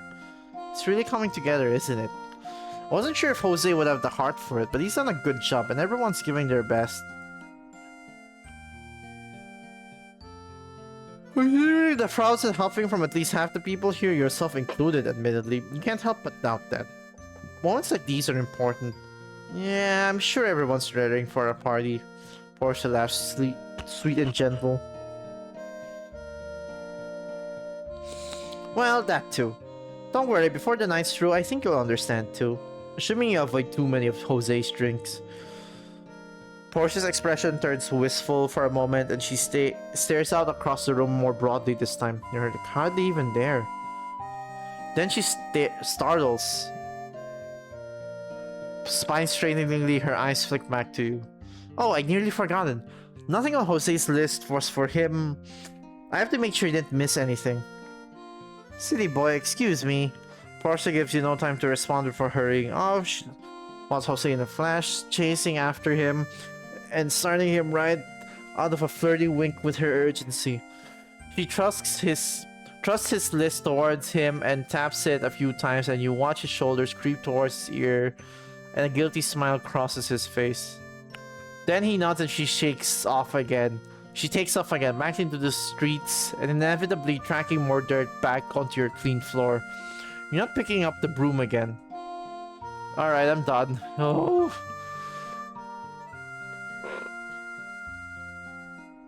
Oh my god, I'm so tired. You take up a corner against one of the tables Lucky shot around and watch your fellow townsfolk finish up their task and take to chit-chat, though some are far more generous with their words than others. But that's the thing, isn't it? None of Jose's to-do list was fun. Half these people are as liable to start the fight as ask how are you? And yet here they are, working in tandem with a smile or a laugh or a jab that's only playful, shared here and there as they wrap up to actually, well, party. You keep watch, keep offering hands where you're asked to, but you can't wrap your head around the whole event. Not until the festivities start. Not until you see Portia and Oakley grasping hands, spinning and skipping in open space as Jose tries not to grin so widely he can play his fiddle. Oh, they're together.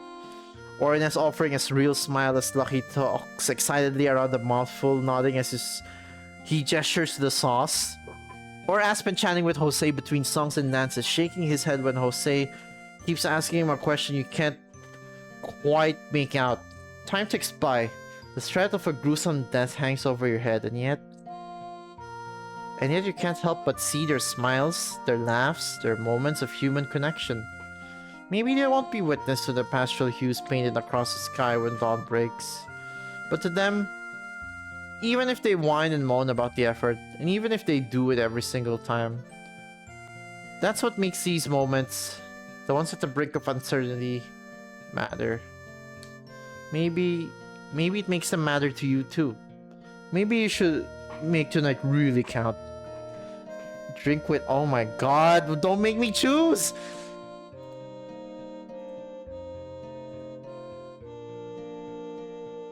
I'm gonna redo this save and this save in a bit. Hold on a minute. Alright, let's do this. The rowdiness girl, I'm probably not gonna read anymore. My voice is so... I'm so tired of talking. And this doesn't disappoint.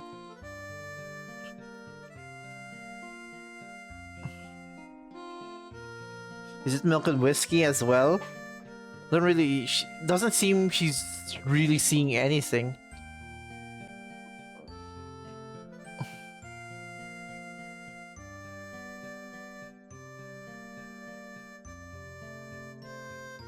Blink twice if it's bad booze, huh? It's just painfully violent. For a moment you worry.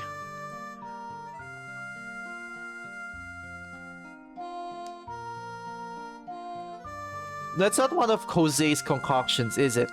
Blinks, lips parted, Or she thinks you're a fool, could be either. If it is, I can't say I'd envy your hangover tomorrow. Though you're the one who went against your own advice. Oh. Just whiskey.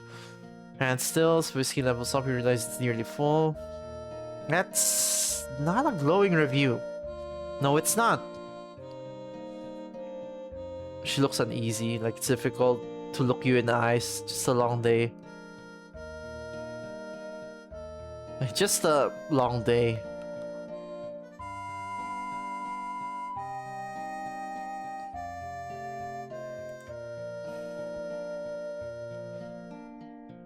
Yeah, I can't argue there. Something is wrong. Aw. You're used to her teases, the way she so easily picks at things you say, the amusement twinkles in her eyes. Right now it feels like even the echoes of those things are hollow, if not gone entirely. It's unsettling. You don't even talk to me, right? Though dim, the flash of annoyance sparks across Inés' face. When she glares at you, there's an ember of herself there, but it's but like coals left out overnight, she needs more than little care to rekindle her flame. Blow too gently and it's useless. Blow too hard and it's gone for good. I don't need... I'd rather not, if it's all the same. Just... Fingers flex against the glass so clearly scrawled across her face, but in a language you can't read.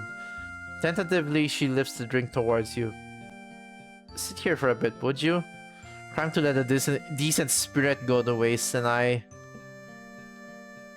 just not feeling up to it. What did it say? Hold on.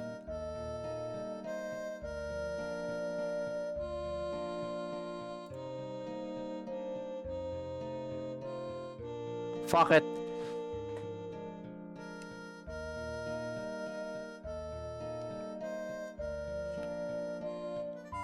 Whiskey's tolerable, strong enough that you can almost ignore the fire in your throat. How its burn is just shy of unpleasant. Definitely cheap. Do you actually want this, or is it an order placed to avoid everyone else's meddling? Question you're certain you shouldn't ask sits on your lips.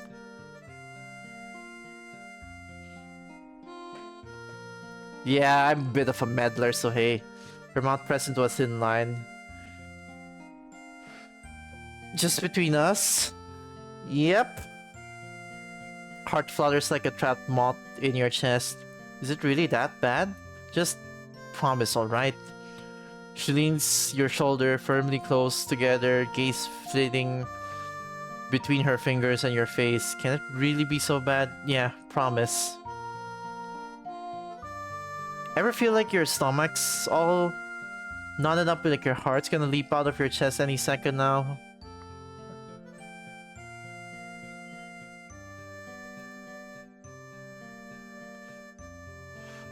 Inés's expression twists into something wry but uncertain, not angry, though not as far as you can tell. For a moment it almost seems like if you voiced what you were thinking, she might shove you off the barrel. Don't think that's it. Yeah, that tracks. Well, sounds like you might be anxious then. You know?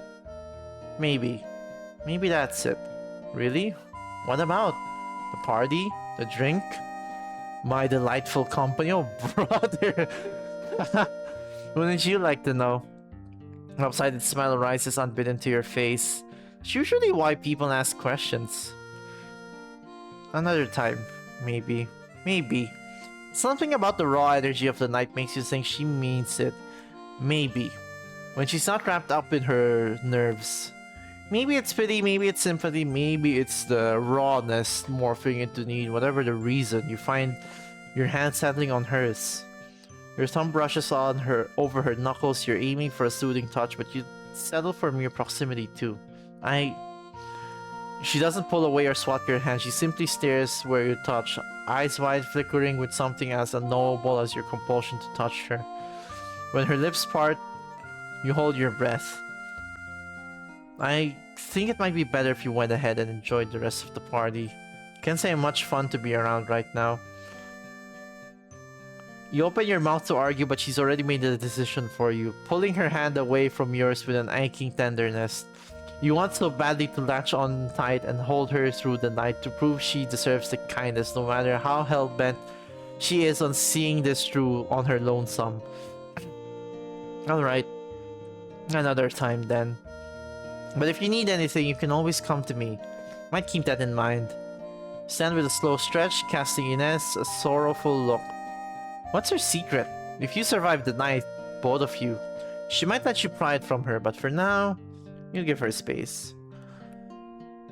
More hours pass, you try to enjoy the party, share a drink with Aspen. Cheating somehow, shoot shit with Jose, does most of the talking. Barely eke a smile out of Lucky.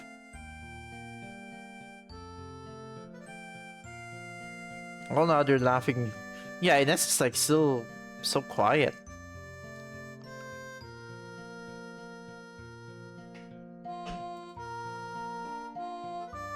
Exhausted legs and aching feet carrying you upstairs.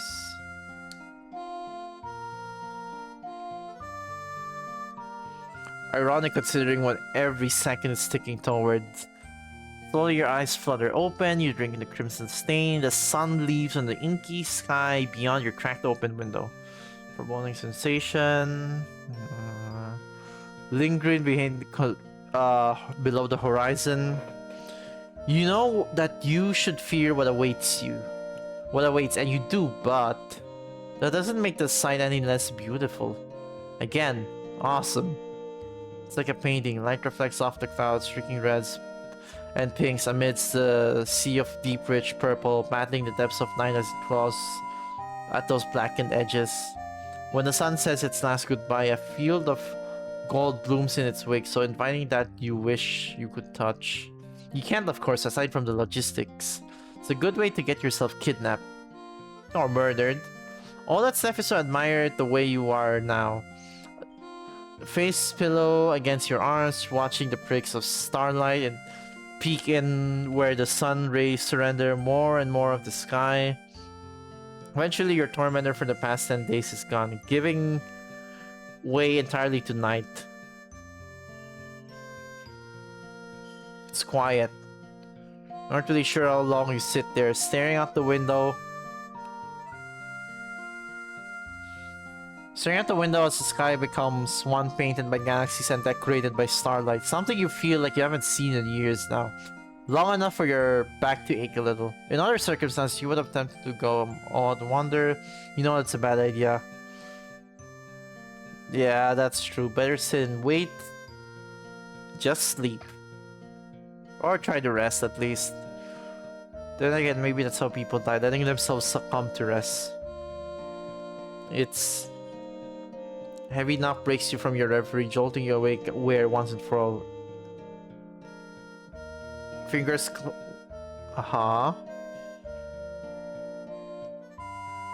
Murder a human spectre surely could, but something is better than nothing, and peering into the darkness is better than lingering in ignorance. Not a murderer, it's Jose. Well, it looks like Jose anyway. You've never seen him so stiff, his shoulders pulled up to his ears, his hands clasped in front of him, fingers curling, twisting around each other. Oh jeez, sorry. You don't think you've heard him sound so strained before either, like his words needed to scrape across his throat to be freed. Have you... Start over. Have you seen Lucky since the party? Please? The boulder... Oh no.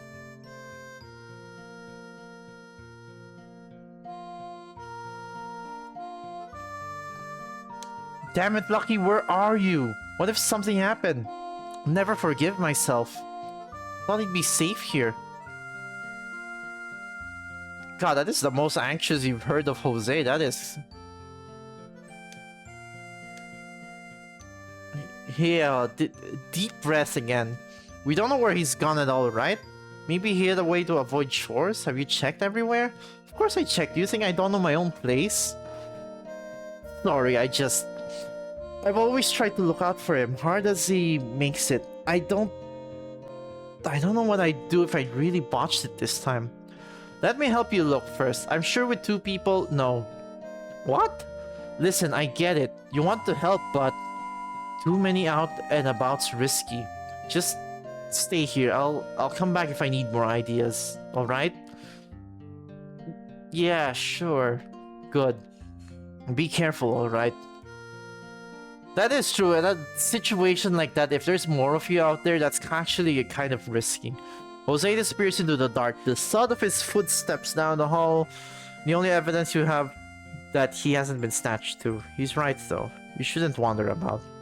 Then he'd be looking for two people.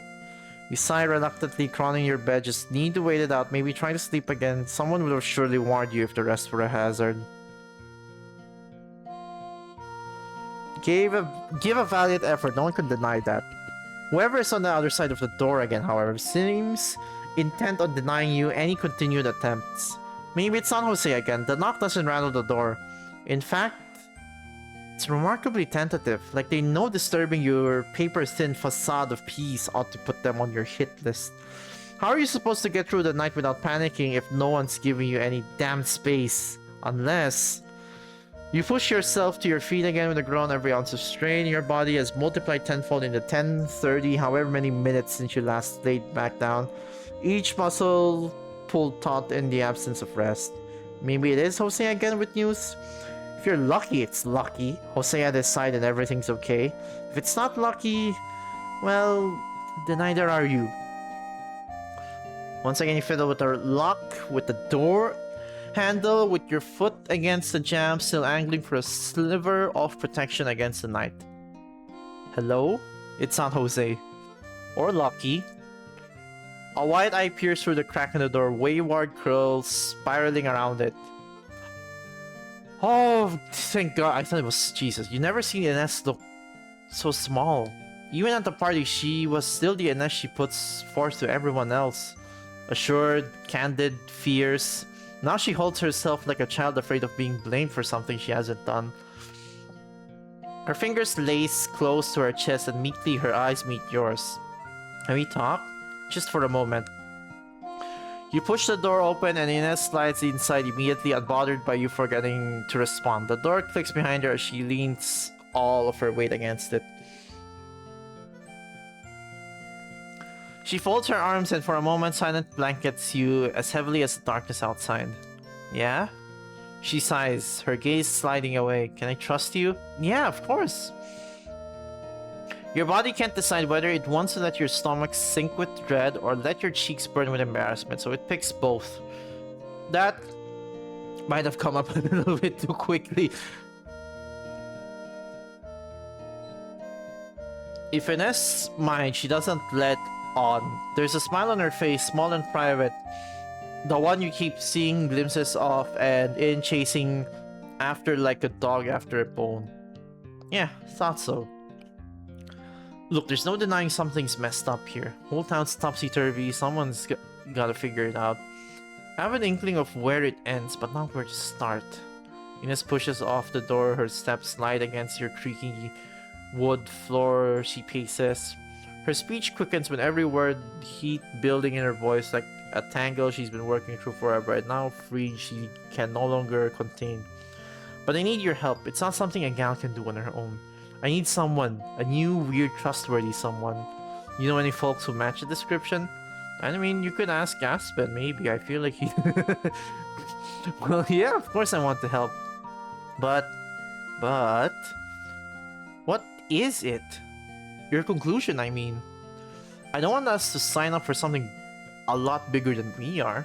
Don't think we have much of a choice. Hey, I'm serious.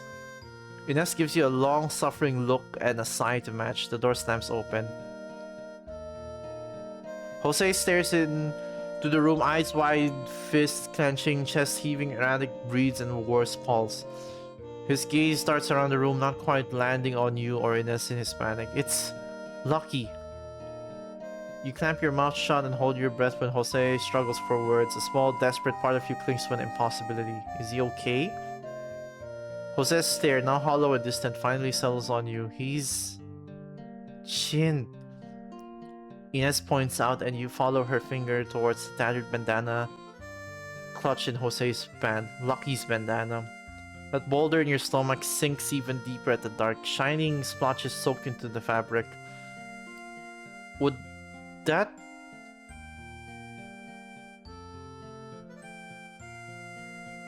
Would that they were from the party, water, or sweat, or ill-tended spirits? No matter how hard you swallow, your mouth runs dry. You hear Inés and Jose panic rising, but can't make out their words past your heartbeat drumming in your ears. Ain was secure, safe, or that's what everyone thought. Which means... Signs point one thing alone. It was someone, something, here. Jose's words ring in your mind. Most nights, 3 or 4. Once, there were 10.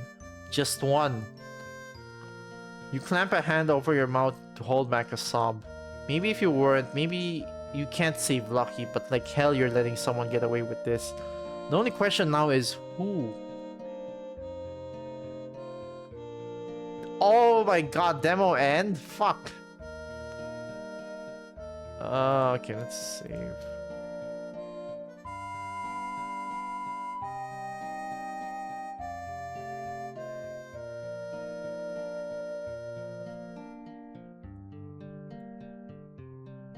Alright.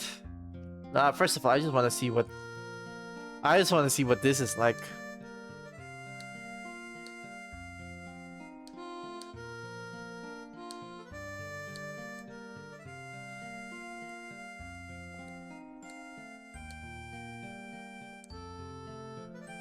Okay, okay, yeah. It's mostly the same stuff. It is cute though.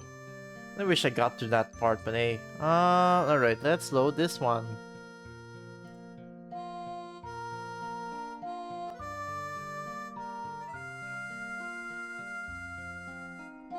Wait, I didn't see that choice earlier. What the fuck? I didn't see that choice earlier. Hold on a fucking minute. Okay. So this one.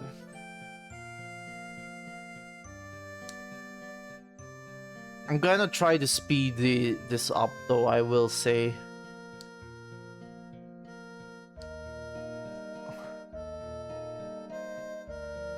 Not the best answer.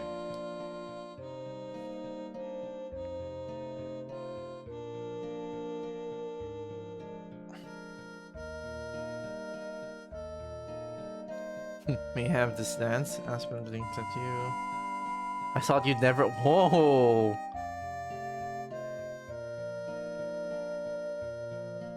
You'll be a BB girl for Aspen.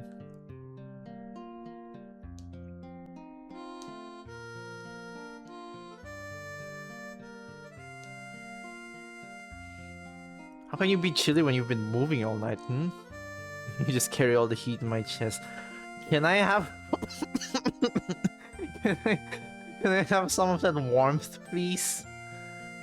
Testing the... Oh, brother, I fucking knew... God.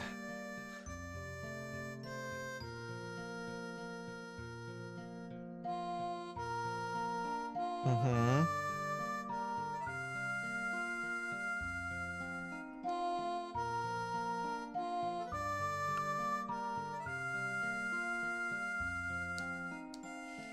Roots of every fairy tale, there always dies a lead. Maybe let's ask this. Acutely? Whatever you want. What did you mean exactly? You clearly love being around these people, but you live in the woods. Jose's got space, why stay out there?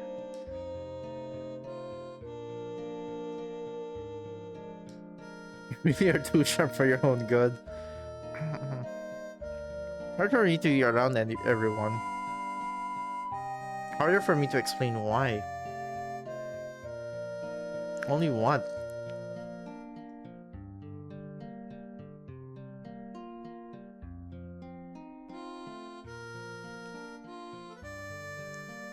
I need you to trust me too. Oh.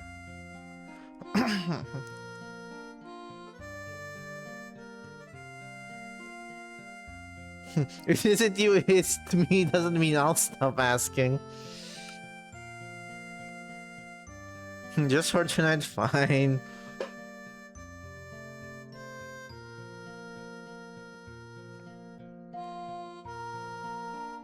What about this one? What do you think of me?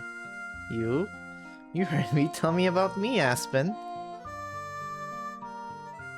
Well, you asked for it. I think you're incredibly Oh, whoa! You just met, man.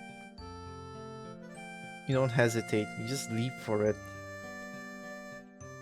Honestly, I guess that's actually not far off from how I actually kinda am. Even when it seems impossible. Okay, I don't know about that part. Hold on a minute.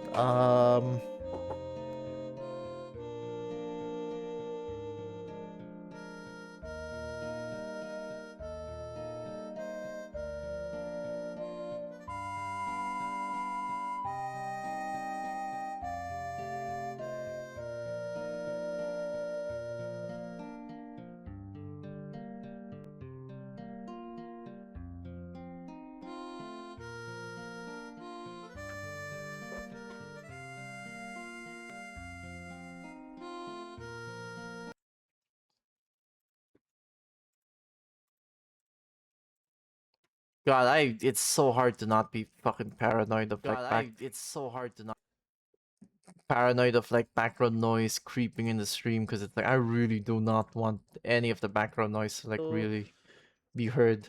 Still nice. Maybe let's ask this. Acutely? Whatever you want. Tell me about me, Aspen. You asked for it. I think you're incredibly Oh, whoa. Just met, man. You don't hesitate. You just leap for it. Honestly, I guess that's actually not. Shit, I forgot to mute my stream while checking that. Whoops.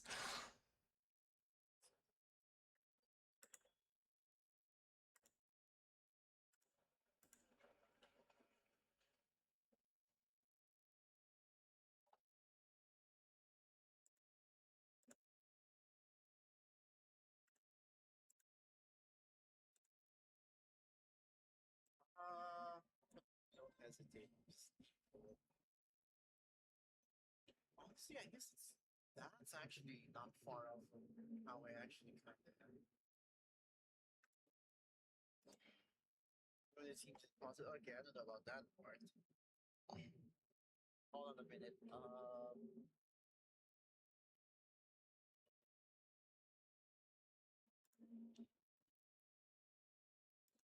All right, good to know. Okay, okay. So at least if there's people talking outside my room, you can't really hear it, I guess. Even with like volume turned up, that's good to know. Smile competes with the sun, which is saying something around here. That's That is, oh my... Fuck, I want them both! You... Okay! Thank you, message received. I'm amazing, can do no wrong. No, I never said that. You have tempted to stomp on his foot, but he wouldn't deserve it. Thanks, I mean it.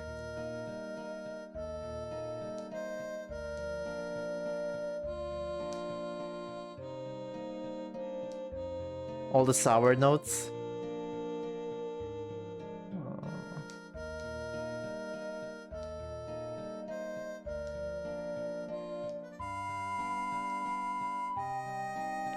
Why isn't he real? God damn it! Why isn't he real? I love both of them though. I don't know who I like more. I do love Inés, but shit, I think I'm falling for Aspen. I'm straight up just falling for him. Oh no.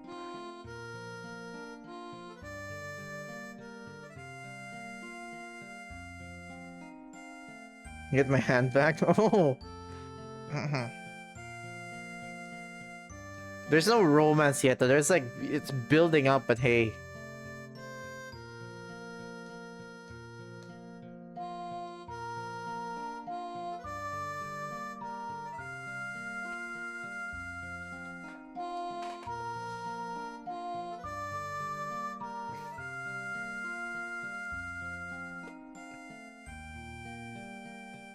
We're staying here, Interesting how even this last bit of dialogue is a bit different, yeah.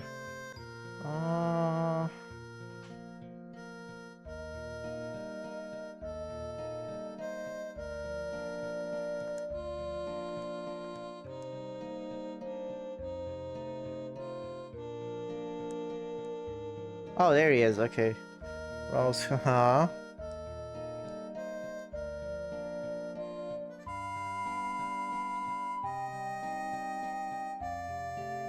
On the pleasant interruption, you literally could not think of anything better. That's really the best you got?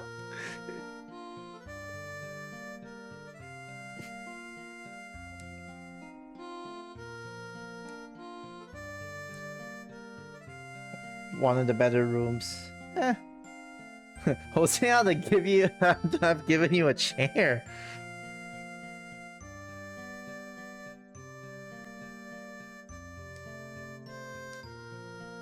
You're a bit of a goose sometimes.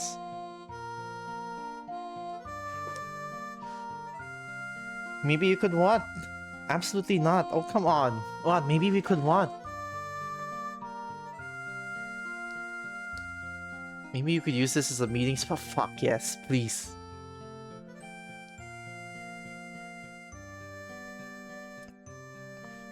More than everyone else seems interested in fixing, and I know you love to mind your own business. Come on. No one rather ask for help.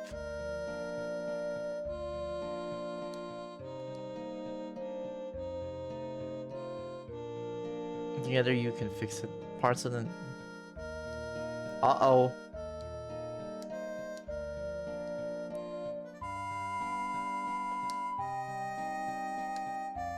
Oh god, he looks shaken up there, yeah.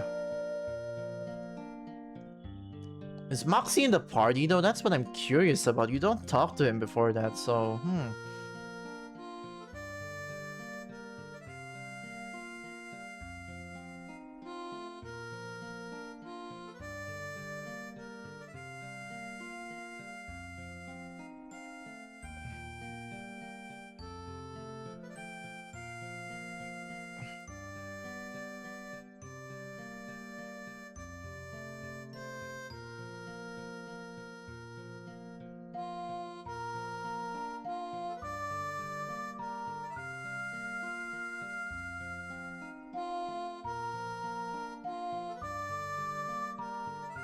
Let's do this one. Someone's missing from the party.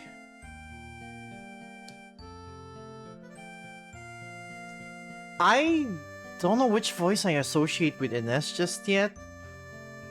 But with Aspen, it's definitely Hunter from Fiona and Cake. With Moxie, it's probably Jax.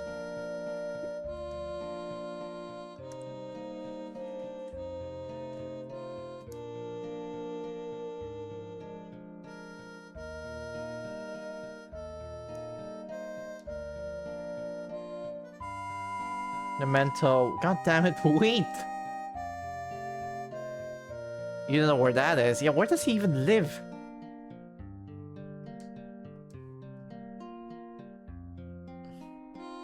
He has to be there, yeah.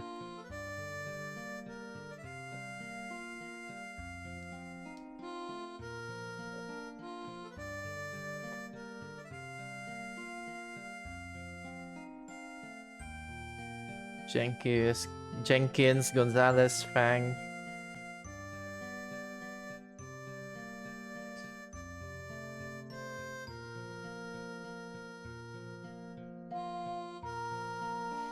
You waltz into the forbidden territory and start yelling like you own the place?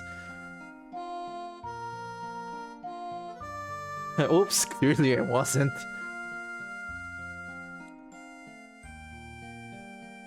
What are you doing here anyway? Go run the party.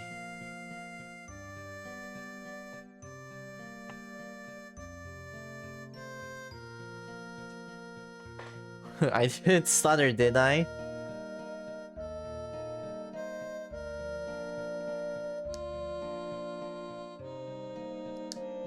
I'm genuinely invested. Like, oh my god, I am already sold on the character. I really want to see art for the others though. I am excited for that.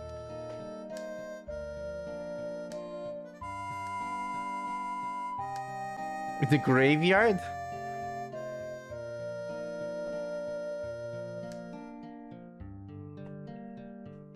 Won't leave you alone, come on.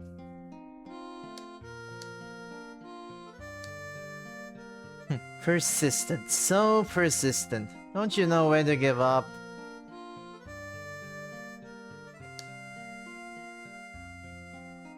If I character has a voice, I'm gonna pretend it's fucking Lizzie Freeman.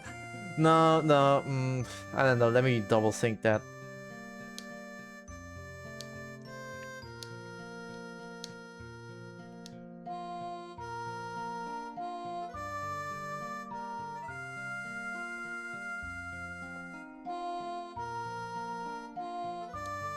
You want to what? In the graveyard? That's kind of... okay.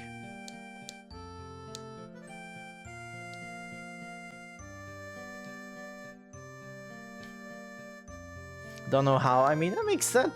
You teach. You said yourself you're not that best of a dancer. Come on.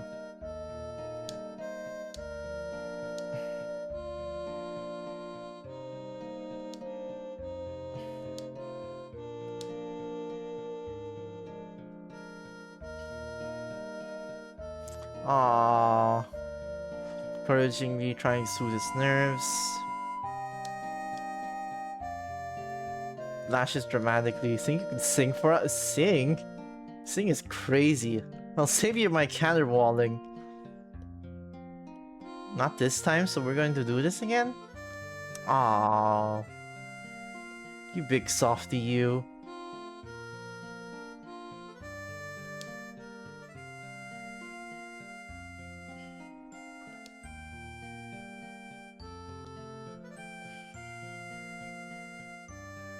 You wonder, we should go. No matter what you do, promise me something. Stay safe, okay? Don't do anything I wouldn't do. That gives me a lot of leeway. I'll be good, I promise. Keep yourself safe. Okay.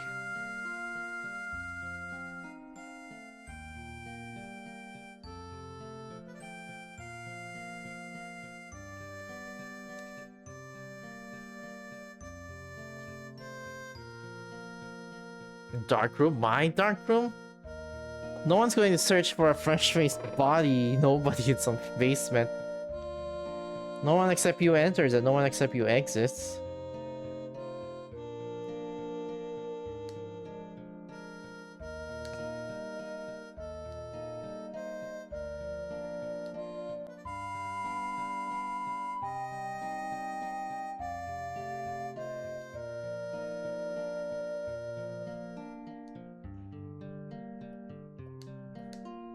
This is a completely different route from the other two, though. So, let me protect you too.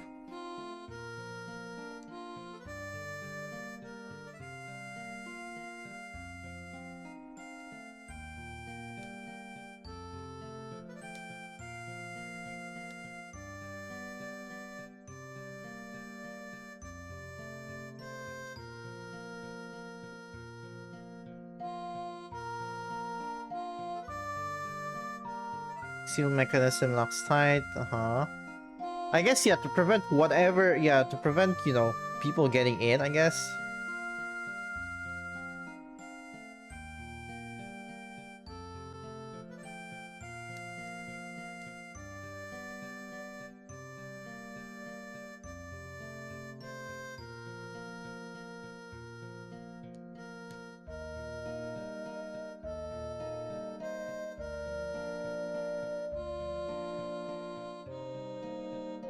Whoa.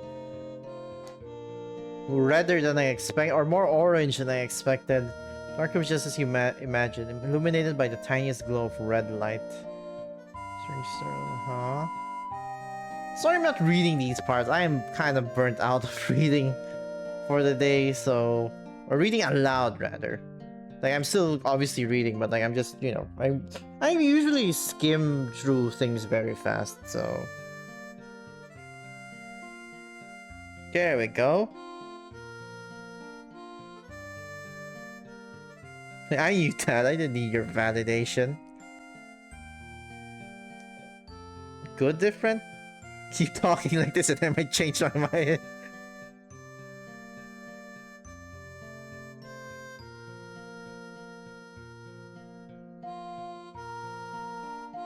Ah, that's right, it's late. You must be starving.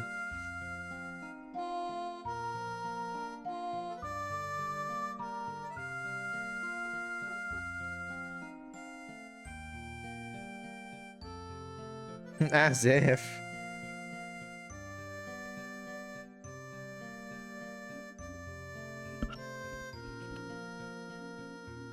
Time to sneak a peek. Closet?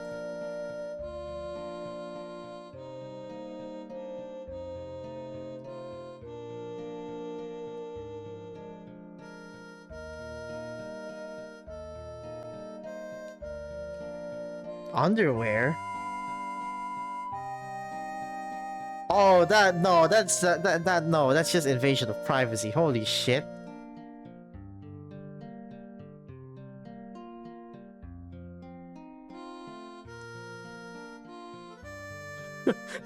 Yeah, those aren't the questions you're trying to look for. Okay, boxes. Bottles of silver nitrate, more glass plates, pieces of scrunched up newspaper for storage. Just those, nothing too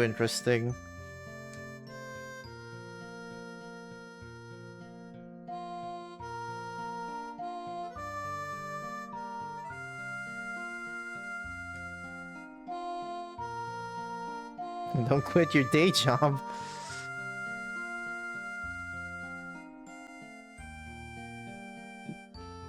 Think you wanted to find the rations.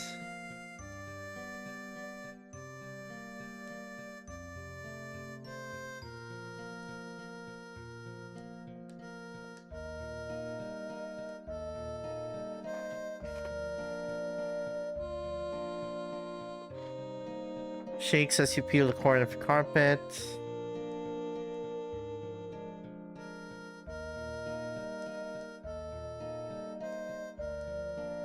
Photographs, uh-huh. Notice Lucky among their... Uh-oh. Uh-oh.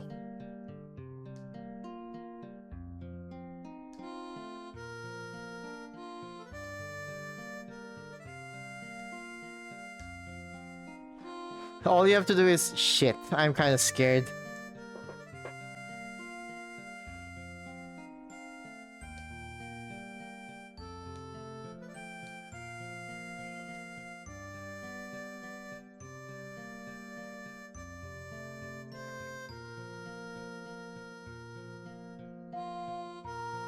Moxie took this picture. Does this mean he was with them?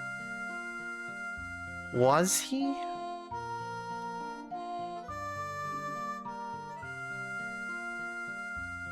Lucky being there is, especially after playing the other routes.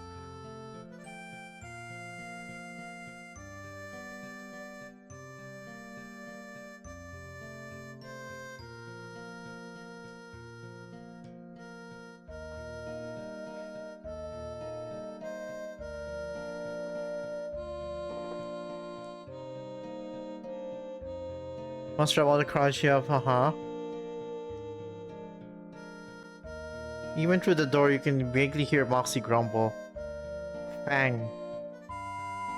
From a language not spoken here. You aren't the only one who's not from these parts. Like, it's a surprise, like, he's the only one who told you that, but... You're pretty sure you've heard that it's in the graveyard.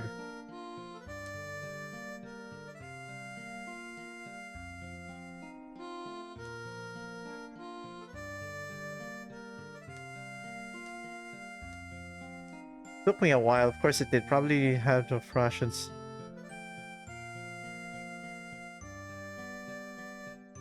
Here you go. Whew. Plate with some jerky, mounted of dry stiff, uh-huh.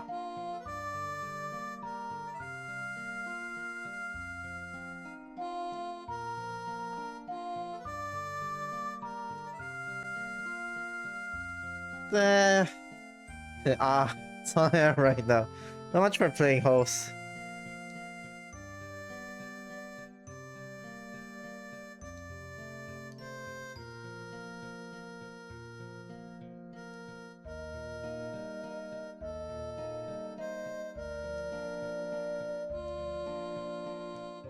You need water for that heart attack. Damn, I kind of feel bad for saying that now.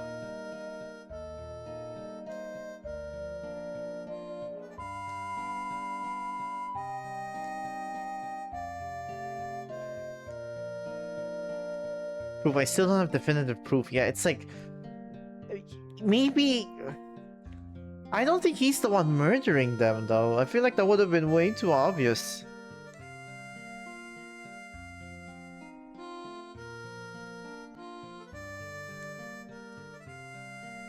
Picture of Moxie with you. Saloon together, sitting at the booth and holding beers, grinning at the camera. Wait, when did...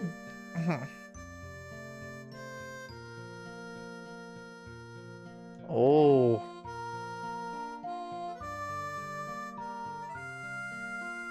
Yeah, some of these have accompanying sprites. Oh my god, I hope they're cooking with that. Party dancing with Aspen as both your... That's the other... What the fuck? You time traveler? Those are the other routes. Under a tree in the dark, huh? hold Aspen as he's. Wait.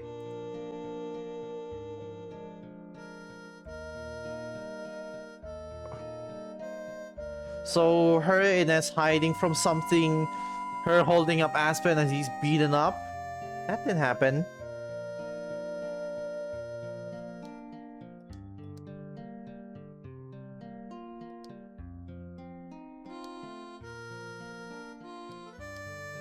Your corpse mutilated, broken, flesh torn.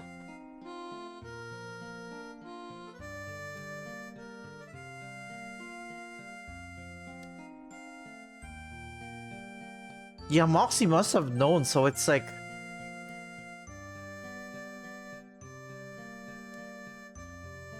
Padded in your bed, the hulking figure looming over you.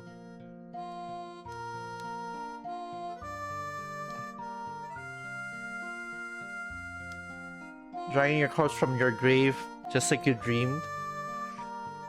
Is that a vision, or... Water's here. Dropped the rug a second too late. I should have known. It's my shit. Oh my god.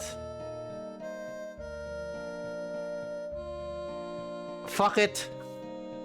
Those pictures, those dreams. You did this. You did this. What dreams?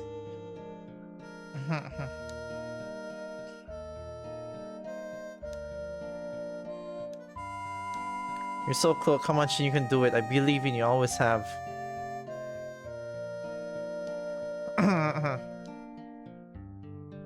Hand is cold as ever as it turns lifeless as... Oh, is he? Fans won't solve anything. You should have learned that by now.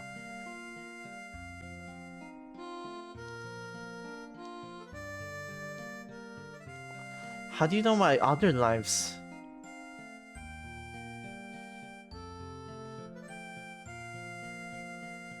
Jesus.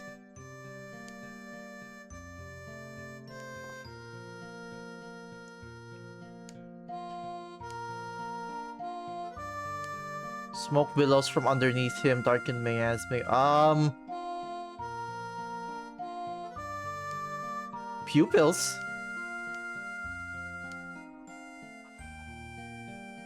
Oh.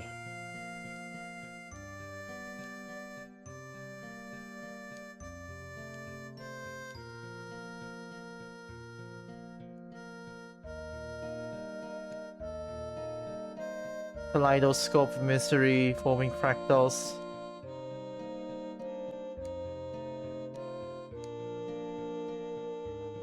Damn it! Oh my god, it was getting... Oh god, that... Okay.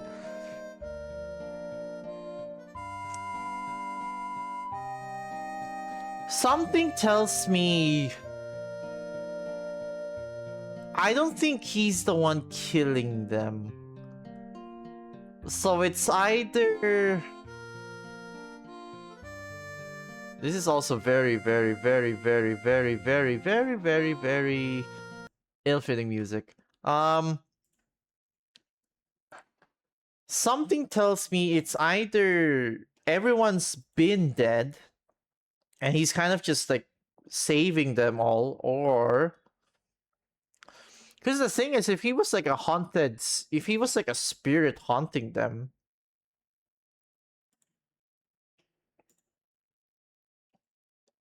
if he was a spirit haunting them and slowly killing them one by one, it's like, how would he know of the other events that did not happen in this timeline?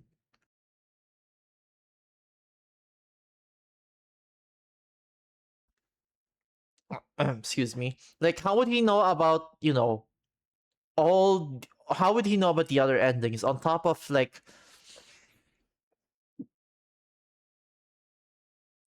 Like, yeah, pictures of them together, it's like... Shit, these all already happened, didn't it? And like, this is some sort of, I guess, limbo? Because like, the thing is, does the pro tag even remember where they're from? Or they do remember where they're from, but is that... You know, like, they haven't... Hmm.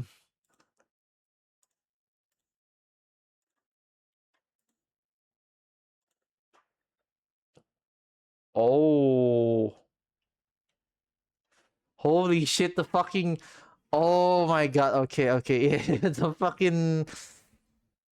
I like that. The fucking... What is it called? Main menu art changed. Yeah, I'm genuinely invested. Obviously, you know, some stuff could be improved here and there, and it's like... I... I don't know where the story is going, but I am very interested. Uh... But yeah. 4 hours. Oh my god, I didn't expect the stream to be... Honestly, I chose to stream this today because I thought it'd be...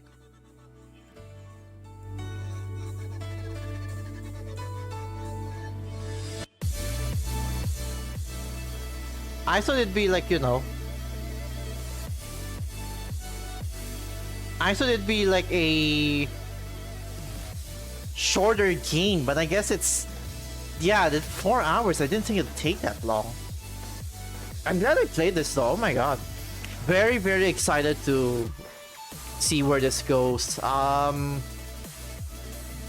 doubt anyone's in chat, and like I'm ending stream, so I don't think putting a link would be useful, but yeah. This is See You Next Twilight by Ghost Luster Studios, which... Yeah, I am, you know, I am very, very interested to... I am very, very interested to see where this goes.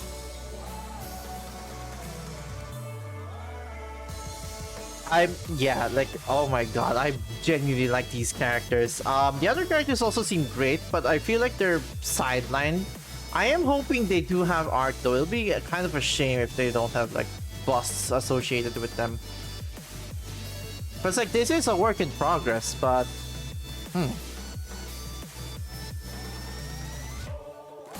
Anyways, yeah.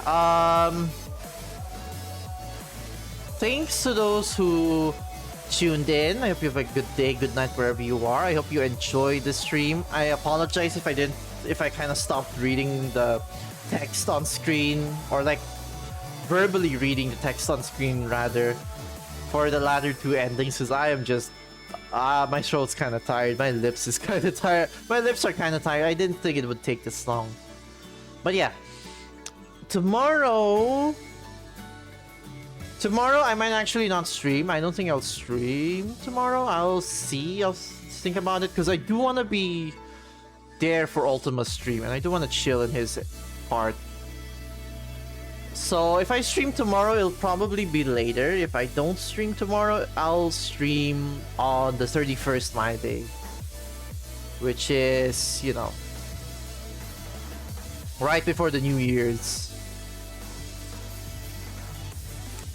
And yeah, for that day, I think I'll be streaming Lost World. I think we could wrap it up then and there, like, you know, one stream. I don't think it should take that long since I'm not gonna do 100%. And with that in mind, Sonic Lost World will be the last game we play for this year. The next year, we'll be starting with Halo. The Master Chief Collection, specifically the first game there. What is it? CE? Combat Evolved? Yeah. We'll start with that, and I'll be streaming that maybe this coming weekend, since it is already 2026 by this weekend. So yeah. Thanks to those once again for tuning in. I hope you have a good day, good night wherever you are, and I'll see you guys whenever I stream again within the next 2 days. Also, yeah, once again, check out See You Next Twilight by Ghost Luster Studios. Very, you know, the writing's pretty great so far. I like the art. Obviously some things aren't finished, so bear that in mind. But yeah, I'm very interested to see where this all goes. It's getting pretty late in my end, and I do have other stuff to do. So yeah, I'm gonna end it here right now. Ciao!